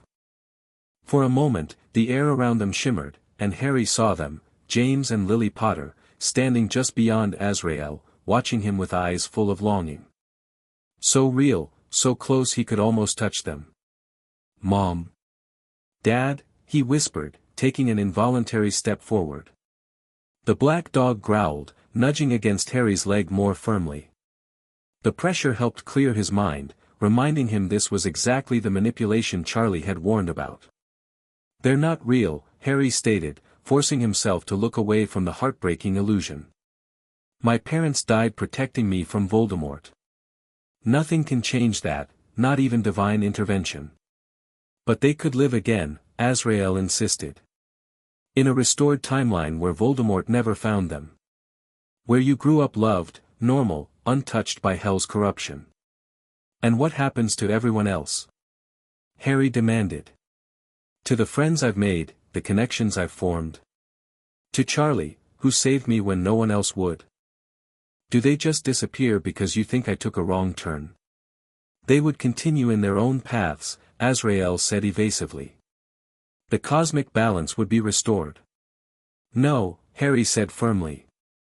"I won't trade the family I've found for a fantasy, even one I've dreamed of my whole life." Anger flashed across Azrael's perfect features, the first truly emotional response he'd shown. "You speak of choice, yet you've been manipulated beyond your understanding. The princess has bound you to her through infernal magic, altered your very essence." "The only one attempting manipulation here is you," Charlie interjected. "Harry's connection to me formed through genuine love and trust, not magical compulsion. The changes in his magical core developed naturally through environmental exposure, not deliberate corruption." "Lies," Azrael declared. "And now you've involved more mortals in your transgression." His gaze shifted to the black dog beside Harry. "An escaped prisoner. A werewolf professor. Young students drawn into interdimensional conflicts beyond their comprehension." As he spoke, the sky darkened unnaturally. The Dementors that had been patrolling the boundaries of Hogsmeade suddenly converged, dozens of black-robed figures gliding toward the village center with clear purpose. "You control them," Harry realized, watching the Dementors form a perimeter around the confrontation. "That's why they've been acting strangely." "Dementors exist in the void fold between realms," Azrael confirmed. "They respond to higher dimensional authority. They will ensure no interference while I correct the cosmic aberration you represent." The temperature plummeted as the Dementors drew closer. Students and villagers who had been watching in fascination now cried out in fear, some collapsing under the overwhelming wave of despair the creatures projected. Charlie's form blazed brighter in response, her wings extending to create a barrier of warmth and protection around Harry and those nearest him. "You would harm innocent bystanders to achieve your aims," she challenged Azrael. "How very celestial of you." "Collateral effects are regrettable but necessary," Azrael replied coldly. "The restoration of proper order takes precedence over temporary mortal discomfort." The hypocrisy of this statement, coming from a being supposedly representing divine goodness, crystallized something in Harry. The blue flames that manifested with strong emotion began curling around his fingers, responding to his growing anger. "You talk about corruption and proper paths," Harry said, his voice carrying in the unnaturally still air, "but you're willing to hurt innocent people just to enforce your idea of how things should be. How is that better than anything you accuse Charlie of?" "You cannot comprehend the larger pattern," Azrael began dismissively. "I understand enough," Harry interrupted. The flames grew, spreading up his arms now, not burning him, but illuminating him with otherworldly light. "I understand that real goodness doesn't hurt people for abstract principles. It doesn't manipulate them with false promises or try to control their choices. Power built around them, celestial radiance from Azrael, infernal shadow and flame from Charlie, and something new from Harry himself." The blue flames surrounding him began to change, incorporating threads of gold and silver, becoming something neither purely infernal nor conventionally magical, but uniquely his own. "What is this?" Azrael demanded, genuine uncertainty entering his voice for the first time. "The consequence of your interference," Charlie answered, watching Harry with something like wonder. "You pushed too hard, forced his magic to adapt too quickly. Harry isn't becoming what either of us anticipated." The energy surrounding Harry continued to evolve, the blue-gold-silver light extending outward, pushing against the Dementor circle. Where it touched them, the creatures recoiled as if burned, their shadowy forms dispersing like smoke. Impossible, Azrael whispered. A mortal child cannot, he's not just a mortal child anymore, came a new voice, smooth and darkly amused. He's something far more interesting. Lucifer Morningstar had arrived. The devil stood at the edge of the confrontation, immaculate in a white suit despite the chaos around them. Unlike his previous visit to Hogwarts, he made no attempt to moderate his appearance for human sensibilities. His true form flickered beneath the angelic facade, something ancient and terrible, beautiful and horrifying simultaneously. Brother, he greeted Azrael with mocking familiarity. Still interfering in mortal affairs while claiming moral superiority? Some things never change. Lucifer, Azrael acknowledged stiffly. This matter does not concern you directly. My daughter's ward? A child under hell's protection? I would say it concerns me quite directly. Lucifer strolled closer, the very ground seeming to bow slightly beneath his feet. Besides, I find the hypocrisy entertaining. Divine intervention, when it suits your purposes, infernal corruption, when it conflicts with your rigid worldview. As the two ancient beings faced each other, Harry felt the energy around him stabilizing, becoming more controlled. The flames no longer spread randomly but responded to his intent, forming patterns he instinctively understood. This has gone far enough, Professor Lupin declared, stepping forward despite the overwhelming supernatural forces in play. Whatever cosmic dispute exists between your realms, Hogwarts students should not be caught in the middle. The professor speaks sensibly, Charlie agreed. This confrontation serves no one's interests, not heaven's, not hell's, and certainly not Harry's. Azrael's perfect features hardened. The aberration must be corrected. The boy's connection to hell severed. The natural order restored. And if I refuse? Harry challenged, the energy around him pulsing in response to his defiance. Then more direct measures become necessary, Azrael replied. With a gesture, the remaining Dementors surged forward in a unified wave of cold and despair. What happened next occurred with such speed that human observers would later give wildly conflicting accounts. Lucifer and Charlie moved simultaneously to protect Harry and the nearby students. Azrael unleashed a blast of celestial energy. And Harry, acting on pure instinct, directed his newly manifested power outward in a perfect dome of blue-gold-silver light. Where the three forces met, reality itself seemed to tear open. A rift appeared in the center of Hogsmeade Village, not a controlled portal like Charlie created, but a jagged wound in the fabric of spacetime itself. Through it, impossible vistas became visible, hell's crimson landscape, the blinding radiance of the celestial realm, and something else, a dark forest where a small, malformed creature nursed a fragmented existence. Voldemort, Harry whispered, recognizing the presence instantly through his scar connection. The rift pulsed, widening as the competing supernatural energies destabilized it further. Wind howled through the opening, carrying whispers from multiple realms, timelines fracturing and colliding around them. What have you done? Azrael demanded, actual fear visible in his perfect features for the first time. What have we done? Lucifer corrected grimly. This is the consequence of forcing confrontation at a dimensional weak point, brother. Even beings such as ourselves must respect certain cosmic boundaries. The rift continued to grow, reality unraveling around its edges. Students screamed, villagers fled, and even the Dementors scattered, their sensitivity to dimensional disruption driving them away from the chaos. We need to seal it, Charlie shouted above the dimensional winds. Before it expands beyond control. Agreed, Lucifer replied, momentarily setting aside his animosity toward Azrael.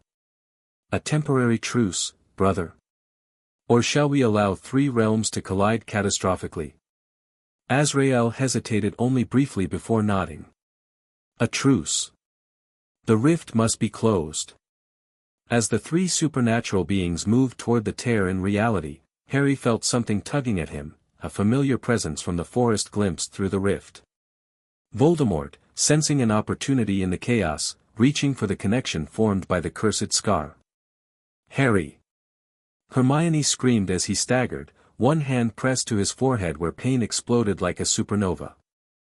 Through the agony, Harry sensed Voldemort's desperate intent, to use the rift to return, to possess Harry himself in the confusion, to exploit the unprecedented dimensional weakness for his own restoration. No, Harry growled, drawing on the strange new magic surrounding him. The blue-gold-silver energy responded instantly, forming a barrier between his mind and Voldemort's invasive presence. But Voldemort wasn't the only danger emerging from the rift. A small, furry form darted through the opening, a rat missing a toe, moving with desperate speed toward the forbidden forest. Pettigrew, seizing his chance to escape in the pandemonium. The black dog that was Sirius saw him instantly. With a snarl of fury, he bounded after the fleeing rat, ignoring the supernatural confrontation still unfolding around the rift. Sirius, wait! Harry called, torn between multiple crises, the rift, Voldemort's attempted possession, and now his godfather pursuing Pettigrew directly toward the approaching Dementors that had regrouped at the village boundary. Making a split-second decision, Harry directed a portion of his strange new magic toward Sirius and Pettigrew. The energy shot forward like a living thing, enveloping both animals in a cocoon of protective light just as the Dementors descended toward them. Where the light touched the Dementors, they dissolved like mist before sunlight, not merely driven away but unmade, their semi-corporeal forms unable to withstand the hybrid energy Harry had manifested. Across the village, Charlie, Lucifer, and Azrael combined their powers, infernal and divine working in rare cooperation, to seal the dimensional rift. The tear in reality began to close, its edges knitting together as the three beings channeled their respective energies in perfect, if reluctant, synchronization. With a sound like thunder imploding, the rift sealed completely. The unnatural winds died instantly, and the sky above Hogsmeade returned to normal winter blue, no glimpses of hell's landscape or celestial domains visible anymore. In the sudden silence that followed, Harry became aware of several things simultaneously, the blue-gold-silver energy still surrounding him like a second skin, the rat and dog frozen in his magical grip at the edge of the village, and the stunned expressions of everyone watching, students, professors, and villagers alike, as they struggled to process what they had witnessed. Lucifer brushed non-existent dust from his immaculate suit. "Well," he said conversationally, "that was bracing. Interdimensional rifts before dinner, not my usual preference, but one adapts." Charlie, returning to a more humanoid scale though still unmistakably supernatural, moved swiftly to Harry's side. "Are you all right?" she asked, her concern evident despite the extraordinary events still resolving around them. "I think so," Harry replied, looking down at his hands where the strange energy continued to flow. "What is this? What's happening to me?" "Evolution," Charlie said softly. "Accelerated by crisis, by the confluence of forces trying to claim you. Your magic has adapted in ways none of us anticipated." Azrael, his perfect features set in an expression of frustrated resignation, approached them. "The boy has become something unprecedented," he acknowledged reluctantly. "Neither fully human wizard nor infernal protege, but something, hybrid. Beyond conventional classification." "Beyond your control, you mean," Lucifer observed with dark amusement. "How vexing for you, brother." Before Azrael could respond, a commotion drew their attention to where Sirius and Pettigrew remained imprisoned in Harry's magical containment. The rat was transforming, Harry's power forcing the change from animagus to human form. Where Scabbers had been, a short, balding man with pointed features now cowered, his watery eyes darting frantically for escape routes. Peter Pettigrew, alive and exposed at last. "Well," Lupin said, his voice tight with controlled rage as he approached his former friend. "This explains quite a lot." Dumbledore had arrived as well, accompanied by Professor McGonagall and several ministry officials who had been in Hogsmeade investigating the strange occurrences. They stared in shock at the revealed Pettigrew, the still transformed Sirius, and the supernatural being standing casually in the village square. "It seems," Dumbledore observed with remarkable composure, "that we have several extraordinary situations requiring immediate attention." As the chaos began to resolve into something resembling order, ministry officials securing Pettigrew, Dumbledore negotiating with both Charlie and Azrael, students being escorted back to Hogwarts, Harry found himself standing beside Lucifer, the strange energy still flowing around him though diminishing gradually. "What happens now?" he asked the devil directly. Lucifer regarded him thoughtfully, crimson eyes assessing the changes evident in Harry's magical signature. "Now, my boy, you begin to discover what you're truly becoming. Something neither heaven nor hell anticipated, perhaps something entirely new. Is that good or bad?" "That," Lucifer replied with a smile that contained equal parts pride and concern, "will depend entirely on the choices you make with your emerging powers. Though if today's display is any indication, I suspect we need not worry overmuch about your moral compass."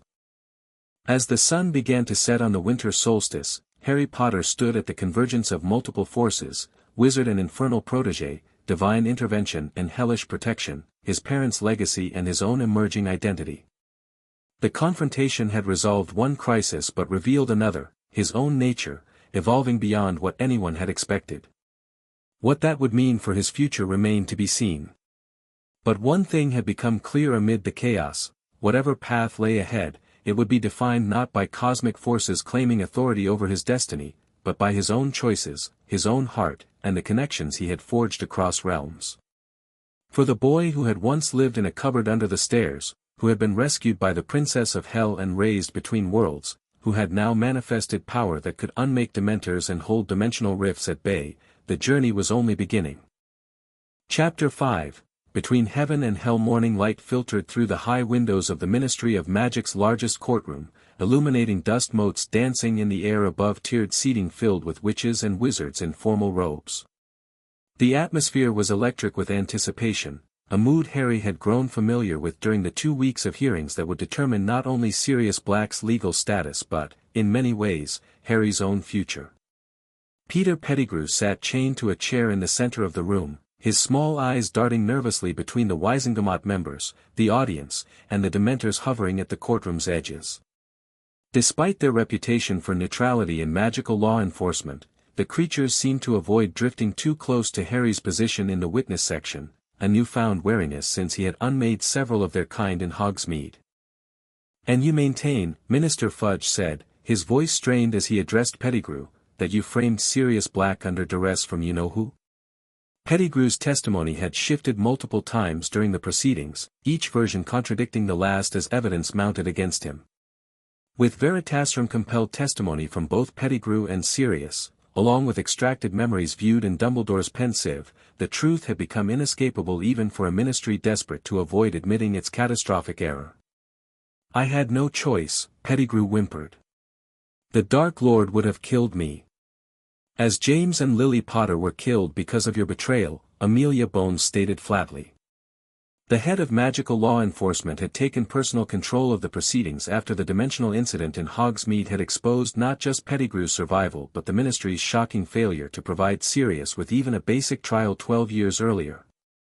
Harry sat still and straight back between Charlie and Sirius, the latter recently shaved and dressed in proper robes though still gaunt from his years of imprisonment. Behind them sat Ron and Hermione, granted special permission to attend as material witnesses to Pettigrew's exposure. The rest of the Weasley family occupied the next row, with Mr. Weasley having taken personal leave from his ministry position to support both Harry and Sirius throughout the lengthy hearings. "The evidence before this body is conclusive," Madame Bones continued, addressing the full Wizengamot rather than Pettigrew directly. "Peter Pettigrew betrayed the Potters to Voldemort." A collective flinch rippled through the room at the name, faked his own death, framed Sirius Black, and lived as an animagus for 12 years to escape justice. Her stern gaze swept the assembled members. "The Ministry's failure to provide Lord Black with a trial represents a miscarriage of justice unprecedented in modern magical law. The reparations recommended by this office include not only his immediate formal exoneration but substantial financial compensation and the restoration of all titles and properties confiscated upon his imprisonment." Fudge looked like he'd swallowed something particularly unpleasant as he shuffled the parchments before him. The political fallout from the case had already claimed several high-ranking ministry careers, with Bartemius Crouch Sr., who had authorized Black's imprisonment without trial, facing criminal charges of his own. Are there any objections to the findings as presented? Fudge asked the Wisengamot members, his tone suggesting he desperately hoped there wouldn't be. When silence followed, he continued with obvious reluctance, then by the authority vested in this body, Sirius Orion Black is hereby declared innocent of all charges previously levied against him, with full restoration of rights, properties, and standing in magical society, effective immediately. A small, carved wooden gavel banged once, sealing the declaration with magical authority. Harry felt Sirius sag slightly beside him, 12 years of weight beginning to lift from his godfather's shoulders. And Peter Pettigrew, Fudge continued, his voice hardening as he turned back to the chained man, is hereby found guilty of conspiracy, murder, treason against the magical community, and unlawful activity as an unregistered animagus. This body sentences him to life imprisonment in Azkaban, with his animagus abilities to be magically bound. Another bang of the gavel, another life determined. Pettigrew began sobbing openly as Aurors moved to take him away, his pleas for mercy falling on deaf ears after weeks of his constantly shifting lies and manipulations. As the formal proceedings concluded, Harry remained seated while the courtroom erupted in movement and conversation.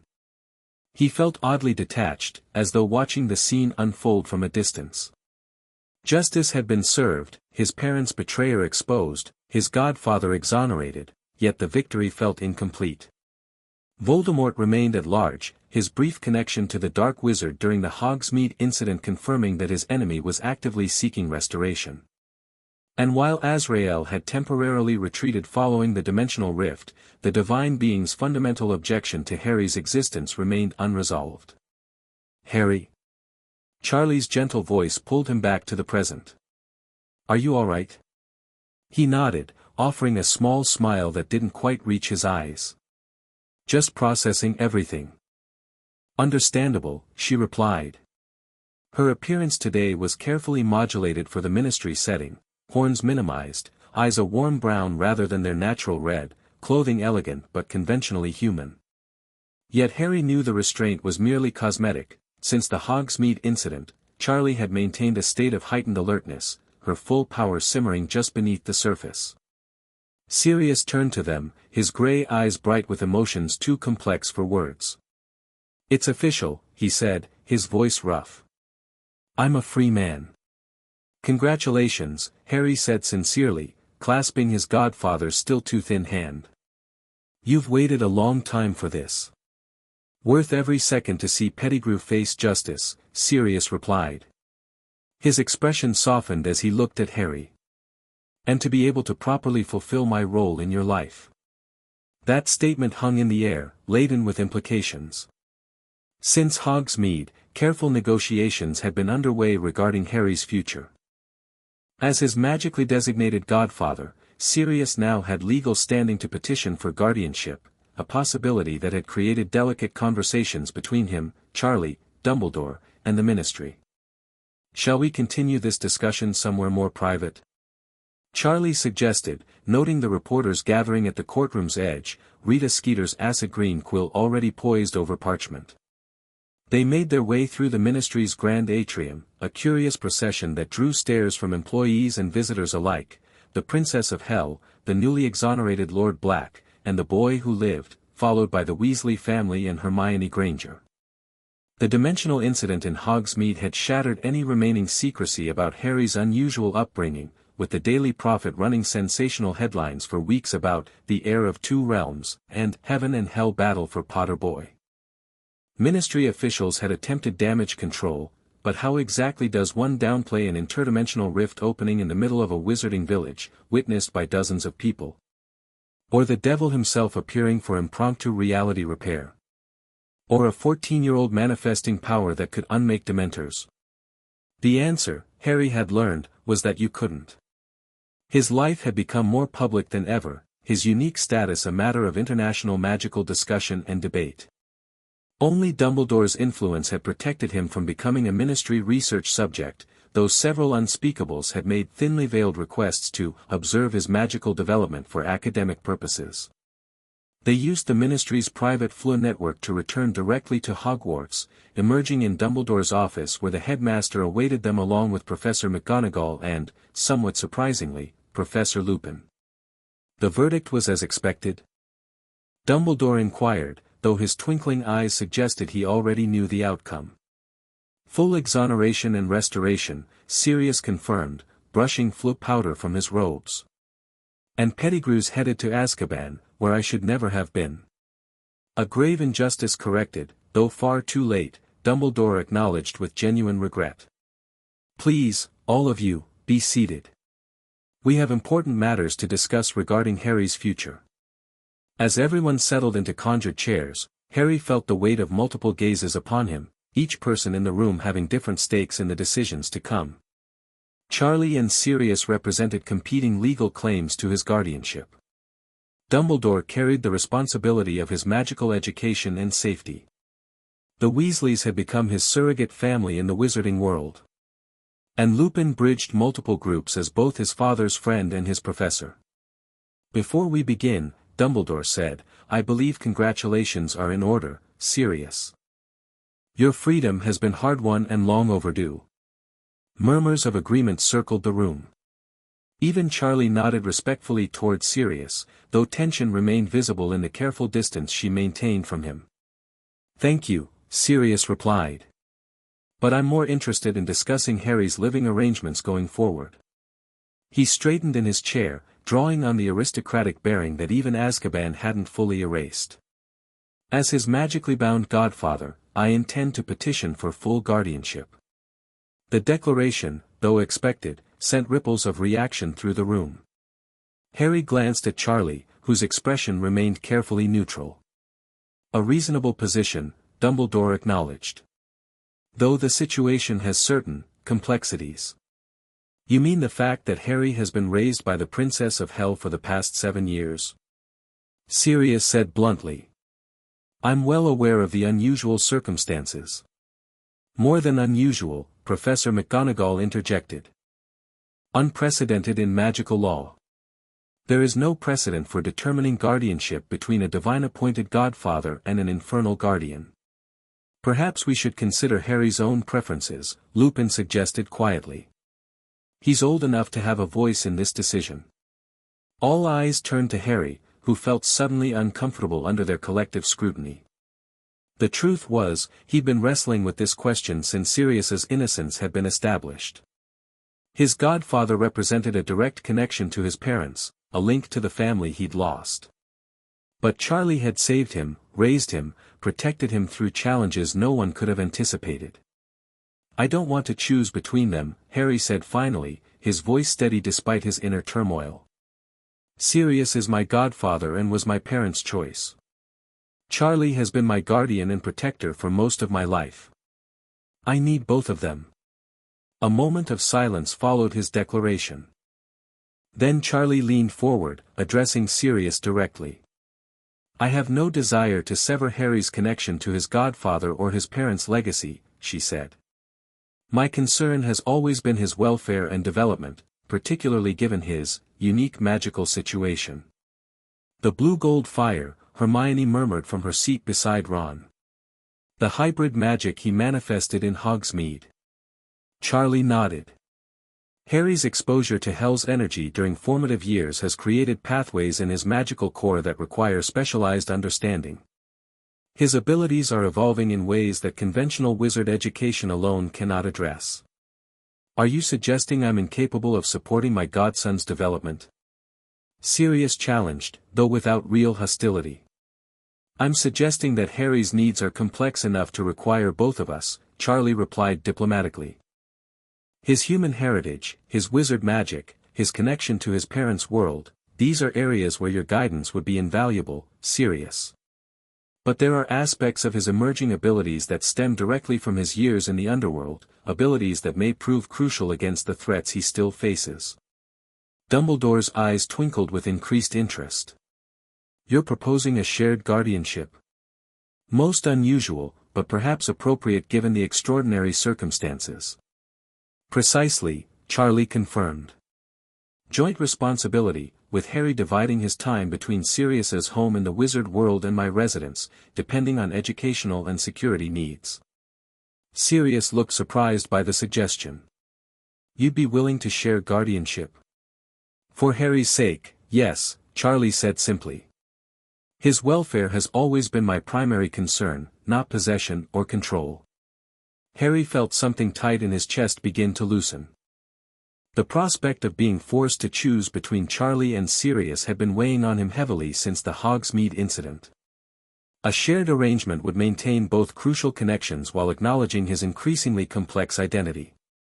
What about the divine intervention problem? Ron asked practically. This Azrael bloke seemed pretty determined to separate Harry from Hell's influence. A valid concern, Dumbledore acknowledged. Though since the dimensional incident, celestial activity has decreased markedly. It seems the manifestation of Harry's hybrid abilities has created a complicated situation for those who would enforce cosmic boundaries. They don't know how to categorize me anymore, Harry realized. I'm not following either the path they wanted or the one they feared. Precisely, Charlie said with a hint of satisfaction. You've developed beyond simple classification, beyond their binary thinking. Your magic draws from multiple sources yet belongs uniquely to you, a development neither divine nor infernal forces fully anticipated. Which brings us to another matter, Dumbledore interjected, his expression growing more serious. The magical community has not faced such direct intervention from otherworldly forces in centuries. The Ministry is scrambling to establish protocols, while international magical authorities demand explanations I'm not entirely equipped to provide. They fear what they don't understand, Mr. Weasley said knowingly. The magical world has its own rigid categories and prejudices. Indeed, Dumbledore agreed. Which is why I believe the coming school year will prove particularly challenging for Harry. Not just because of these external pressures, but because of a special event being hosted at Hogwarts. The Triwizard Tournament, Charlie said, surprising everyone with her knowledge. My diplomatic contacts at the Ministry mentioned the preparations. Dumbledore raised an eyebrow, clearly impressed. Correct. After centuries, the tournament is being revived, a competition between Hogwarts, Beauxbatons, and Durmstrang. International magical cooperation at a time when unity is sorely needed. And a massive security concern, Professor McGonagall added dryly, given recent events.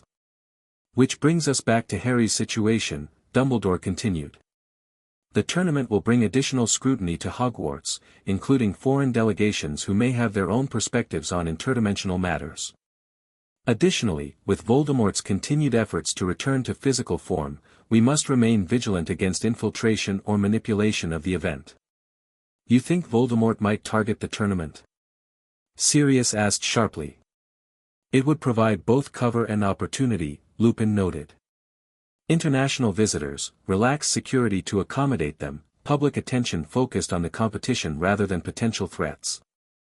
Harry listened as the discussion continued, mapping out security concerns, guardianship arrangements, and educational plans for his continued magical development. Throughout it all, a strange calm had settled over him, not resignation but acceptance. The path ahead remained complex and likely dangerous, but for the first time, he felt that all the adults around him were working together rather than pulling him in different directions.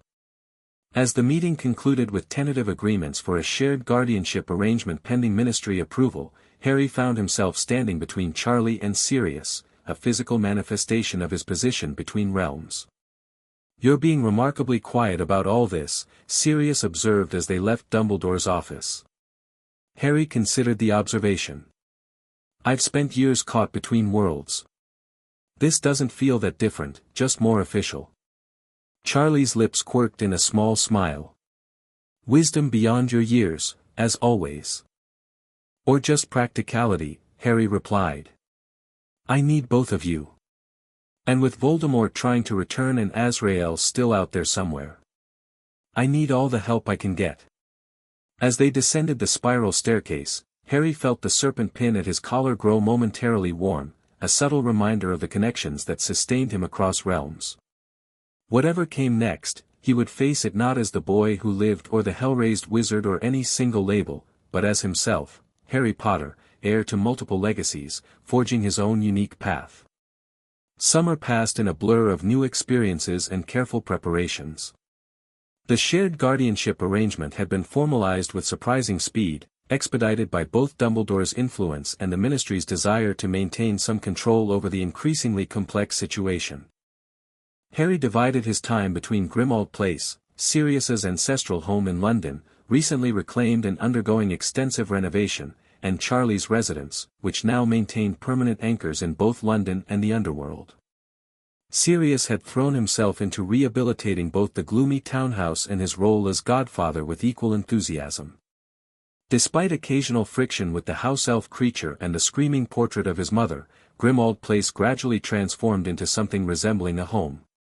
The library, in particular, became a favorite space, with Sirius sharing stories of the Marauders while helping Harry explore his Potter heritage through family grimoires and journals Sirius had salvaged after James and Lily's deaths. "Your father was working on this animation charm just before." Sirius trailed off, indicating a half-completed spell diagram in a leather-bound journal. He had a knack for transfiguration and animation magic, wanted to create maps that updated in real time based on surroundings. "Like the Marauder's map, but for any location?" Harry asked, examining the intricate runic notations. "Exactly," Sirius confirmed, pride and grief mingling in his expression. "James always said the map was just a prototype.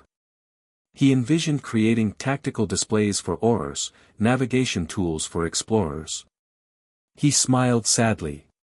"Your mother used to tease that he just wanted to make sure he could find the kitchen in the dark without stubbing his toe."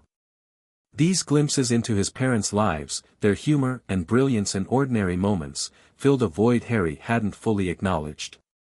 Charlie had always answered his questions about James and Lily truthfully but hadn't known them personally. Sirius and Lupin, who visited regularly, provided the intimate details only close friends could share: how Lily took her tea, with honey and lemon, how James always messed up his hair when nervous, the way they'd bicker over whose turn it was to change baby Harry's diapers. Meanwhile, his time with Charlie focused on developing his emerging magical abilities. The hybrid power he'd manifested during the Hogsmeade incident had initially receded, becoming dormant yet accessible with concentrated effort. Together they worked to understand its nature and limitations through careful experiments conducted in specially warded rooms. "The blue represents your adaptation to infernal energy," Charlie explained as Harry summoned a small sphere of blue-gold flame to hover above his palm.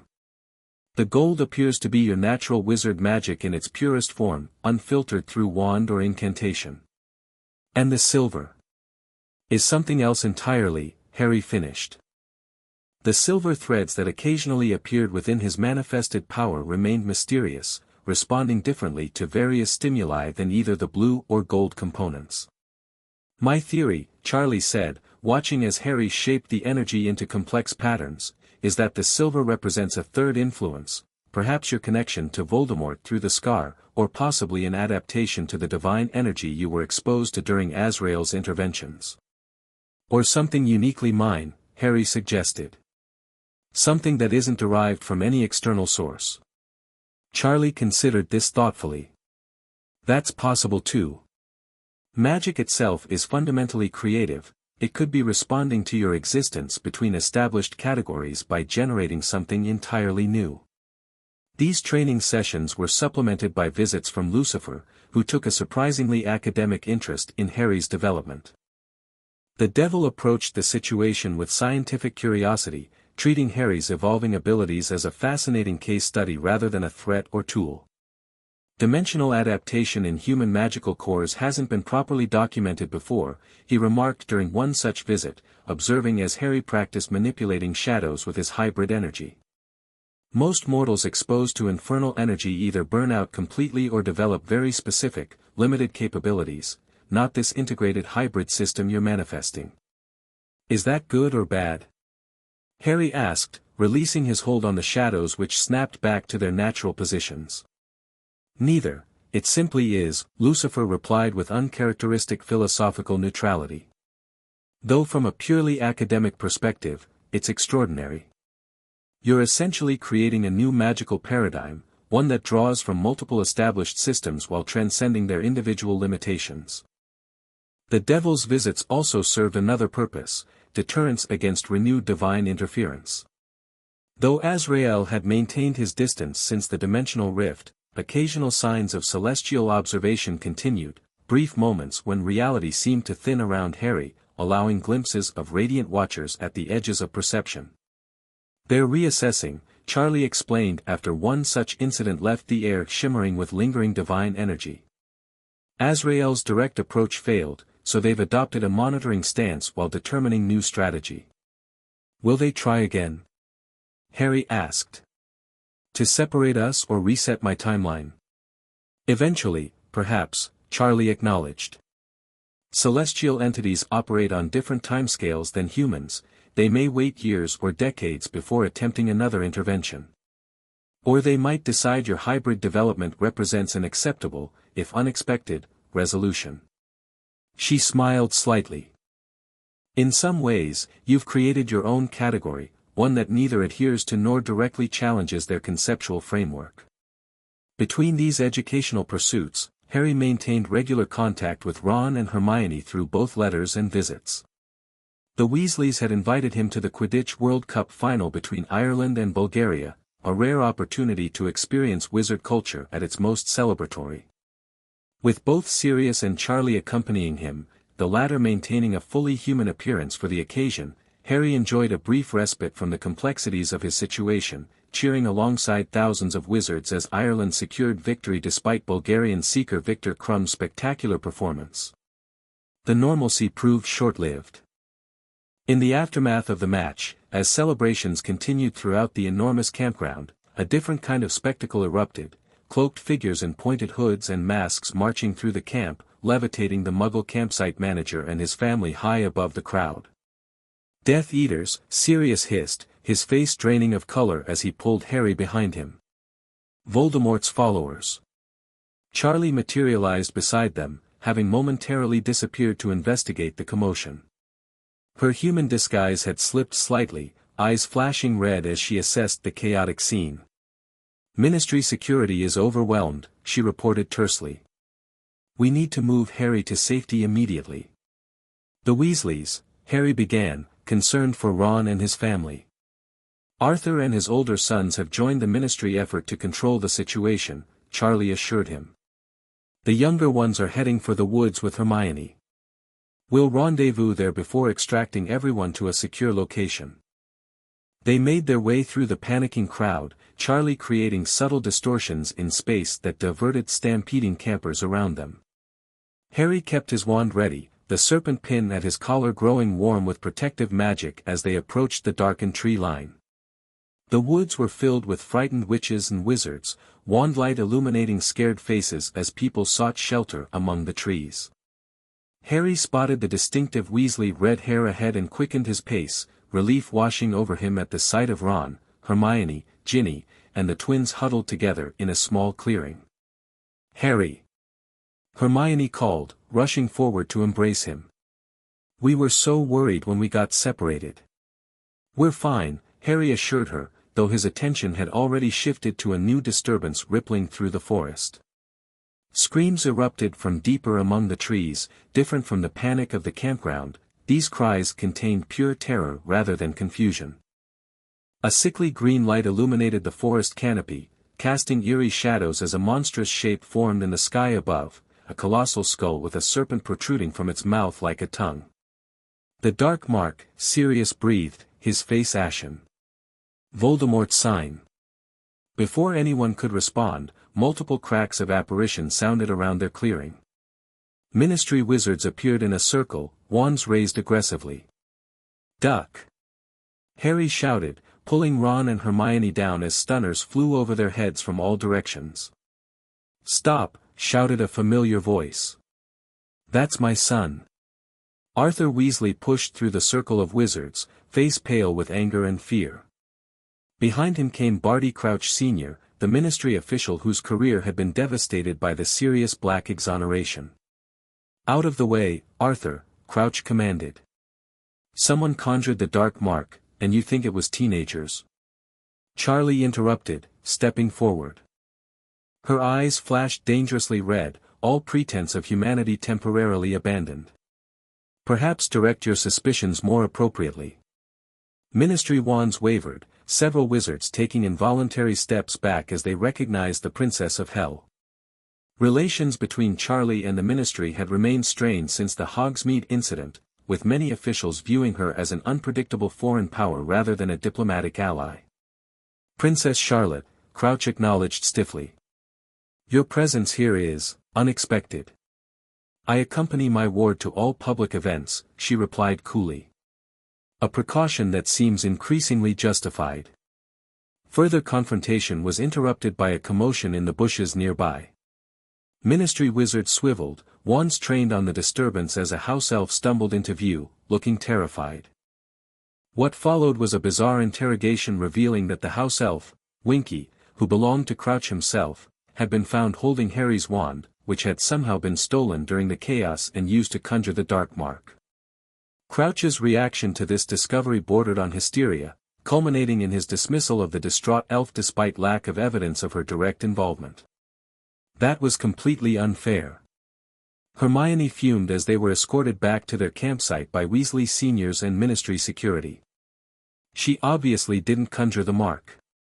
"No, she didn't," Sirius agreed grimly. "Someone more dangerous did, someone who wanted to send a message." "But why use Harry's wand specifically?" Ron wondered. "Symbolism," Charlie suggested, her expression troubled. "A statement connecting Harry to Voldemort, perhaps, or simply opportunistic theft from a high-profile target." Harry remained silent, unease settling in his stomach like lead. The night's events felt calculated rather than random, Death Eaters marching openly for the first time in years, the dark mark appearing directly after, his wand used in the conjuring. Pieces of a pattern he couldn't yet discern, but which suggested something ominous stirring in the wizarding world. Later, as they prepared to return to London via secure transport Charlie had arranged, Sirius pulled Harry aside. "I want you to be extremely careful at Hogwarts this year," he said, his expression deadly serious. "Tonight wasn't random hooliganism. The Death Eaters are growing bolder, which suggests they know something we don't." "About Voldemort?" Harry asked quietly. "Possibly," Sirius confirmed. "His followers were fractured after his fall, many claiming Imperius or renouncing him entirely. They wouldn't risk public actions like tonight without reason to believe their master might return." Harry nodded, recalling the glimpse he'd caught of Voldemort's weakened form through the dimensional rift in Hogsmeade, a grotesque, barely corporeal thing nursing a fragmented existence, yet actively plotting its restoration. "I'll be careful," he promised. "And I'll keep you and Charlie informed of anything suspicious." "See that you do," Sirius replied, squeezing his shoulder. "Your mother and father gave their lives to protect you from Voldemort. I won't fail them, or you, again." The remaining weeks before term passed in heightened vigilance, with both Charlie and Sirius reinforcing protective measures around Harry. Additional wards were placed on his school trunk, his wand, recovered and returned by the Ministry, received specialized tracking enchantments, and Lucifer's serpent pin was enhanced with new safeguards against both magical and dimensional threats. Through it all, Harry continued his training, pushing the boundaries of his hybrid magic in preparation for whatever challenges the new school year might bring. The blue-gold-silver energy responded increasingly to his intuitive control, requiring less conscious effort to manifest and maintain. Shadow manipulation, telekinetic effects, and protective barriers became reliable tools in his magical repertoire, supplementing rather than replacing his conventional wizard education. As September 1st approached, bringing with it his return to Hogwarts for the Triwizard Tournament year, Harry found himself standing at another threshold, no longer simply the boy who lived or Charlie's ward, but something more complex, a wizard with infernal connections, godson to Sirius Black, heir to multiple magical legacies, and possessor of abilities that defied conventional categorization. The question remained whether this unique position would prove an advantage or liability in the challenges to come. The Great Hall buzzed with speculation as students settled at their house tables for the start-of-term feast. Rain lashed against the enchanted ceiling, reflecting the storm raging outside, while nearly headless Nick drifted between Gryffindor first years, regaling them with the story of his botched beheading. "Did you hear about the new defense professor?" Seamus Finnegan asked as Harry, Ron, and Hermione took their seats. "Mad-Eye Moody. The famous Auror. My dad says he's completely paranoid these days," Ron commented. "Sees dark wizards everywhere." "After the World Cup, maybe he's not wrong," Hermione replied grimly. The sorting ceremony proceeded with its usual traditions, though Harry noticed Dumbledore watching him with unusual intensity throughout. When the final student had been sorted, Kevin Whitby to Hufflepuff, the headmaster rose to make his customary welcome speech.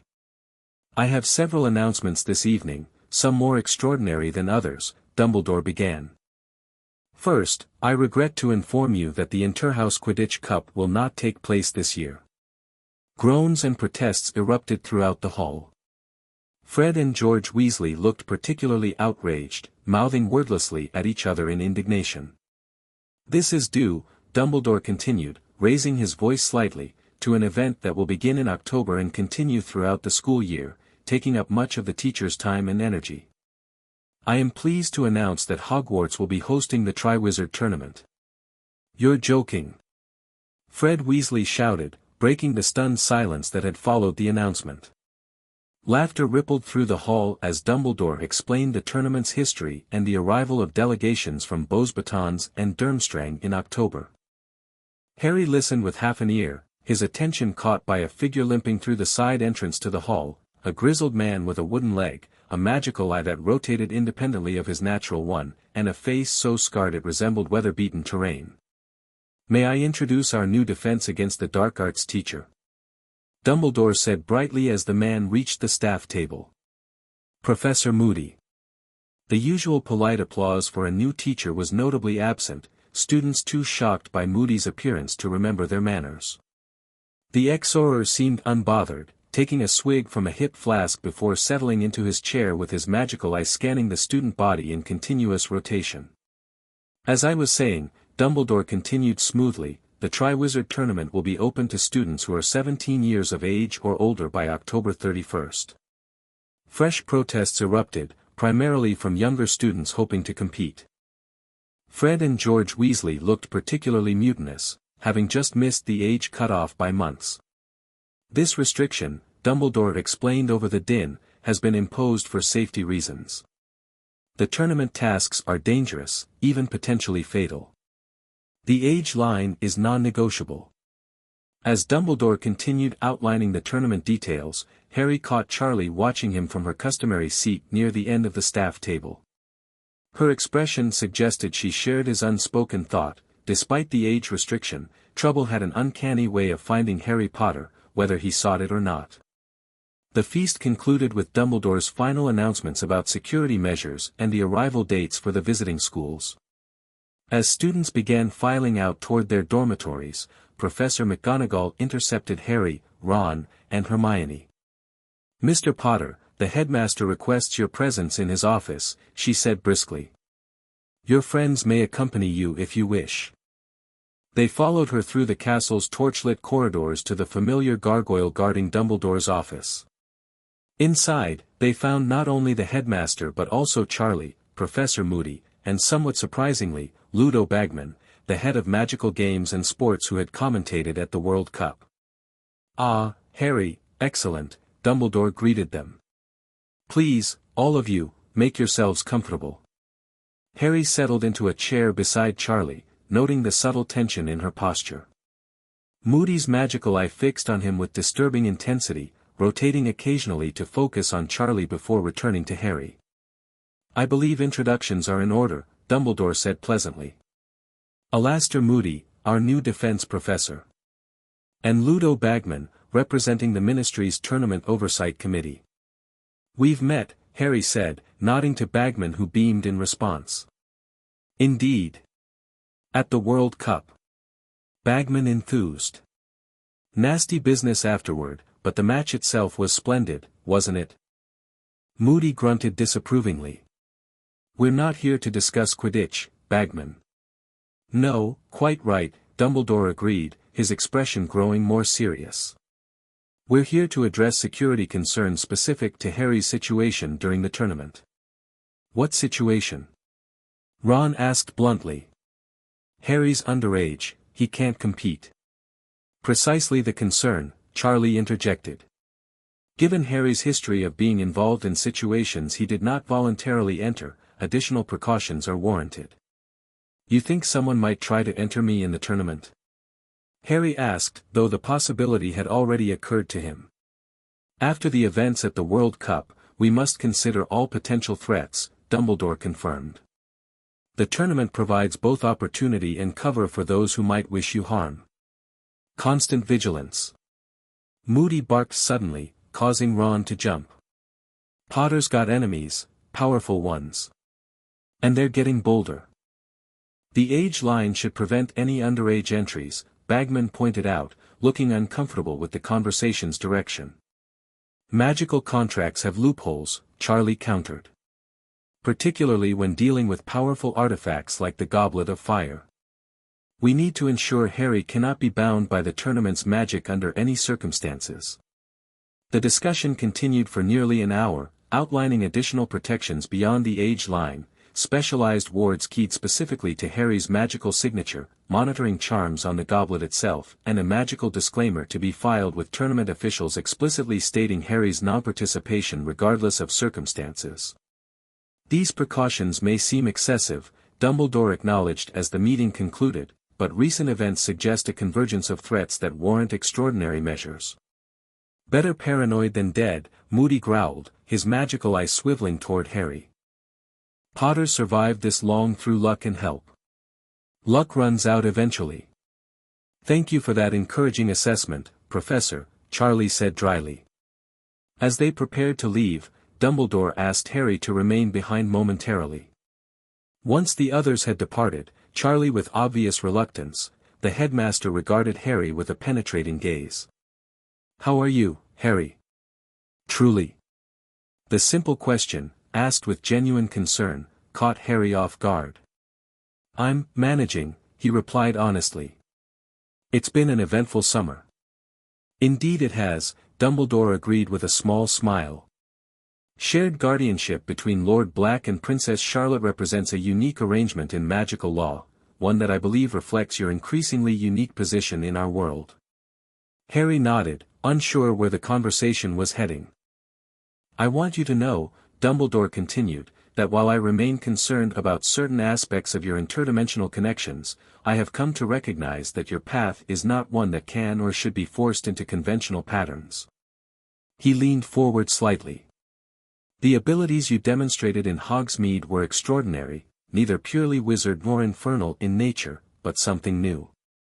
I'm still learning to control them, Harry admitted. They respond differently depending on circumstances. As magic often does, Dumbledore agreed. But I suspect your particular gifts may prove crucial in the challenges ahead. Voldemort seeks to return, Harry. The signs are multiplying, the Death Eater activity at the World Cup, increased movements among his former supporters, disturbing rumors from Albania where he was last rumored to exist. I saw him, Harry said quietly. Through the dimensional rift in Hogsmeade. He's weak, barely physical, but planning something. Dumbledore's expression grew grave. All the more reason for vigilance this year. The tournament will bring many strangers to Hogwarts, many opportunities for infiltration or manipulation. You think he'll try to use the tournament somehow? I think we would be foolish to discount any possibility, Dumbledore replied. Which is why I ask you to keep me informed of anything unusual you experience or observe, dreams, visions, pain from your scar, manifestations of your unique abilities. We face unconventional threats, Harry. Conventional defenses alone may prove insufficient. Harry left the office with Dumbledore's warning echoing in his mind, a counterpoint to similar cautions from Charlie, Sirius, and now Moody. The consensus was clear. Danger approached from multiple directions, with Harry at its nexus. What did Dumbledore want? Ron asked as Harry rejoined them in Gryffindor Tower. To warn me. Again. Harry sank into an armchair by the common room fire. Everyone seems convinced I'll end up in the tournament somehow, despite all the precautions. They're not wrong to worry, Hermione said quietly. You do have a certain pattern when it comes to finding trouble. Or it finding me, Harry corrected, though without real disagreement. The common room gradually emptied as students headed to bed, leaving the trio alone before the dying fire. In the flickering light, Harry absently conjured a small sphere of blue-gold energy, allowing it to drift above his palm like a miniature star. That's new, Ron observed, watching the dancing light. You couldn't do that before summer. I've been practicing, Harry explained, letting the sphere expand slightly, threads of silver occasionally shimmering through the blue-gold matrix. Charlie thinks it's important I develop better control before. He hesitated. Before what? Hermione prompted. Before whatever's coming, Harry finished. Voldemort, Azrael, the tournament, something's building. Everyone feels it. Ron glanced toward the windows where rain still lashed against the glass. Well, whatever it is, we'll face it together. Like always. Harry smiled at his friend's unwavering loyalty, allowing the energy sphere to dissipate as they headed up to their dormitory. Whatever challenges the year brought, he wouldn't face them alone. The arrival of the Beauxbatons and Durmstrang delegations in late October transformed Hogwarts. The French school's contingent, led by the imposing Madame Maxime, brought an air of refined elegance that made even Hogwarts' grandeur seem somewhat provincial. Durmstrang, meanwhile, created a sensation with the revelation that their champion-seeking students included Viktor Krum, the Bulgarian seeker whose World Cup performance had dazzled audiences worldwide. Can't believe he's still in school, Ron muttered in awe as Krum and his classmates settled at the Slytherin table. He looks about 25. The excitement of the visitors' arrival was matched only by the unveiling of the Goblet of Fire, a roughly hewn wooden cup filled with dancing blue-white flames that would select the champions on Halloween night. Dumbledore personally drew an age line around the goblet, preventing anyone under 17 from approaching, while additional wards specifically keyed to Harry's magical signature created an invisible barrier that would prevent even his name on parchment from crossing. Multiple redundancies, Charlie explained during one of their regular meetings in her quarters. Dumbledore's age line, specific exclusion wards, and magical disclaimers filed with the tournament authorities. If someone still manages to enter you, we'll know they possess exceptional magical ability and determination. Reassuring, Harry replied dryly. Despite the precautions, Harry couldn't shake a growing sense of unease as Halloween approached. His scar prickled with increasing frequency, particularly during defense against the dark arts classes where Moody's intense scrutiny often left him with mild headaches. Dreams became disturbed by fragmented visions, a decrepit house, a massive snake, a misshapen figure giving commands in a high, cold voice. Voldemort, Charlie confirmed when Harry described these dreams. Your connection to him appears to be strengthening as he gains power. Can he sense me too? Harry asked, concerned. Through the connection. Possibly, though your protections should prevent direct intrusion, Charlie assured him. The serpent pin, in particular, maintains a barrier around your consciousness. Halloween arrived with febrile excitement permeating the castle. Students whispered predictions about potential champions while eyeing the goblet with a mixture of hope and trepidation. That evening, the Great Hall had been redecorated for the selection ceremony, with the goblet taking center stage on a pedestal before the staff table. The moment has arrived, Dumbledore announced once everyone had settled after the feast. When the goblet selects its champions, I ask that they come forward, receive their parchment, and proceed through the door behind the staff table for preliminary instructions. The flames in the goblet suddenly turned red, spitting out a charred piece of parchment that Dumbledore caught deftly. The champion for Durmstrang, he read, is Viktor Krum. Applause thundered through the hall as Krum rose from the Slytherin table, his duck-footed walk transforming into something more graceful as he approached the staff table, disappearing through the indicated door. The goblet flared red again, producing a second piece of parchment. The champion for Beauxbatons, Dumbledore announced, is Fleur Delacour. A stunning silver-haired girl rose from the Ravenclaw table where the Beauxbatons students had settled. She moved with ethereal grace that suggested non-human ancestry. Vila, Harry suspected, noting the dreamy expressions on many male students' faces as she passed.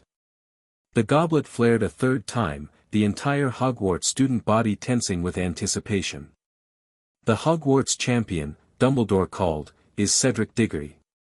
The Hufflepuff table erupted in wild celebration as Cedric, a handsome seventh-year and Quidditch captain, made his way to the staff table amid thunderous applause. "Excellent!" Dumbledore called happily as the tumult subsided. "We now have our 3 champions.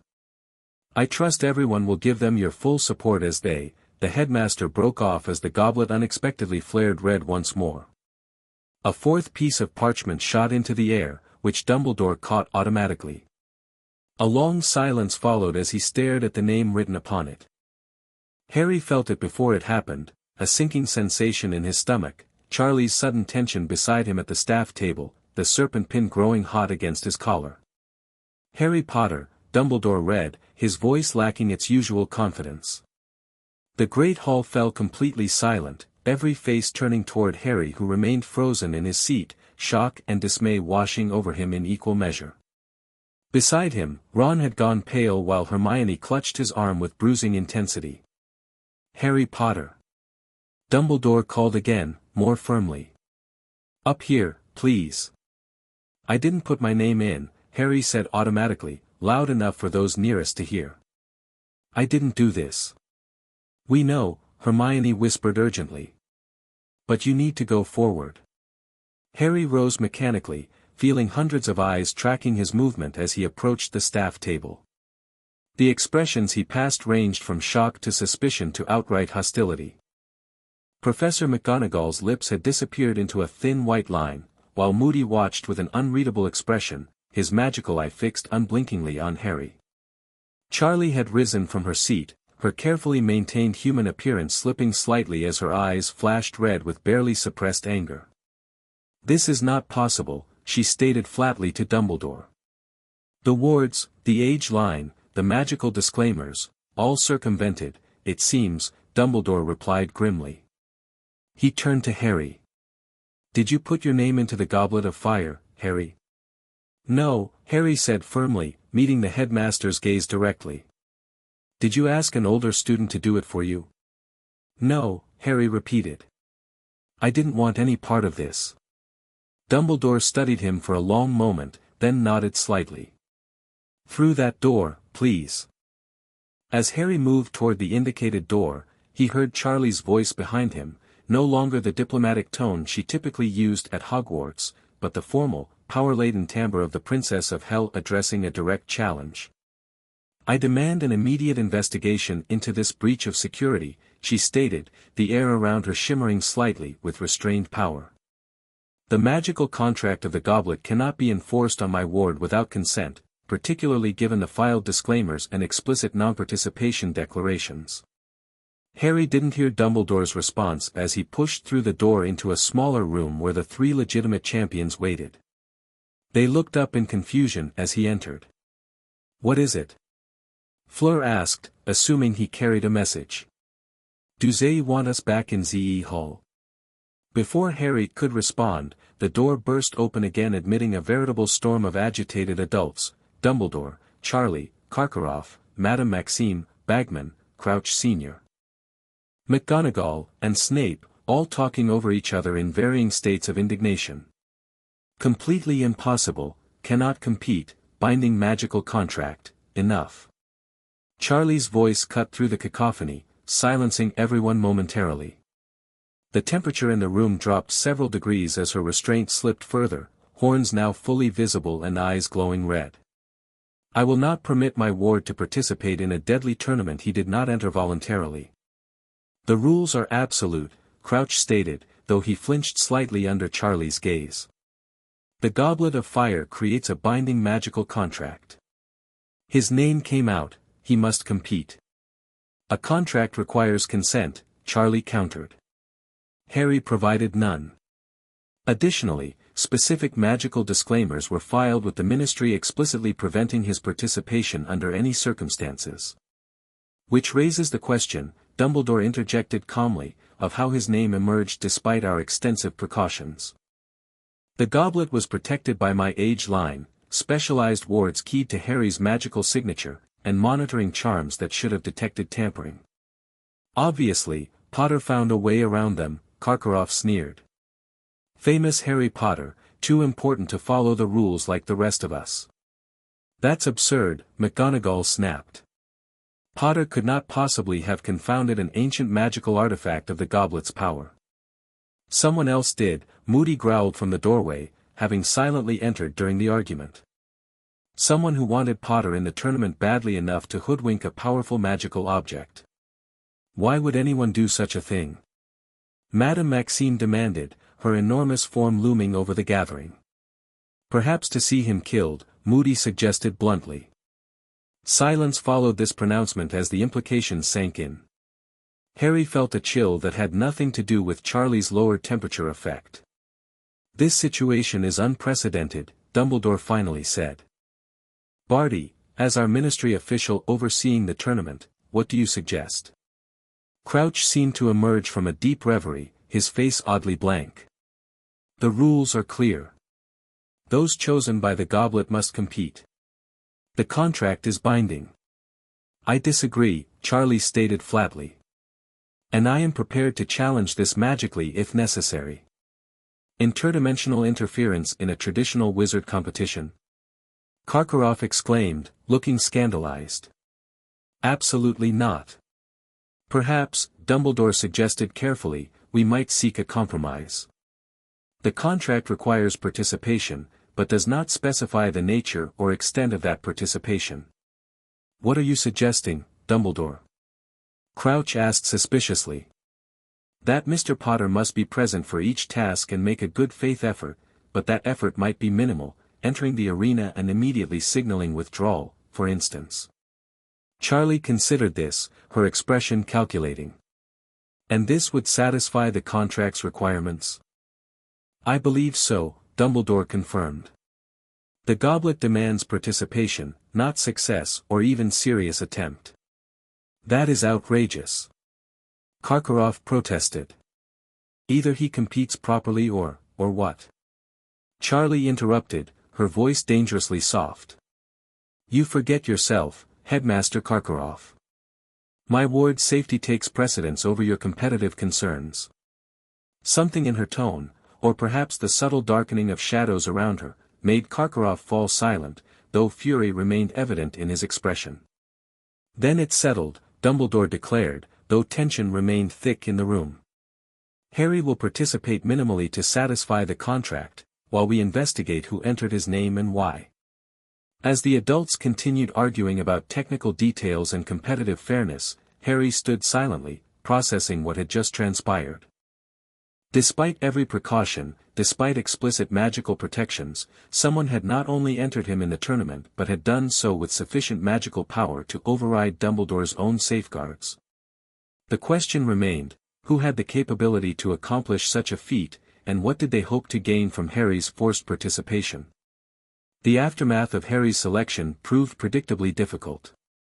Beyond the immediate controversy of his entry, divisions formed throughout Hogwarts. Many students, particularly Hufflepuffs loyal to Cedric, believed Harry had somehow cheated his way into the tournament for additional fame. Even in Gryffindor, opinions were split between those who admired his apparent ingenuity and those who resented his exceptional treatment. Most painful was Ron's reaction.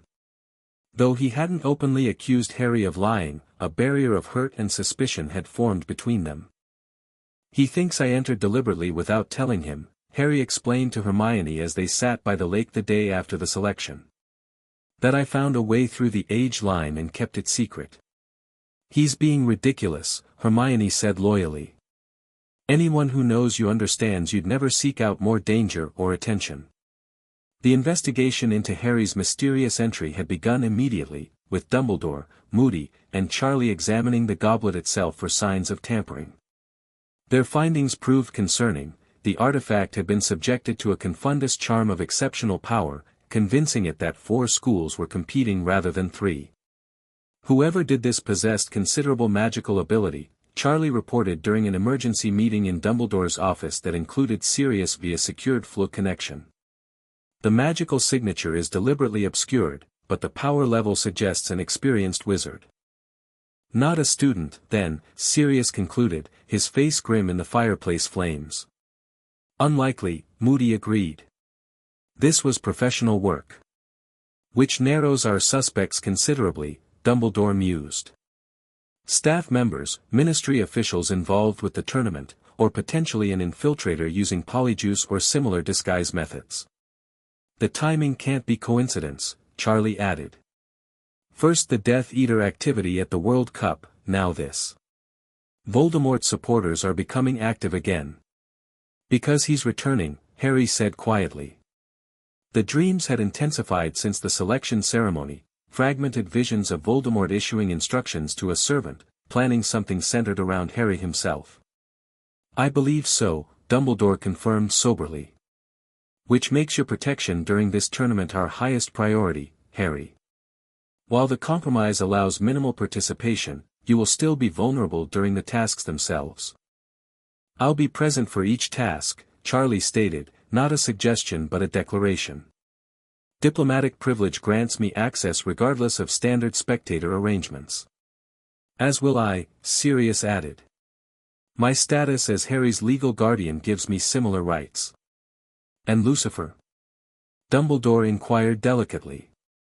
Father will maintain awareness of the situation, Charlie replied carefully.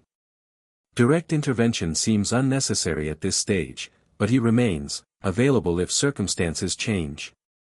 The meeting concluded with enhanced security protocols for Harry throughout the tournament, tracking charms, emergency port keys, and specialized training to prepare him for whatever challenges the tasks might present. Though the compromise required only minimal participation, everyone agreed that preparation for worst-case scenarios remained essential. In the weeks leading up to the first task, scheduled for November 24, Harry divided his time between regular classes, specialized training with Charlie, and research with Hermione into possible task challenges. The strain of the situation was compounded by growing hostility from certain segments of the student body, led primarily by Draco Malfoy, who had created animated badges reading, "Potter stinks," that cycled through various insulting messages. Ignore them, Hermione advised as another group of Slytherins flashed their badges while passing in the corridor. They're just jealous and small-minded. Hard to ignore when even Ron won't speak to me, Harry replied bitterly. The rift with Ron had deepened rather than healed, with his red-headed friend maintaining a stubborn distance despite Hermione's increasingly frustrated attempts at reconciliation. The situation reached breaking point after a particularly vicious article by Rita Skeeter painted Harry as an attention-seeking, unstable teenager using his parents' deaths and infernal connections to garner sympathy. She called Charlie a demonic entity of questionable influence and suggested you're developing disturbing powers beyond ministry classification, Hermione summarized, having read the article first and attempted to shield Harry from its worst aspects. Well, she's not entirely wrong about the powers, Harry noted with grim humor, a small flicker of blue-gold energy dancing briefly between his fingers before he extinguished it. The article had consequences beyond mere reputation damage. Within days, the ministry announced the formation of a special committee to investigate interdimensional influences on underage wizards, transparently targeting Harry and Charlie's guardianship arrangement. Sirius responded by leveraging both his newly restored political capital as Lord Black and his family's considerable financial resources to counter the ministry's maneuvers. Political theater, Charlie dismissed when Harry expressed concern about the committee. The ministry needs to appear proactive after the Hogsmeade incident and your tournament selection. They have neither the authority nor the capability to interfere with our arrangement. The most significant development came a week before the first task when Hagrid secretly summoned Harry to the forest's edge near midnight. Using his invisibility cloak to avoid detection, Harry followed the half-giant to a clearing where an astonishing sight awaited, for enormous dragons, each a different breed, thrashing against heavy chains while dozens of handlers struggled to control them. Dragons? Harry whispered in horror, recognizing the Hungarian horntail from his magical creatures textbook, its spiked tail leaving gouges in the earth as it fought its restraints. "First task," Hagrid confirmed grimly. "Thought ye should know, even if ye're not competing properly." Charlie Weasley brought M in special from Romania. Harry slipped away, mind racing with implications. Dragons for the first task, deadly, unpredictable creatures that even experienced wizards approached with extreme caution. Despite the participation compromise, he'd need to enter the arena, face the dragon momentarily before signaling withdrawal. Even that brief exposure carried significant risk. He immediately shared the information with Charlie, who was unsurprised. "Dragons are traditional first task elements," she noted. "Though using nesting mothers is particularly aggressive this year. I've alerted Sirius, who's arranging to be present for additional protection." "Should I warn Cedric?" Harry asked. "Madame Maxime was there with Hagrid, and I spotted Karkaroff hiding in the trees, so Fleur and Crumb probably know already." "Absolutely," Charlie agreed without hesitation. "Fairness aside, Cedric deserves the same preparation time as the others. It's the honorable course." The next morning, Harry caught Cedric between classes, pulling him aside to share the information about the dragons. The Hufflepuff's handsome face paled slightly, but he nodded gratefully. "Thanks, Potter. You didn't have to tell me." "Yes, I did," Harry replied simply. "Good luck with it." The encounter seemed to shift something in the school's perception. By afternoon, word had spread that Harry had warned Cedric despite their supposed rivalry, leading many students, particularly Hufflepuffs, to reconsider their hostility. The Potter Stinks badges became less prominent, and several students even approached to apologize for assuming he'd cheated his way into the tournament. Most significantly, the gesture seemed to finally penetrate Ron's stubborn resentment. That evening, he approached Harry in the common room, ears burning red with embarrassment. "I've been a complete prat, haven't I?" he asked without preamble. "Pretty much," Harry agreed, though without real anger. "I know you didn't put your name in," Ron continued awkwardly. "I think I knew all along, really." Just what?" Ron sighed, dropping into the chair opposite Harry. "It's always you, isn't it? Even when you don't want it to be." The famous Harry Potter, raised by the Princess of Hell, developing special powers, always at the center of everything important. "You think I enjoy this?" Harry asked, genuinely startled. The staring, the whispers, people either terrified of me or expecting impossible things. "No," Ron admitted. "Not when you put it that way." He hesitated. "Hermione showed me Skeeter's article. It was rubbish, all of it. Made me realize how much garbage you put up with all the time." The simple acknowledgement broke through the last of Harry's resentment. "I miss having you around, you know. Hermione's brilliant, but she can't talk Quidditch strategy or appreciate a good exploding snap game." Ron grinned, tension visibly draining from his shoulders. "So, we're good." "We're good," Harry confirmed. "Just in time for me to face a dragon."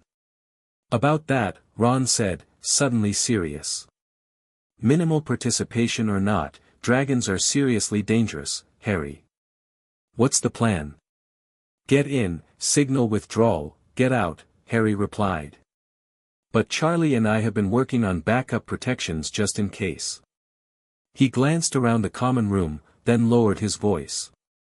"My hybrid magic seems particularly effective against fire and physical threats. If necessary, I can generate a shield the dragon can't penetrate." Ron nodded thoughtfully. "Good to have options. And speaking of options, want to come to dinner? I'm starving, and Hermione will stop glaring daggers at me if she sees us talking again." With his friendship with Ron restored, Harry faced the approaching first task with marginally less dread. The night before the event, a special dinner was held for champions and their families or guardians, a tradition meant to provide moral support before the dangerous challenge. Harry arrived at the designated chamber to find both Charlie and Sirius waiting for him, the latter looking remarkably healthier after months of proper nutrition and medical care. "Nervous?" Sirius asked, embracing Harry briefly. Trying not to be, Harry replied honestly. "I know I'm only supposed to participate minimally, but entering a dragon's vicinity for any reason is concerning," Charlie completed, her expression serious. "We've prepared multiple contingencies, Harry. Between your own abilities, our presence, and Dumbledore's oversight, you'll be protected." The other champions arrived with their own supporters, Cedric with his parents, Fleur with Madame Maxime, and Krum with Karkaroff.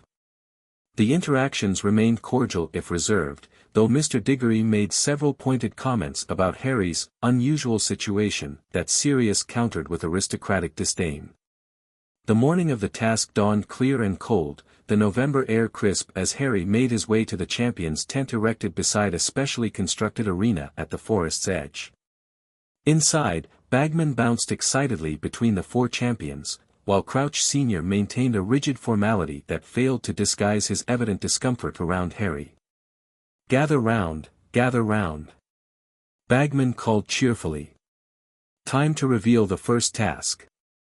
You will each face a different dragon, from which you must retrieve a golden egg. This egg contains the clue for the second task." He produced a small silk bag. "Ladies first. Miss Delacour, if you would." One by one, the champions drew miniature animated models of the dragons they would face, each with a number indicating their order in the competition. Cedric drew the Swedish short snout, first, Fleur the Welsh green, second, Krum the Chinese fireball, third, and Harry, to his dismay but not surprise, the Hungarian horntail, fourth and most dangerous.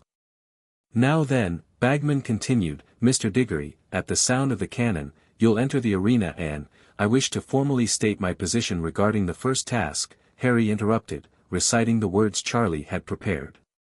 "As an unwilling participant entered without consent, I will enter the arena when called, officially acknowledge the task, and immediately signal withdrawal. This fulfills the contract's participation requirement while maintaining my official protest." Bagman looked flustered. "Yes, well, Dumbledore mentioned something about this arrangement. Though I had hoped perhaps, in the excitement of the moment." "My position remains unchanged," Harry stated firmly. Crouch nodded stiffly. "Noted and recorded, Mr. Potter. The judges have been informed of your situation." The cannon sounded, and Cedric departed looking slightly green. The waiting that followed proved excruciating, with only the distant roars of dragons and crowd reactions providing clues to the other champions' progress. Harry listened as Cedric apparently completed his task to moderate applause, followed by Fleur's attempt which seemed to encounter complications based on the gasps and one dramatic collective scream from the audience. Krum's performance generated the most enthusiastic response yet, suggesting the Bulgarian seeker had managed something particularly impressive against the Chinese fireball. Finally, after what seemed an eternity, Harry heard his name announced. And finally, facing the Hungarian horntail, our fourth champion, Harry Potter. Heart pounding in his ears, Harry stepped through the tent flap and into the arena, a rocky enclosure surrounded by high stands filled with hundreds of spectators. At the far end crouched the horntail, massive and terrifying, its yellow eyes fixed on Harry with predatory focus. The golden egg gleamed between its front legs, surrounded by genuine dragon eggs it was instinctively protecting. Harry raised his wand, prepared to immediately signal his withdrawal as planned. Before he could cast the agreed-upon red sparks, however, the horntail roared and lunged forward with surprising speed for such a massive creature, its spiked tail whipping toward him with lethal force. Acting on pure instinct, Harry dropped to the ground as the tail whistled overhead. The crowd screamed, and Harry heard Charlie's voice shouting something from the stands. The dragon inhaled deeply, preparing to release its flame breath. In that moment of crisis, Harry's training took over. Blue-gold energy erupted around him, forming a protective dome as dragon fire washed over and around the shield. The flames dissipated, revealing Harry unharmed within the shimmering barrier of his hybrid magic, now threaded with silver that pulsed in response to the dragon's aggression. The horntail paused, clearly confused by the unfamiliar energy. It reared back, preparing for another attack, when a familiar sensation prickled at the back of Harry's awareness, the feeling of reality thinning, of dimensional boundaries weakening. No, Harry thought desperately, not now. Not here. But the sensation intensified, and suddenly, standing in the arena between Harry and the dragon, materialized Azrael. The divine being appeared in his true form, towering, radiant, wings of pure light extended to their full impressive span. "What is the meaning of this?" he demanded, his harmonically layered voice causing the very air to vibrate. The crowd went silent with shock, hundreds of spectators frozen in disbelief at this impossible interruption. The dragon itself seemed momentarily subdued, instinctively responding to the divine presence with uncharacteristic caution. "I might ask you the same question," came Charlie's voice as she vaulted over the barrier separating stands from arena, landing with inhuman grace beside Harry. She had abandoned any pretense of human appearance, her true form manifesting to match Azrael's, horns crowned with delicate gold, wings of shadow and flame fully extended, eyes blazing crimson. "This competition endangers the boy unnecessarily," Azrael stated. "Another manipulation designed to place him at risk." "A manipulation we did not create or desire," Charlie countered, positioning herself protectively beside Harry. "Harry was entered against his will by unknown forces. Yet the Princess of Hell permits it to continue," Azrael observed coldly. "Perhaps because it serves your realm's agenda for the boy to face escalating dangers, developing more of the hybrid abilities that blur dimensional boundaries." The audience watched in stunned silence as this supernatural confrontation unfolded before them. Harry maintained his protective shield, though he allowed it to thin slightly as the dragon's attention remained fixed on the two otherworldly beings. "You accuse me of manipulation while appearing dramatically during a moment of crisis?" Charlie challenged. "Your timing suggests this is less about protection and more about creating a public spectacle, forcing the issue of Harry's guardianship into the open where human fear of the unknown might serve your purposes." Azrael's perfect features registered something like frustration. "The boy's development has exceeded projections. The hybrid energy he manifests draws from sources beyond mortal understanding. It creates instabilities, it creates possibilities," Charlie interrupted. "Harry is forging his own path, one that transcends your rigid categories. That was always your true objection, not that he's corrupted, but that he's evolving beyond your control." The dragon, seemingly deciding these strange entities posed a greater threat than Harry, suddenly roared and lunged toward Azrael and Charlie. With casual gestures, they each diverted the attack, Charlie with a wall of blue flame, Azrael with a pulse of celestial energy that pushed the creature back several yards. "Enough," came Dumbledore's voice as he entered the arena, wand raised. With complex movements, he created a barrier that temporarily contained the dragon, allowing handlers to rush forward and secure the creature. "This interruption is unacceptable," Dumbledore continued, addressing Azrael directly. "Whatever cosmic dispute exists between your realm and Princess Charlotte's, a school tournament is not the appropriate venue for its resolution." "The dispute centers on the boy," Azrael replied, his radiance dimming slightly as he gestured toward Harry. "His development threatens fundamental cosmic boundaries." "Then perhaps," Dumbledore suggested with surprising calm, "the discussion should include Harry himself, at a more appropriate time and location. For now, I must insist that both interdimensional entities respect the sovereignty of this school and the safety of its students." The standoff continued for several tense moments, hundreds of spectators watching in fascinated horror as representatives of three powerful magical traditions, wizard, infernal, and divine, confronted each other with Harry at the center. Finally, Azrael's form began to shimmer slightly. "This discussion is postponed, not concluded," he stated. "The boy's path remains a matter of cosmic concern." His gaze shifted to Harry. "Consider carefully the forces you channel, Harry Potter. Not all power is beneficial, even when freely chosen." With that enigmatic warning, Azrael vanished in a flash of celestial light that left temporary afterimages on the retinas of everyone watching. As reality reasserted itself, the stunned silence gave way to chaotic noise, students and officials alike breaking into frantic discussion about what they had just witnessed. Charlie remained beside Harry, her form gradually shifting back toward a more human appearance, though she maintained an alert posture. "Well," she said dryly, "that was certainly a more dramatic first task than anticipated." "Is he right?" Harry asked quietly, allowing his magical shield to dissipate completely. "Is my magic becoming dangerous somehow?" Charlie's expression softened. "Not dangerous, Harry. Simply unprecedented. Azrael fears what he cannot categorize or control, a common trait among those who view cosmic order as rigid rather than evolving." Dumbledore approached them, his blue eyes grave behind half-moon spectacles. "I believe we have several matters to discuss, Harry, Princess Charlotte. But first, we must conclude this task officially." With the dragon secured and the divine interloper departed, the tournament officials regrouped, looking shaken but determined to maintain some semblance of protocol. Bagman announced that Harry had officially participated in the task, rather more dramatically than expected, and would receive scores accordingly, though his initial intent to withdraw had been recorded. The judges awarded points that reflected the unusual circumstances, Dumbledore and Madame Maxime giving reasonable marks for Harry's effective shield charm, neither mentioning its unconventional nature, while Karkaroff predictably awarded the minimum possible score with a sneer. Crouch and Bagman split the difference, resulting in Harry placing last among the champions, exactly where he wanted to be. As they left the arena, surrounded by curious onlookers kept at bay by Sirius and Professor McGonagall, Harry noticed something significant.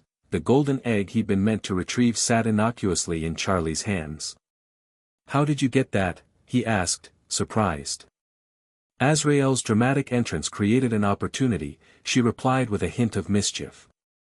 "I may have appropriated it during the commotion. While I don't encourage cheating, I felt the circumstances justified ensuring you had the clue for the second task, even if you maintain minimal participation." Harry couldn't help smiling at this small act of rebellion, so characteristic of Charlie's approach to rules she considered arbitrary or unfair. However, his amusement faded as they reached the castle, where Dumbledore waited with an unusually serious expression. "The divine incursion changes matters significantly," the headmaster said without preamble.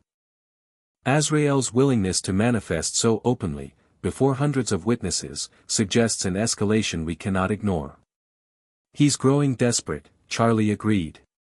Harry's hybrid abilities represent a challenge to his worldview, proof that boundaries between realms can be transcended positively rather than corrupted. "My concern," Dumbledore continued, "is that we now face multiple converging threats, Voldemort's apparent efforts to use the tournament for unknown purposes, and cosmic entities willing to intervene directly in human affairs. All centered around Harry." Harry felt the weight of these combined dangers like a physical pressure. "What do we do?" "We prepare," Charlie stated simply. "We accelerate your training with the hybrid energy, refine your control, and maintain vigilance against all potential threats. And we determine who placed your name in the goblet," Sirius added grimly. "Because I'd wager my family fortune that whoever did it is working toward Voldemort's return." In the aftermath of the first task, Harry found himself in an unprecedented position, not just famous but mythologized. Students who had witnessed Azrael's appearance and Charlie's response now viewed Harry with a mixture of awe and trepidation, whispering about the cosmic battle for Potter's soul and speculating wildly about his mysterious powers. The international wizarding press had a field day, with publications from dozens of countries running front-page stories about the interdimensional incident at Hogwarts. The British ministry found itself overwhelmed fielding inquiries from magical governments worldwide about the apparent divine and infernal interest in a 14-year-old wizard. "It's completely mental," Ron summarized as they read through the latest batch of sensationalized articles. "This one claims you're being groomed as a general in Hell's army, while simultaneously being courted by celestial forces for a divine mission." "At least they're covering all possibilities," Harry replied sardonically. Only in Gryffindor Tower, among friends who had known him for years, could Harry find some semblance of normalcy. Ron and Hermione had closed ranks around him, along with Neville, Ginny, and the twins, creating a protective buffer against the renewed staring and whispers.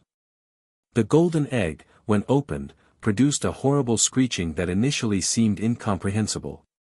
It was Cedric who provided the crucial hint, suggesting Harry listen to it underwater. Returning a favor, he explained with a genuine smile. Submerged in the prefect's bathroom, access courtesy of Cedric, the egg's message became clear. The second task would involve retrieving something precious from the merpeople in the Great Lake, with a 1-hour time limit. Swimming in February in Scotland, Harry muttered as he shared this information with Charlie. Sounds delightful. The minimal participation option remains available, Charlie reminded him. Though after Azrael's appearance, I wonder if it might be safer to properly complete the task under our protection rather than risk another divine interruption during a moment of perceived vulnerability. This strategic recalculation reflected the shifting dynamics since the first task. Azrael had demonstrated willingness to intervene directly when he perceived Harry at risk, a concern since the tournament tasks were specifically designed to be dangerous. Completing them competently under protective supervision might actually prove safer than maintaining the withdrawal strategy that left moments of vulnerability. You think he'll appear again during the tournament? Harry asked. I think Azrael is adapting his approach, Charlie replied carefully. His attempts to separate us through emotional manipulation failed. His confrontational stance during the dimensional rift proved counterproductive. Now he's positioning himself as a protective force against dangers I supposedly permit you to face. Trying to drive a wedge between us, Harry realized. Precisely. It's more subtle than his previous attempts, appealing to human observers' natural concern about a child facing danger under infernal guardianship. The strategy made sense, Harry had to admit. To outsiders unfamiliar with their relationship, a divine being intervening to protect him from dragon fire while his infernal guardian apparently allowed the danger would create a specific narrative, one that cast Charlie in a questionable light. So we adapt too, Harry concluded. I actually compete properly, but with extensive protections and preparation. Charlie nodded approvingly. While simultaneously accelerating your training to better handle whatever Azrael, or Voldemort, might attempt next. The training regime that followed tested Harry's limits daily. Charlie focused on refining his control over the hybrid energy, teaching him to manifest it in increasingly precise and varied forms, shields of different strengths and permeabilities, directed pulses that could disable without harm, and sustained effects that could operate independently of his conscious attention. Sirius contributed by researching underwater breathing methods, eventually identifying gillyweed as an optimal solution for the second task. Less concentration required than the bubblehead charm, more reliable than partial transfiguration, he explained, procuring a supply through connections at St. Mungo's.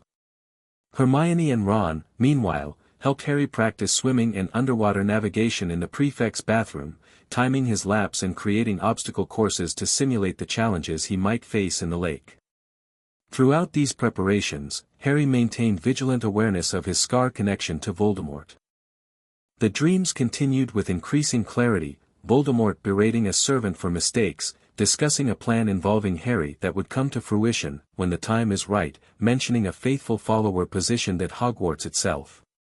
Could it be Karkaroff? Ron suggested when Harry shared these disturbing fragments. He was a Death Eater before turning informant after the war. Possible, though Voldemort typically treats betrayers harshly, Sirius noted. Snape is another former Death Eater, though Dumbledore vouches for his loyalty. It could be someone using Polyjuice, Hermione suggested. Remember how sensitive the goblet's protections were? Whoever circumvented them possessed exceptional magical ability. This sobering possibility heightened their watchfulness as February approached. Harry observed staff members with renewed suspicion, paying particular attention to Moody, whose magical eye often seemed to follow him with unusual intensity during defense classes. The second task arrived with the lake partially frozen, a bitter wind whipping across its dark surface as champions and spectators gathered at the shore. Harry had decided on a hybrid approach. He would compete properly, using the gillyweed Sirius had provided, but with additional protections from both Charlie and Sirius, who positioned themselves strategically among the judges and officials. "Your precious something has been identified," Charlie informed him quietly before the task began. Ronald Weasley was taken to the Merpeople's village last night, along with hostages for the other champions. Harry felt a surge of anger at the tournament organizers using his friends as underwater hostages, but forced himself to focus on the task at hand. The whistle blew, and he waded into the freezing water alongside the other champions, quickly consuming the gillyweed as planned.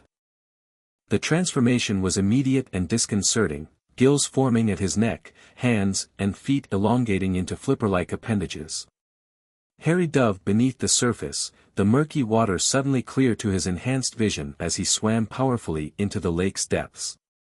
The underwater journey proved challenging but navigable with his preparations. He encountered Grindylows which he repelled with a pulse of hybrid energy, subtle enough to appear as a conventional spell to any watching Merpeople. A brief encounter with Moaning Myrtle provided useful directional guidance, and soon Harry found himself approaching the Merpeople's village, an eerie collection of crude stone dwellings rising from the lake bed. In the village square, 4 hostages floated unconscious, tethered by rope to a large statue: Ron, Hermione, presumably for Krum, Cho Chang, for Cedric, and a young girl with silvery hair who resembled Fleur, likely her sister. Harry noted with concern that Fleur herself was nowhere to be seen, suggesting she might have encountered difficulties or been forced to withdraw. Using a sharp stone, Harry quickly severed the rope binding Ron. After a moment's hesitation, he moved toward the young girl as well, only to be blocked by spear-wielding mermen. "Only take your own hostage," one warned in a harsh, croaking voice. "The others will not be harmed." Harry hesitated, concerned for the young girl warring with the need to follow rules that would keep interdimensional attention focused elsewhere. Before he could decide, Cedric arrived, quickly freeing Cho and gesturing upward to indicate Harry should do the same with Ron. With a final glance at the remaining hostages, Harry began swimming upward with Ron in tow.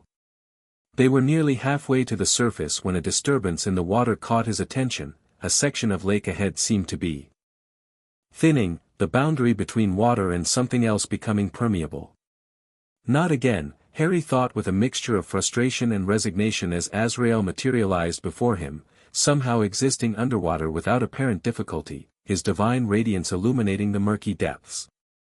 "The young girl remains below," Azrael stated, his voice perfectly audible despite the aquatic environment. "Her champion has failed, yet you leave her." "The Merpeople said," Harry began, before realizing the absurdity of trying to explain tournament rules to a divine entity while underwater with gills. "You possess the power to save all of them," Azrael continued, "yet limit yourself to arbitrary human constraints. This selective compassion reflects your infernal influence." The accusation stung precisely because it targeted Harry's genuine concern for Fleur's sister. Before he could respond, another disturbance rippled through the water as Charlie appeared, her form adapted for underwater movement with elegant efficiency. Manipulating his compassion now, "Brother," she addressed Azrael. "A new approach, but equally transparent." "I merely highlight the contradictions in your guidance," Azrael replied. "The boy is taught to manifest extraordinary power, yet constrained from using it for genuine good." "The hostages are in no actual danger," Charlie countered. "Tournament officials would not permit harm to students." Harry follows the rules not from indifference but understanding of context, a nuance your binary thinking struggles to accommodate. As they argued, Harry became acutely aware of passing time. The gillyweed would not last indefinitely, and Ron remained unconscious beside him. More concerning, he noticed the water around them beginning to behave strangely, currents shifting unpredictably as the two cosmic entities' presence disrupted normal physical laws. "Enough," Harry managed to communicate through his gills. "This isn't helping anyone." Without waiting for their response, he pushed past both entities, pulling Ron determinedly toward the surface. To his surprise, neither Charlie nor Azrael attempted to stop him. Instead, they continued their confrontation below as Harry broke the surface with Ron, who sputtered awake immediately upon contact with air. "What happened?" Ron gasped, looking around in confusion. Did you win? Not exactly, Harry replied, supporting his friend as they swam toward the shore where judges and spectators watched anxiously. They had barely reached the shallows when a massive disturbance erupted in the lake center, a whirlpool forming unnaturally as energy discharges flickered beneath the surface. Students screamed and officials rushed forward as Charlie and Azrael burst from the water, their confrontation having escalated from verbal to energetic. Bolts of celestial light crossed with infernal shadow as they hovered above the lake, their power creating atmospheric disruptions that darkened the sky and churned the water. On shore, Dumbledore raised his wand, creating a protective barrier around the spectators as the clash intensified. "This has gone far enough," the headmaster called, his voice magically amplified. "You endanger innocent students with this display." Neither entity appeared to hear, or chose to ignore, his warning. Their battle continued, the lake responding with increasingly violent movements that threatened to capsize the judges' platform and sweep away students at the shore's edge. Harry, having reached land and ensured Ron's safety, felt a familiar energy building within him, the hybrid magic responding to his alarm and frustration. Without conscious decision, he extended his hands toward the combatants, blue-gold-silver light erupting from his palms in concentrated beams. The energy struck both Charlie and Azrael simultaneously, not as an attack but as a binding force, a field that temporarily neutralized their powers while maintaining their position above the lake. Both beings froze, expressions of shock evident as they found themselves contained by Harry's manifestation. "Stop!" Harry shouted, maintaining the connection with effort. "People are going to get hurt." The lake gradually calmed as the cosmic entities ceased their energy discharge. Harry maintained the binding field, surprising himself with his ability to affect such powerful beings, if only momentarily. Slowly, deliberately, he lowered them toward the shore where Dumbledore waited, his expression a mixture of concern and measured approval. "If you want to argue about my future," Harry stated as they touched down on solid ground, "do it somewhere that doesn't endanger everyone around you." As his statement concluded, the binding energy dissipated, partly from his intentional release, partly from the strain of maintaining such an unprecedented effect. Both Charlie and Azrael regained their freedom, though neither immediately resumed hostilities, instead regarding Harry with newfound consideration. "The boy restrains us both," Azrael observed, genuine surprise in his harmonically layered voice. "Unprecedented." "I've been telling you," Charlie replied, her tone combining pride with vindication. "Harry's development transcends your categories. He's creating his own path." Around them, students and officials stared in stunned silence, witnessing a 14-year-old wizard temporarily binding representatives of both heaven and hell through sheer force of will. The impact of this demonstration would reverberate far beyond Hogwarts, confirming international rumors about Harry's unique abilities while raising new questions about their nature and limits. Dumbledore stepped forward, positioning himself diplomatically between the cosmic entities. "Perhaps we might continue this discussion in more appropriate surroundings. After ensuring the remaining hostages are safely retrieved, of course." Reality reasserted itself as tournament officials scrambled to complete the interrupted task. Crumbs surfaced with Hermione moments later, followed by Ministry divers sent to retrieve Fleur's sister after the French champion's withdrawal. Scores were hastily calculated, with Cedric awarded first place, Crumbs second, Harry third despite his early finish due to the unconventional interruption, and Fleur last with partial points for effort. Harry barely registered these proceedings, his attention focused on the controlled tension between Charlie and Azrael as they accompanied Dumbledore toward the castle. The confrontation had shifted something fundamental in their dynamic. Harry was no longer simply the subject of their dispute but an active participant with power that commanded their respect. In Dumbledore's office, with Sirius, McGonagall, and Moody joining them, the discussion resumed with marginally more civility. "The boy's hybrid abilities have exceeded all projections," Azrael stated, addressing the group collectively rather than Charlie specifically. "The capacity to constrain both celestial and infernal energy simultaneously should not be possible for a mortal vessel." "Harry has never been an ordinary wizard," Dumbledore observed mildly. His survival of the killing curse alone marked him as exceptional. His connection to Voldemort through the scar, his years in Hell's environment, and his exposure to divine energy during our confrontations have created a unique magical confluence, Charlie added. He draws from multiple sources while belonging to none of them exclusively. A danger to cosmic order, Azrael insisted, though with less conviction than previous declarations. Or the beginning of a new understanding, Charlie countered. A bridge between realms rather than a violation of their boundaries. Harry, listening to this analysis of his abilities as though he weren't present, finally interrupted. Don't I get a say in any of this? It's my life, my magic you're discussing. The room fell silent as all eyes turned to him, wizard, infernal, and divine alike. Of course you do, Charlie said immediately, contrition evident in her expression. Forgive me, Harry.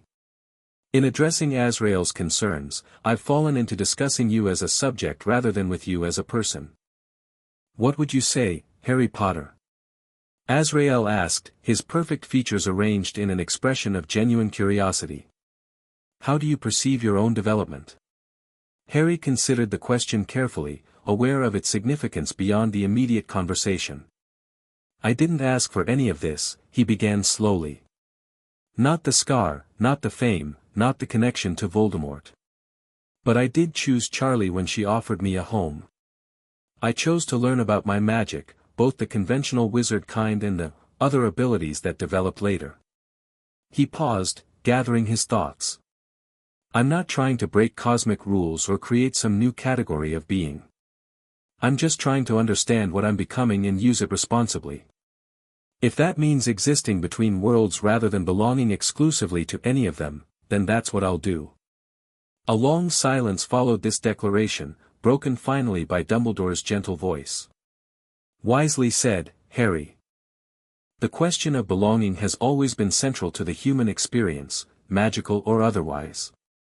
Perhaps you are forging a path that others might eventually follow. Or creating a precedent that disrupts necessary boundaries, Azrael countered, though without his previous certainty. Time will reveal which perspective proves more accurate, Dumbledore suggested diplomatically.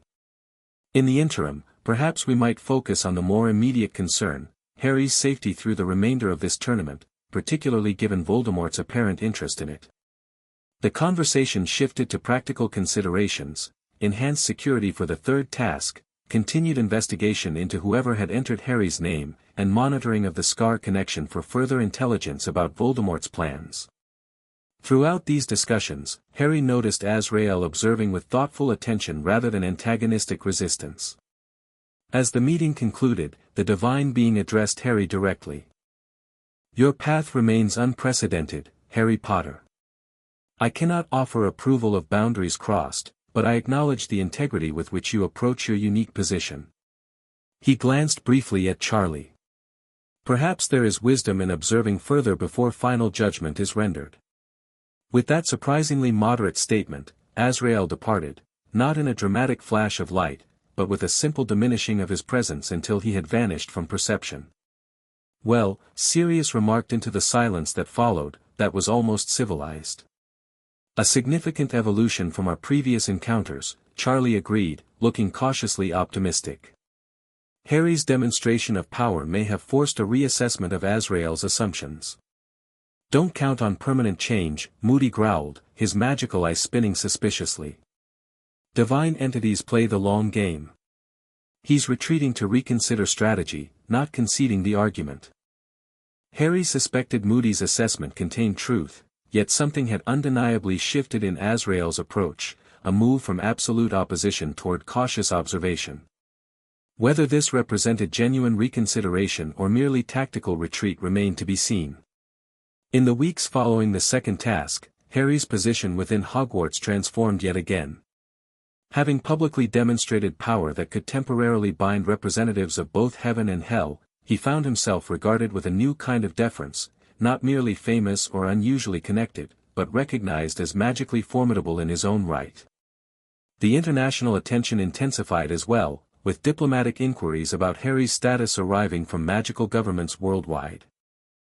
The British ministry found itself in the uncomfortable position of explaining a phenomenon it neither controlled nor fully understood, eventually establishing a specialized office for interdimensional affairs that primarily served to acknowledge questions without providing substantive answers.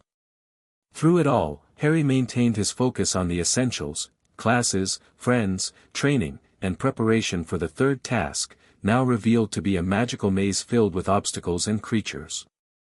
The Triwizard Cup would be positioned at the center, with champions entering sequentially based on their current standings, Cedric first, followed by Krum, Harry, and Fleur. The maze actually provides advantages for security, Charlie noted during a strategy session that included Sirius, Ron, and Hermione. Limited access points, controlled environment, and Dumbledore will ensure additional protections around the perimeter. But also isolation, Sirius countered. Once inside, Harry will be separated from immediate assistance if something goes wrong. Which is why we're focusing on comprehensive preparation, Charlie agreed. Offensive and defensive spells, creature management techniques, and of course, controlled application of Harry's hybrid abilities when necessary. The training intensified as June approached, with Harry mastering spells well beyond the fourth-year curriculum. His hybrid magic developed further, responding with increasing precision to his intentions while requiring less conscious effort to maintain.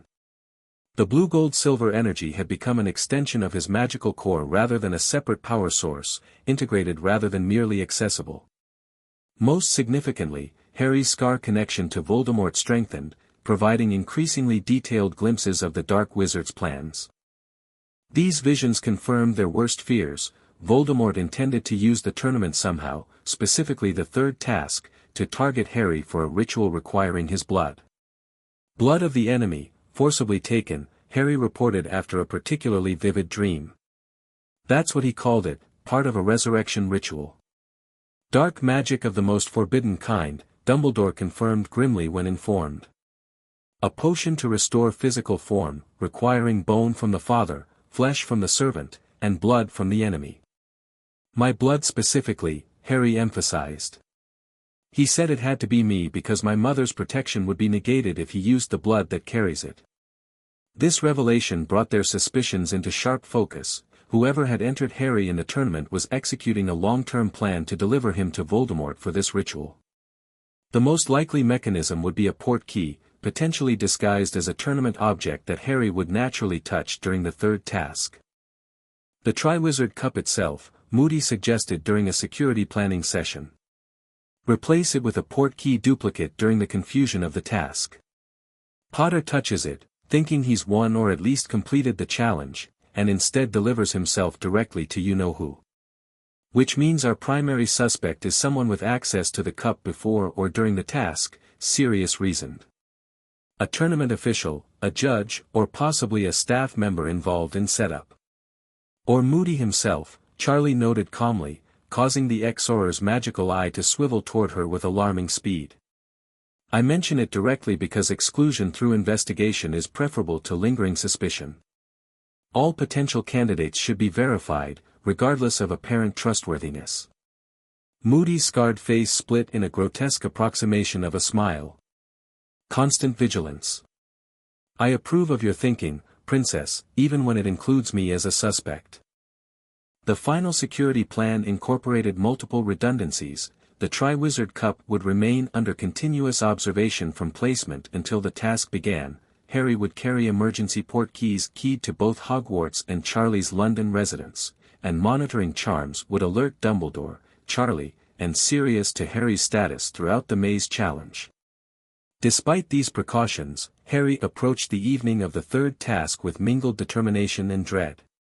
The dreams had intensified to near-nightly occurrences, each revealing Voldemort's growing impatience and his servants' assurances that all is prepared, my lord, and Potter will be delivered as promised.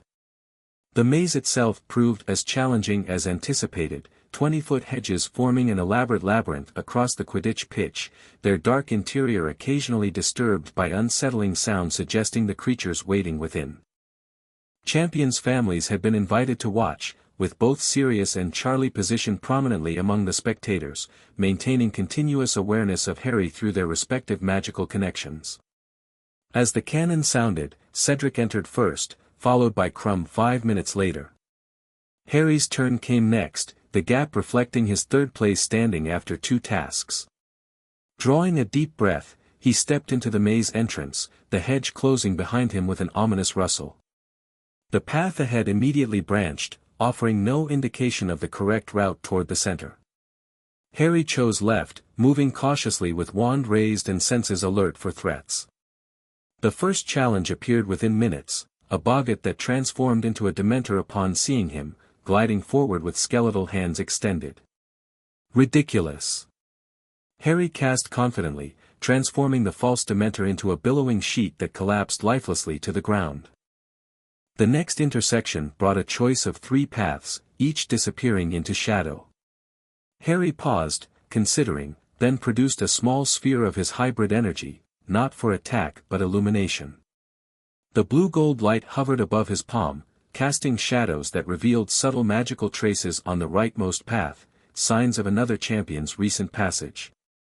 Following these traces, Harry navigated deeper into the maze, encountering and overcoming a series of obstacles, magical mist that inverted perspective, a blast-ended script that required both conventional spells and a brief shield of hybrid energy, and a sphinx that posed a challenging riddle before allowing passage. The maze disoriented with its constant turns and shifting passages, but Harry maintained his bearings by occasionally sending his energy sphere upward for an elevated view of nearby sections. Distant sounds suggested other champions encountering their own challenges, a scream that might have been Fleur, shouts that sounded like Crumb engaged in conflict. Nearly an hour into the task, Harry rounded a corner to find Cedric locked in desperate combat with an acromantula, a giant spider attempting to encircle the Hufflepuff champion with its massive legs. Without hesitation, Harry joined the fight, their combined spells eventually driving the creature back long enough for both to slip past.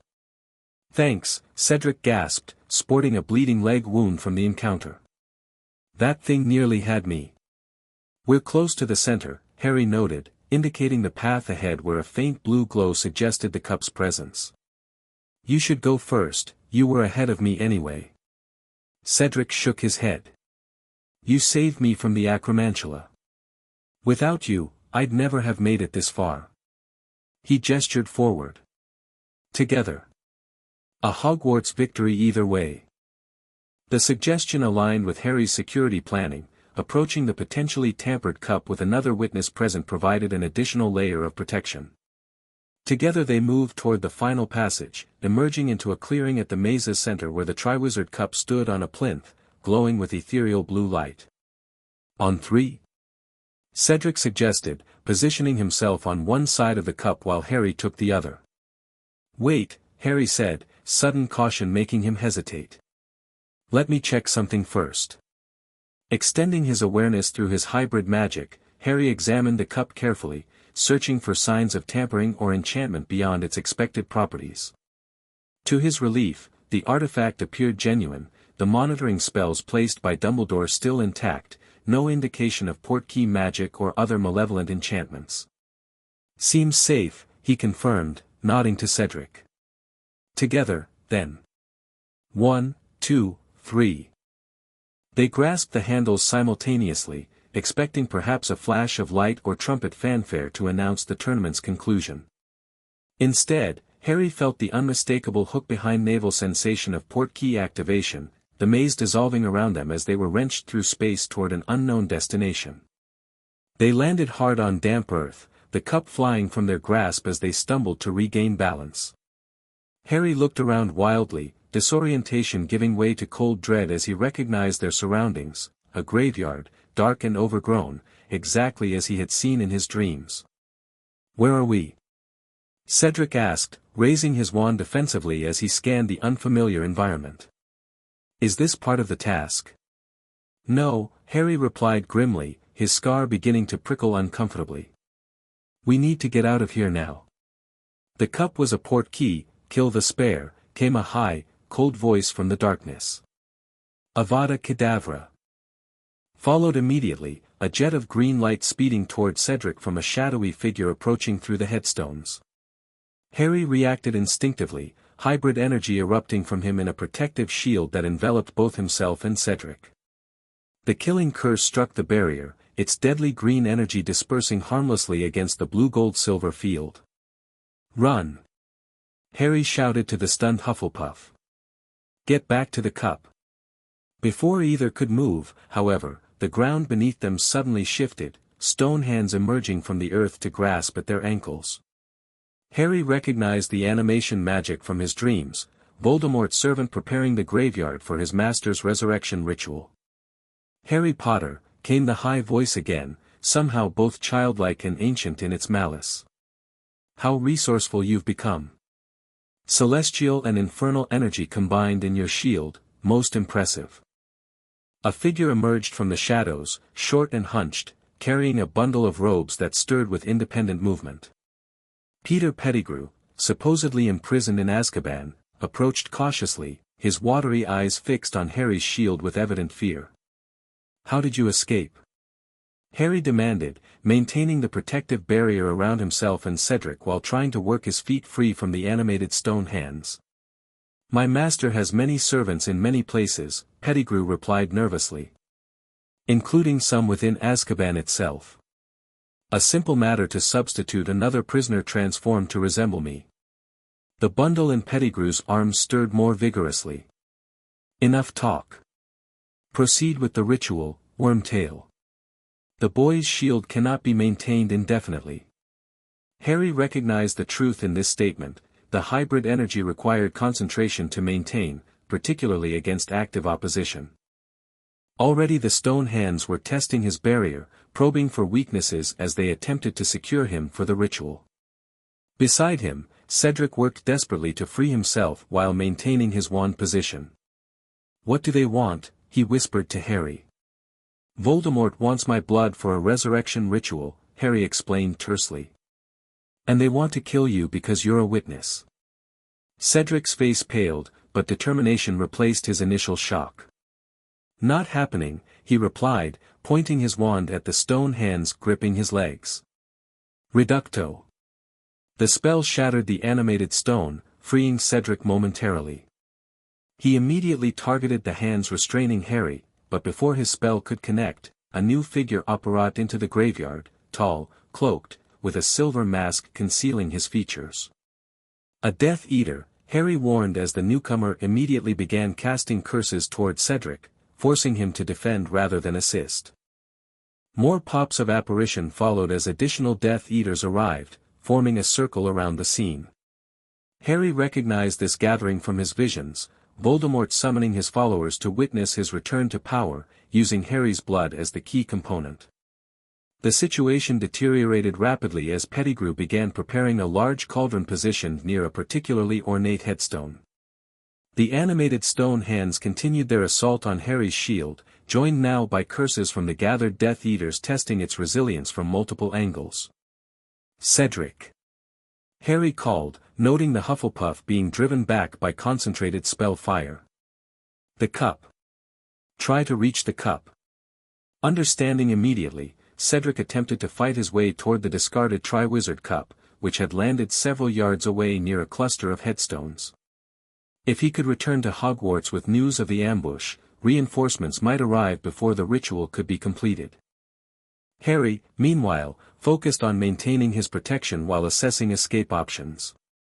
The emergency port keys Charlie had provided were secured in his robes, but reaching them would require momentarily dropping his shield, a potentially fatal decision with multiple killing curses being cast in his direction.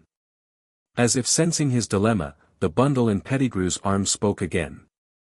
"Your new abilities are impressive, Harry Potter. A blend of wizard magic with infernal adaptation, and something else. Something divine." The voice now addressed the assembled Death Eaters.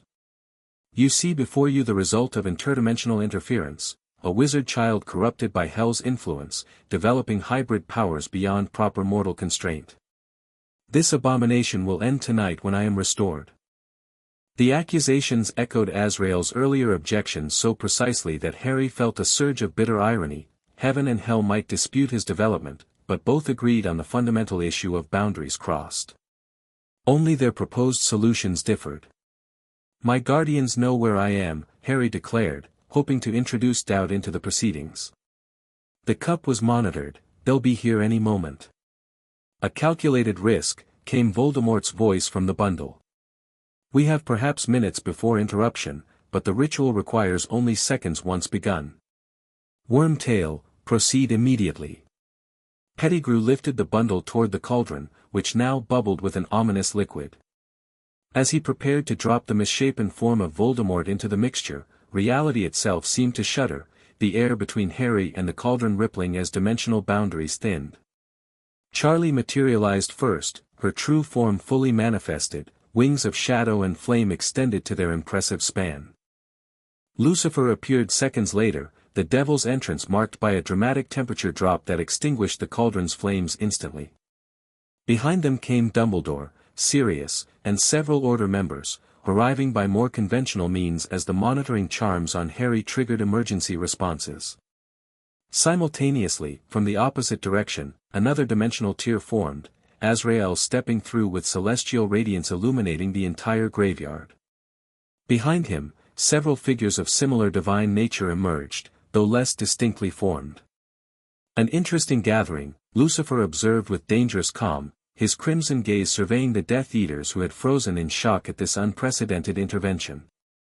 A resurrection ritual interrupted by representatives from 3 realms. How cosmically significant.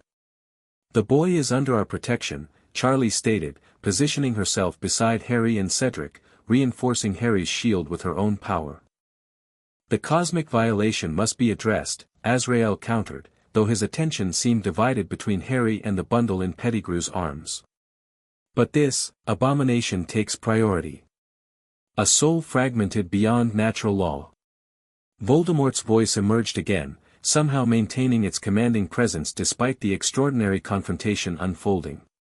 Divine interference. How unexpected. I would have thought heaven uninterested in mortal conflicts. You are no mere mortal, Azrael replied, disgust evident in his harmonically layered voice. Your soul violations place you in a unique category of cosmic offense. As the supernatural entities focused on Voldemort, the human battle resumed with renewed intensity, Death Eaters engaging Dumbledore and the Order members while Pettigrew desperately attempted to complete the interrupted ritual. Cedric found himself fighting alongside Sirius, their combined efforts driving back several masked figures. Harry, momentarily protected by Charlie's supplementary shield, seized the opportunity to reach for one of his emergency portkeys, a small stone in his pocket enchanted to transport him instantly to safety. As his fingers closed around it, however, he hesitated, suddenly unwilling to abandon the others to this chaotic confrontation. The decision was made for him when a stray killing curse struck near his feet, destabilizing the stone hands still attempting to restrain him. In the moment of distraction, Pettigrew managed to slice Harry's arm with a conjured dagger, capturing several drops of blood before Charlie could intervene. Blood of the enemy, forcibly taken. Pettigrew cried triumphantly, lurching toward the cauldron with the bloody dagger. Multiple forces converged on that crucial moment, Charlie lunging to intercept Pettigrew, Azrael sending a pulse of celestial energy toward the cauldron, Lucifer creating a barrier of infernal flame around the ritual site, and Harry directing his own hybrid magic to neutralize the blood Pettigrew had stolen. The resulting collision of energies created a catastrophic reaction. The cauldron exploded with such force that everyone, human, divine, and infernal alike, was thrown backward. The bundle containing Voldemort's homunculus form emitted an unearthly shriek as it was caught in the convergence of opposing magical forces. When vision cleared from the explosive flash, an extraordinary sight greeted the survivors. Where the cauldron had stood, a swirling vortex now hovered, neither fully a dimensional rift nor a conventional magical portal, but something unique. Within its depths, the misshapen form of Voldemort appeared suspended, subjected to forces beyond mortal comprehension. What is this? Dumbledore asked, having somehow maintained his footing despite the explosion. Confluence, Lucifer replied, his expression combining surprise with academic interest. Divine judgment, infernal containment, and the boy's hybrid neutralization, all converging on a soul already fractured beyond natural parameters. A prison between realms, Charlie elaborated, watching the vortex with cautious fascination. Neither heaven nor hell nor mortal world, but a boundary space where fragmented souls can be contained. Impossible, Azrael stated, though his tone suggested uncertainty rather than conviction. No such intermediate domain exists in the cosmic architecture. It does now, Harry said quietly, recognizing his own contribution to this unprecedented phenomenon. The blue-gold-silver energy of his hybrid magic formed an integral part of the vortex's structure, stabilizing what might otherwise have collapsed into dimensional chaos. Voldemort's form writhed within the vortex, neither fully corporeal nor purely spiritual, trapped in a state of suspended animation between existence and non-existence. His fragmented soul could neither progress nor retreat, held in perfect stasis by the combined forces that had collided during the interrupted ritual. The Death Eaters, witnessing their master's unprecedented fate, began disapparating in panic. Several fell to stunning spells from Order members, while others managed to escape in the confusion. Pettigrew, caught directly in the explosion, lay unconscious but alive near the shattered remains of the cauldron. "Can this containment hold?" Dumbledore asked, studying the vortex with evident concern. "Temporarily," Lucifer replied. "But it requires stabilization by authorized representatives from all three contributing forces, celestial, infernal, and—" He gestured toward Harry, whatever classification we're assigning to young Mr. Potter's hybrid contributions these days. "A formal binding," Charlie suggested, turning to Azrael. "A rare opportunity for cooperation between our realms, brother. This soul fragment has violated laws all three domains hold sacred." Azrael considered the proposal, his perfect features arranged in an expression of thoughtful calculation. A containment protocol for the fragmented soul would serve cosmic order, he acknowledged. But questions regarding the boy remain unresolved. "Perhaps," Dumbledore interjected diplomatically, "those questions might benefit from continued observation rather than immediate judgment." Harry's hybrid abilities have proven instrumental in containing a threat that concerned all realms. And my ward has demonstrated repeatedly that his development follows ethical principles aligned with protection rather than destruction, Charlie added. "Today's events merely confirm what I've maintained from the beginning. Harry forges his own path, one that may ultimately bridge our divisions rather than deepen them." As the cosmic entities debated next steps, Harry found himself examining the vortex containing Voldemort with strange fascination. The swirling energies incorporated elements from all three sources, celestial light, infernal shadow, and his own hybrid magic, forming a perfect trinity of containment. Within this unprecedented prison, his parents' murderer hung suspended, not destroyed but contained, unable to threaten the world any longer. "Harry," Cedric's voice broke through his contemplation. The Hufflepuff champion had suffered minor injuries but remained standing, his expression a mixture of awe and concern. "Are you all right?"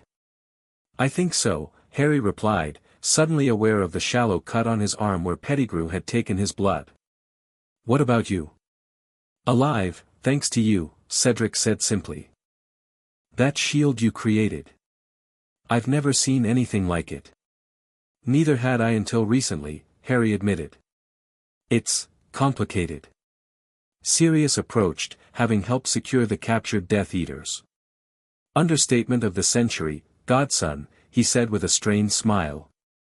"You've created quite the supernatural summit meeting." Indeed, the impromptu conference between Dumbledore, Lucifer, Charlie, and Azrael had expanded to include additional representatives from each domain. Order members gathered around Dumbledore, several high-ranking demons had materialized near Lucifer, and Azrael's divine colleagues maintained a careful distance while participating in the discussion. "They're negotiating a formal containment protocol," Sirius explained, following Harry's gaze. "Apparently keeping Voldemort in that, whatever it is, requires ongoing cooperation between all three parties. Unprecedented in magical history. What happens now?" Harry asked, watching as magical energies were carefully woven around the vortex, stabilizing its structure. "For Voldemort? Eternal suspension between realms, if the negotiations succeed," Sirius replied. "For you? That's less clear. Your abilities have evolved beyond anyone's expectations," Harry. You've become something unique. Before Harry could respond, Charlie approached, having temporarily withdrawn from the negotiations. Her appearance had moderated somewhat, though her eyes still glowed with residual power. The containment protocol is being finalized, she informed them. Voldemort's soul fragment will be held in this intermediate space permanently, with representatives from all three domains maintaining the necessary magical boundaries. What about his other soul fragments? Harry asked, remembering their discussions about Horcruxes. He created more than one, didn't he? Already being addressed, Charlie confirmed. This containment creates a resonance effect that will draw the other fragments into the same prison over time. Dumbledore and Lucifer are coordinating to accelerate the process by locating and exposing the physical vessels. She turned to Harry, her expression softening. As for you, Harry, your status has become a matter of significant interdimensional interest. Azrael's position has evolved considerably since witnessing your role in containing Voldemort. Evolved how? Harry asked cautiously. From condemnation to cautious observation, Charlie explained. Your hybrid abilities prove more beneficial than threatening when properly directed. The divine domain is, reconsidering certain positions regarding interdimensional boundaries. They're not going to try separating us anymore. No, Charlie confirmed with a small smile. In fact, our shared guardianship with Sirius is being recognized as an appropriate arrangement given your unique development, a balance of influences that seems to produce positive outcomes. This revelation brought a profound sense of relief. After months of divine interference and cosmic disputes centered around his existence, the prospect of acceptance, or at least tolerance, from all realms represented more stability than Harry had dared hope for. As the containment protocols were finalized, preparations began for return to Hogwarts. The Triwizard Cup was recovered and reconfigured as a legitimate port key, while the captured Death Eaters were secured for transfer to Ministry custody, their presence at Voldemort's attempted resurrection providing concrete evidence that would challenge many imperious defenses established after the First Wizarding War. Before departing, Harry approached the stabilized vortex containing Voldemort's soul fragment. The swirling energies had settled into a consistent pattern, the blue-gold-silver threads of his own magic clearly visible among the celestial and infernal components. Within this unprecedented prison, the being who had murdered his parents and haunted his life remained suspended, not destroyed but contained beyond any possibility of return. A fitting end, came Azrael's voice as the divine being materialized beside Harry. Neither death nor continued existence, but perfect stasis beyond time. Will it really hold forever? Harry asked, studying the containment carefully. With continued maintenance from all three domains, yes, Azrael confirmed. Your contribution forms an essential component, a bridge between magical traditions that would otherwise resist integration. Harry considered this. Is that what I am? A bridge between worlds? Perhaps, Azrael acknowledged, his perfect features arranged in an expression that might have been respect. Your development has followed an unexpected path, Harry Potter. I cannot claim to approve of all boundary crossing that created your hybrid nature, but I must acknowledge its efficacy in addressing a threat that concerned all realms. Does this mean you'll stop trying to reset my timeline or separate me from Charlie? Divine intervention operates according to cosmic need, Azrael replied somewhat evasively. When interdimensional boundaries are crossed, correction is typically warranted. But your case has proven educational. Perhaps some boundaries exist to be transcended rather than merely maintained. With that enigmatic statement, Azrael returned to his colleagues, the divine contingent preparing for departure to their own realm now that containment protocols were established. As Harry joined the others gathering around the Triwizard Cup for return to Hogwarts, he found himself between Charlie and Sirius, a physical manifestation of his unique position between worlds. Cedric stood nearby, still processing the extraordinary events he had witnessed but standing tall despite his injuries. Ready to return as Triwizard champions? Cedric asked with a weak smile. Though I think that title seems rather insignificant now. Co-champions, Harry corrected. We reached the cup together. After you saved my life, Cedric pointed out. Twice. Details, Harry replied with a smile, then glanced toward Charlie and Sirius. Ready? To face the absolute chaos waiting at Hogwarts when we return with this story? Sirius asked with a bark of laughter. As ready as anyone could be. The aftermath will certainly be complex, Charlie agreed. But preferable to any alternative where Voldemort returned to power.